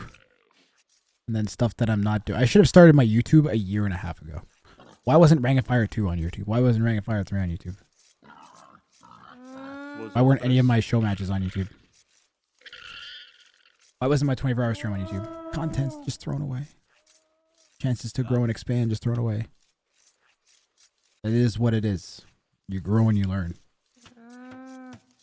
You grow and you learn. I'm trying to do the YouTube thing now. At least I'm posting my entire streams up from each day, and I'm trying to keep it presentable for YouTube within that.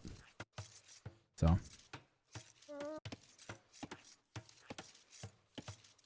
It's hard, man.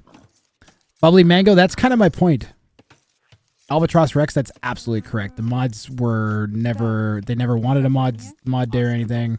They've never been upset that they didn't get it. I feel bad about it though. I will get to it. In my heart of hearts, I know I will get to it.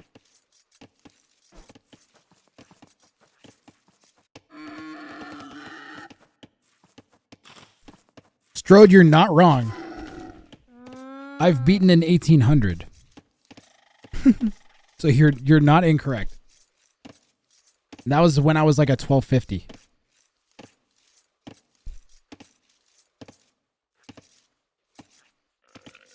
Anything can happen. If like your opponent accidentally does something stupid and then you play exceedingly well and then they do another thing stupid, you can win a game. That's literally all it takes. It's RTS. You're in the middle of the game and your wrist explodes. Some guy comes in and just starts beating the shit out of you with a baseball bat. Hey, great. You sound like you've had this happen to you. You want to elaborate on the story about baseball bat and someone hitting you in the wrist? Thanks. Yes, Lubov. Stay away from me.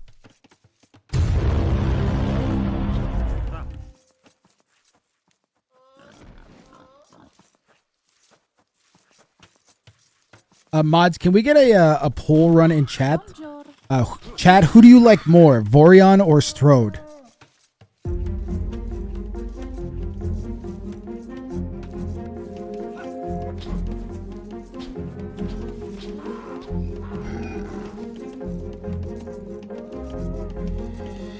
Bubbly Mango says Grath.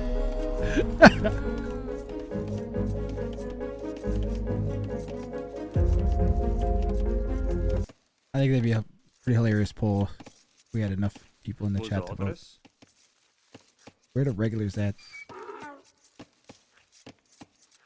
Where my regulars at? Let's see them votes.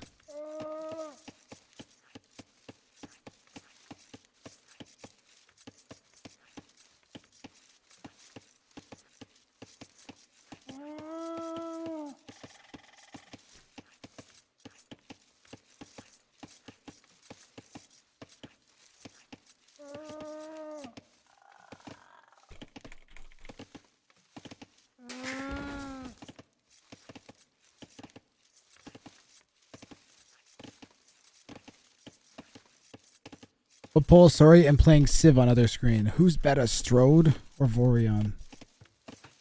Wrath, I don't think you have mods here. Yo, my mods are chilling. They don't have to do work.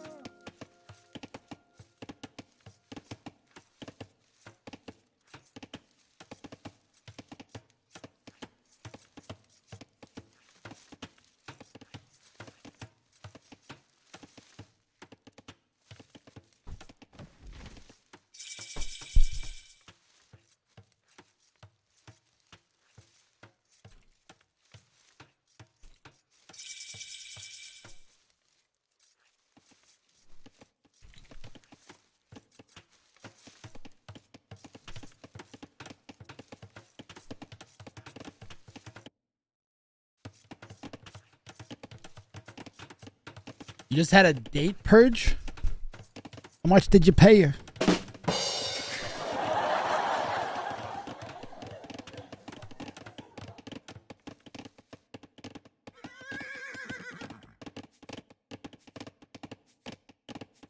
How much is 18 centimeters in inches? 3.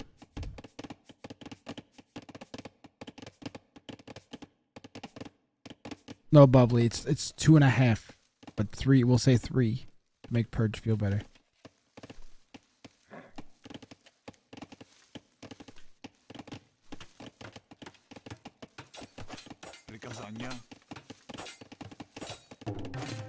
It's about 3 inches smaller than average. I'm just messing with Purge now. Who is better? Vote in the poll. Is it Strode or Vorion?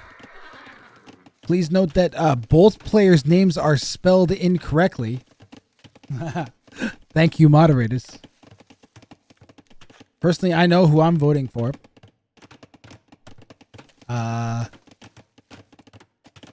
It's the... I don't know, I got nothing.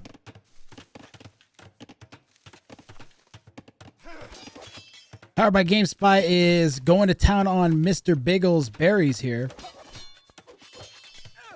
Grath voted Vorion. What the hell? How did you know, Bubbly? How did you know I voted for Vorion?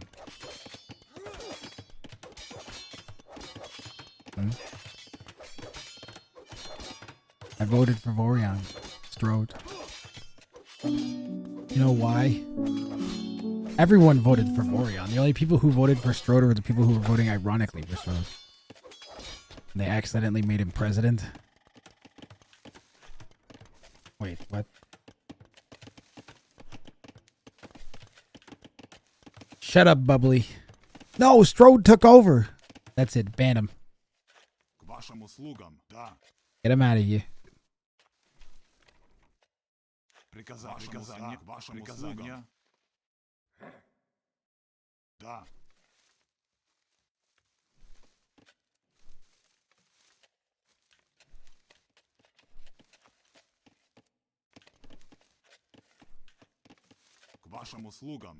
Powered by GameSpy is coming forwards with these men-at-arms. Slavs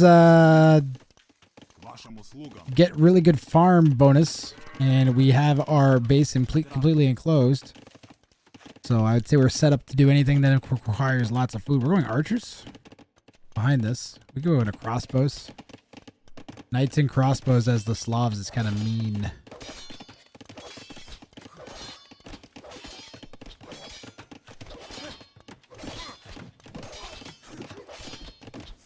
First date and nailed it. Aww. Good job, Purgy. Just be yourself.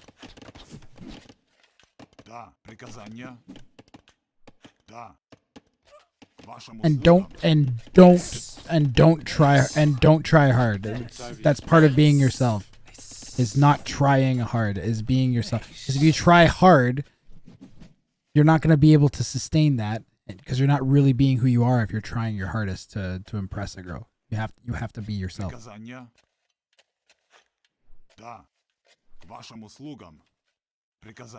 Which is really hard to do.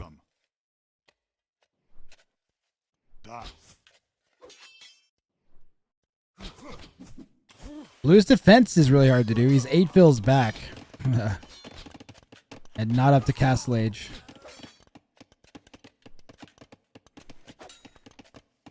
This game felt as bad as the 2K versus 1K, actually. For poor Mr. Biggles. Men-at-Arms are just so strong. Watching this game and the last game has made me think that I should just like spam Men-at-Arms forever. And never do any other build forever. It's such a strong build. I feel like you're gonna win so many games doing it. Do we have Wheelbarrow? Wheelbarrow for Mr. Biggles makes a 5 villager difference. Thanks for the call out, Gingerbeard. I didn't pick up on that. Still, I think I would rather have the Vills than Wheelbarrow at this point. That's pretty substantial. We actually had a tie between Strode and Vorion being better. That's because they're equally terrible. So I appreciate chat's efforts in maintaining the tie between Vorion and Strode. May they forever feud.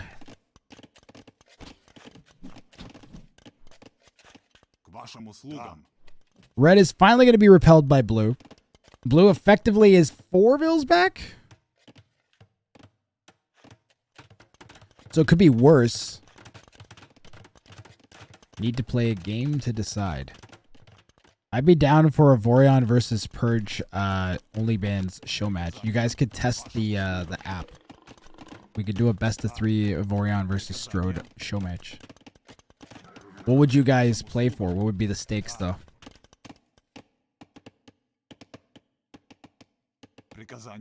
I think if Vorion wins, Strode has to change his Twitch username to Strode Loves Vorion for 1 month, or however long the period of time it is till you can change your name again.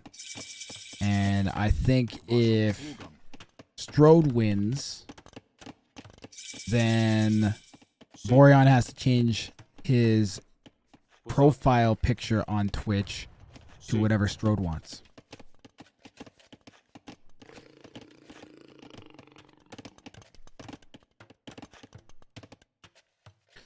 If Vori wins, Strode has to wait until someone else speaks until he says a new message. He's only allowed to say 1 message at a time. And he's limited to 80 characters a message. If I win, Vorion gives up alcohol for a month. No, we can't do that. That would impoverish several alcohol-producing nations.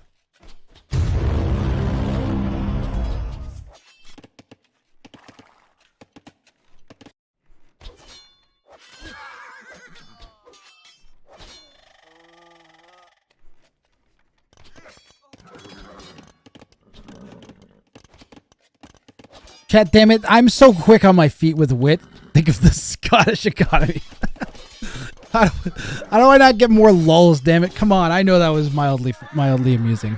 I know at least one person quickly exhaled nose air to that comment in the chat and did not write Grath lol or lull.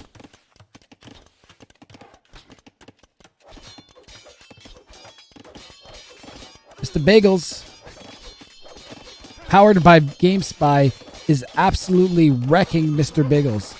And that is a sentence I never thought I would ever say. Makes me feel dirty. I'm tempted to hit the old fast forward button here. I'll tell you what, if this monastery goes up, and it's gonna go up, alright. Alright, the monastery's up. We've got Cavalier. Looking pretty bad, though. Flemish. We need Flemish. Cavalier are pretty nice, though. Mr. Biggles, you got to go hard into Cavalier. Take everything off wood and go on gold. We've actually stabilized. That's why I didn't fast forward. But I don't know for how long.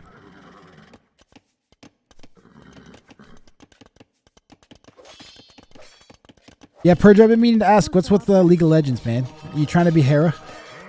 What's the deal? I gotta know.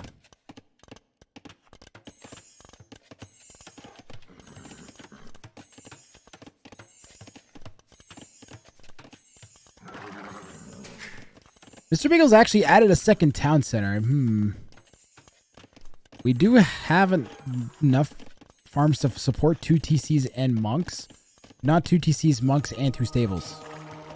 And I think we need army here. Monks could really help, though. Wow. Now we just need to take a couple good fights. If Mr. Biggles can take a couple okay fights, this might not be too bad. Second conversion here would really help. Yeah, this is, wait, what? Did we just lose What? Oh, there's a red monk forward. Didn't even pick up on that, guys. Mr. Biggles calls the GG, and Powered by GameSpy takes this one.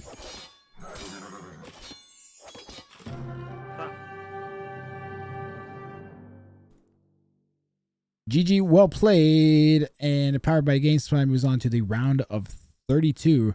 Mr. Biggles, you didn't play that bad. But you were beaten pretty definitively. Looks like Mr. Biggles' strength might be in mid to late Castle Age, based on how this game went.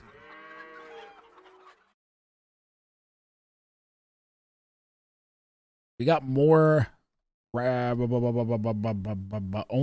I almost said it again. Keep calling it Ring of Fire. I'm so crummy. I'm the biggest crumb of all time. Now we're going to do the Jake versus Aptenodite.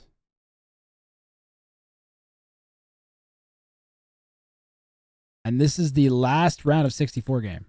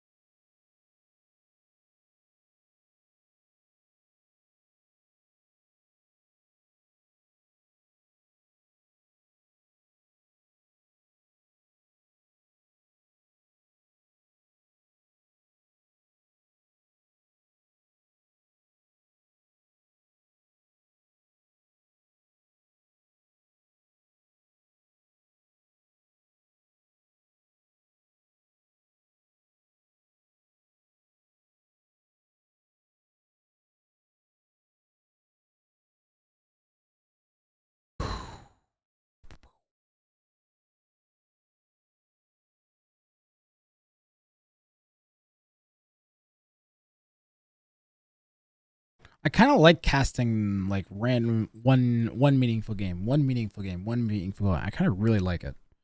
This might be my favorite way to cast. Series is like a series of games between two players feels like exhausting at times. And this just feels like it just flows.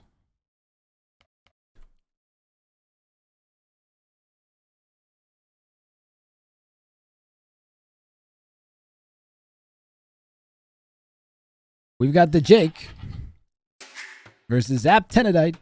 We are going to change to Jake's colors because I can't see that. We're going to go red and blue. Red and teal. Red and blue. There we go. And I will get our ELOs adjusted as well. Of course, I keep forgetting to do that.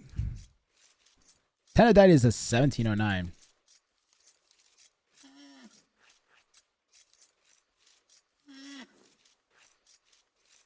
And DeJake's a 1350, if I recall. Yeah, 1350. 1351, it says. The Jake in the north is going to be in red and has randomed into the Italians. This is a best of one, and players pick a random civ. The Jake has gotten Italians. Aptenodite in the bottom in blue is a 1700 and is playing as the Saracens. They have a rear gold, a rear stone, a rear berries, the 3 wood lines in the front and 2 in the back. Vat red has 2 wood lines in the front, rear gold, and a protectable berries. Both players with closed-ish maps. This is a kind of ridiculous wood line over here.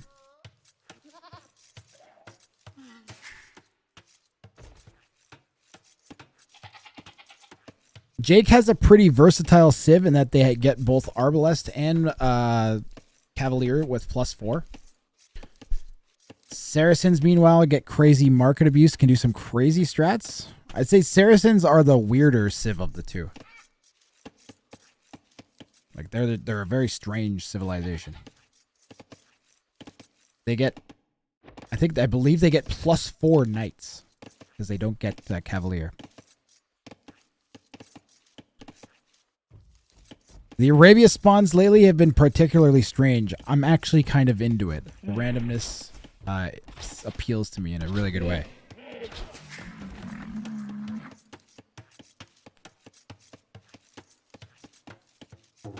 You liked your matchup? Yeah, I feel like the Saracens aren't. You're dissuading them from going any kind of stupid camel stuff because you're the Italians, or I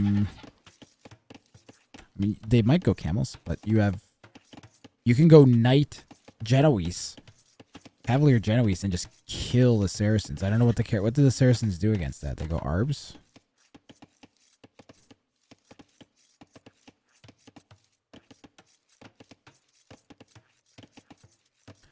When I game with Saracens with 3 range archers against someone going full elite skirm. I've actually done that, Vorion.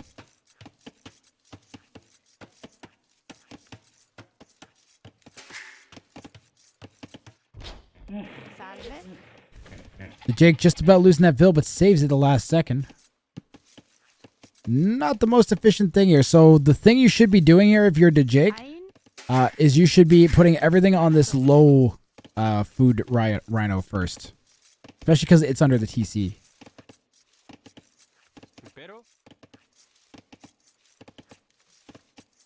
SRCA kill Cavalier Genoese? No.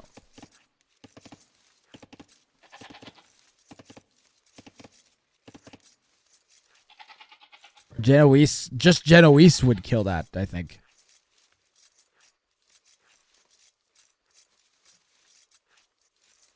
Genoese are tricky.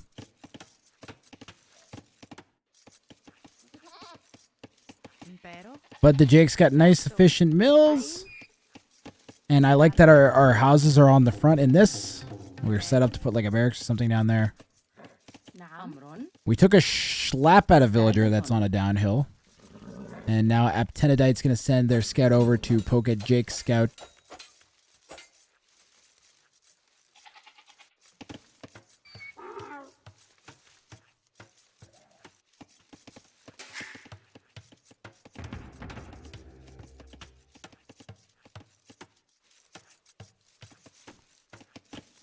Both players with just a single second of idle time here. And the Jake's going to be up on 21 pop. Aptenidite's going to be up on 22 pop, so 1 Vil behind in timing. And let's see what the Jake decides to do. The barracks timing suggests men-at-arms.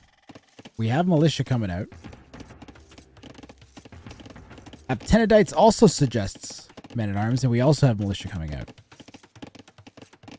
I don't know if the Jake's going to get very much... Like, what does being up 25 seconds fast really get you? It gets you your first archer out a little bit quicker if you do everything right.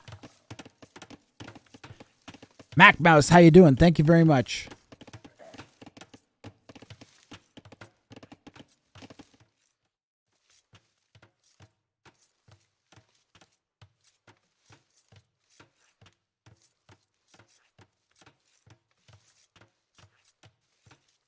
Lets you get men-at-arms earlier too, which gives you momentum.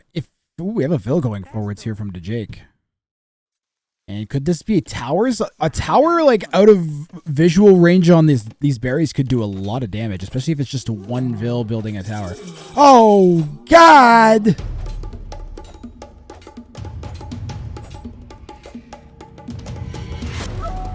Okay, well, she's at half HP now. And yeah, this is actually a brilliant tower if it goes up. Totally worth.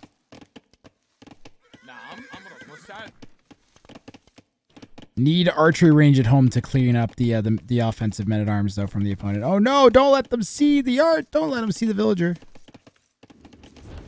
100% we see this now. There are 3 Vils that came forward, not 1. Men-at-arms are hitting this wood line in the back of the Jake's base. Gonna snag at least 1 Vil there. The Jake is defending this tower with his men-at-arms decently. But Aptenidite's gonna send enough Vils to fight this off. Getting good shots on the men-at-arms there, and will be able to clear this tower up ultimately.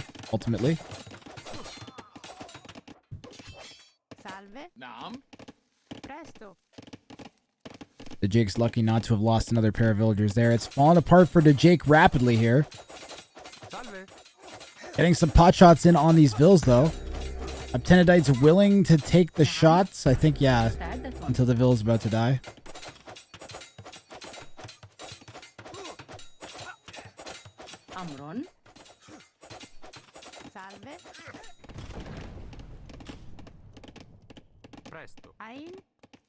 Down goes the forward tower from DeJake, who does not have any vills on stone. Men-at-Arms are now in on DeJake's berries, and we are losing vills there as well. Impero. Salve. Things are falling apart for DeJake. The concept was there. The idea was there. The execution was not. I bet if DeJake could do the exact same thing against Abtenadite and have Abtenadite play the exact same level 10 times in a row, DeJake might be able to do it once. Pull off this victory. But this was rough. Oh, God. The lion just got a kill.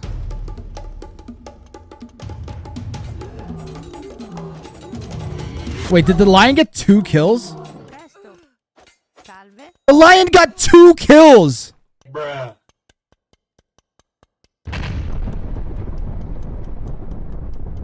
My God. That's ridiculous. DeJake! What?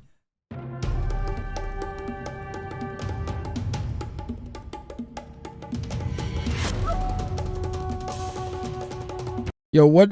Okay, so apparently DeJake had another life where he like pissed off the lion god or something because they were not happy with him. Why is this vill even here?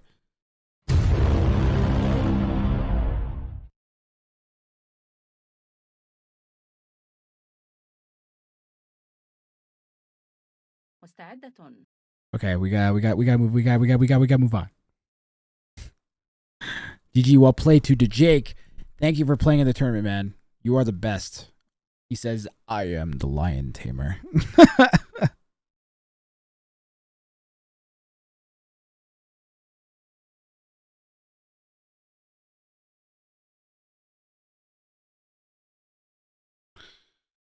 Thank you for your 1 American penny. I will cherish it forever. Pass it down to my children.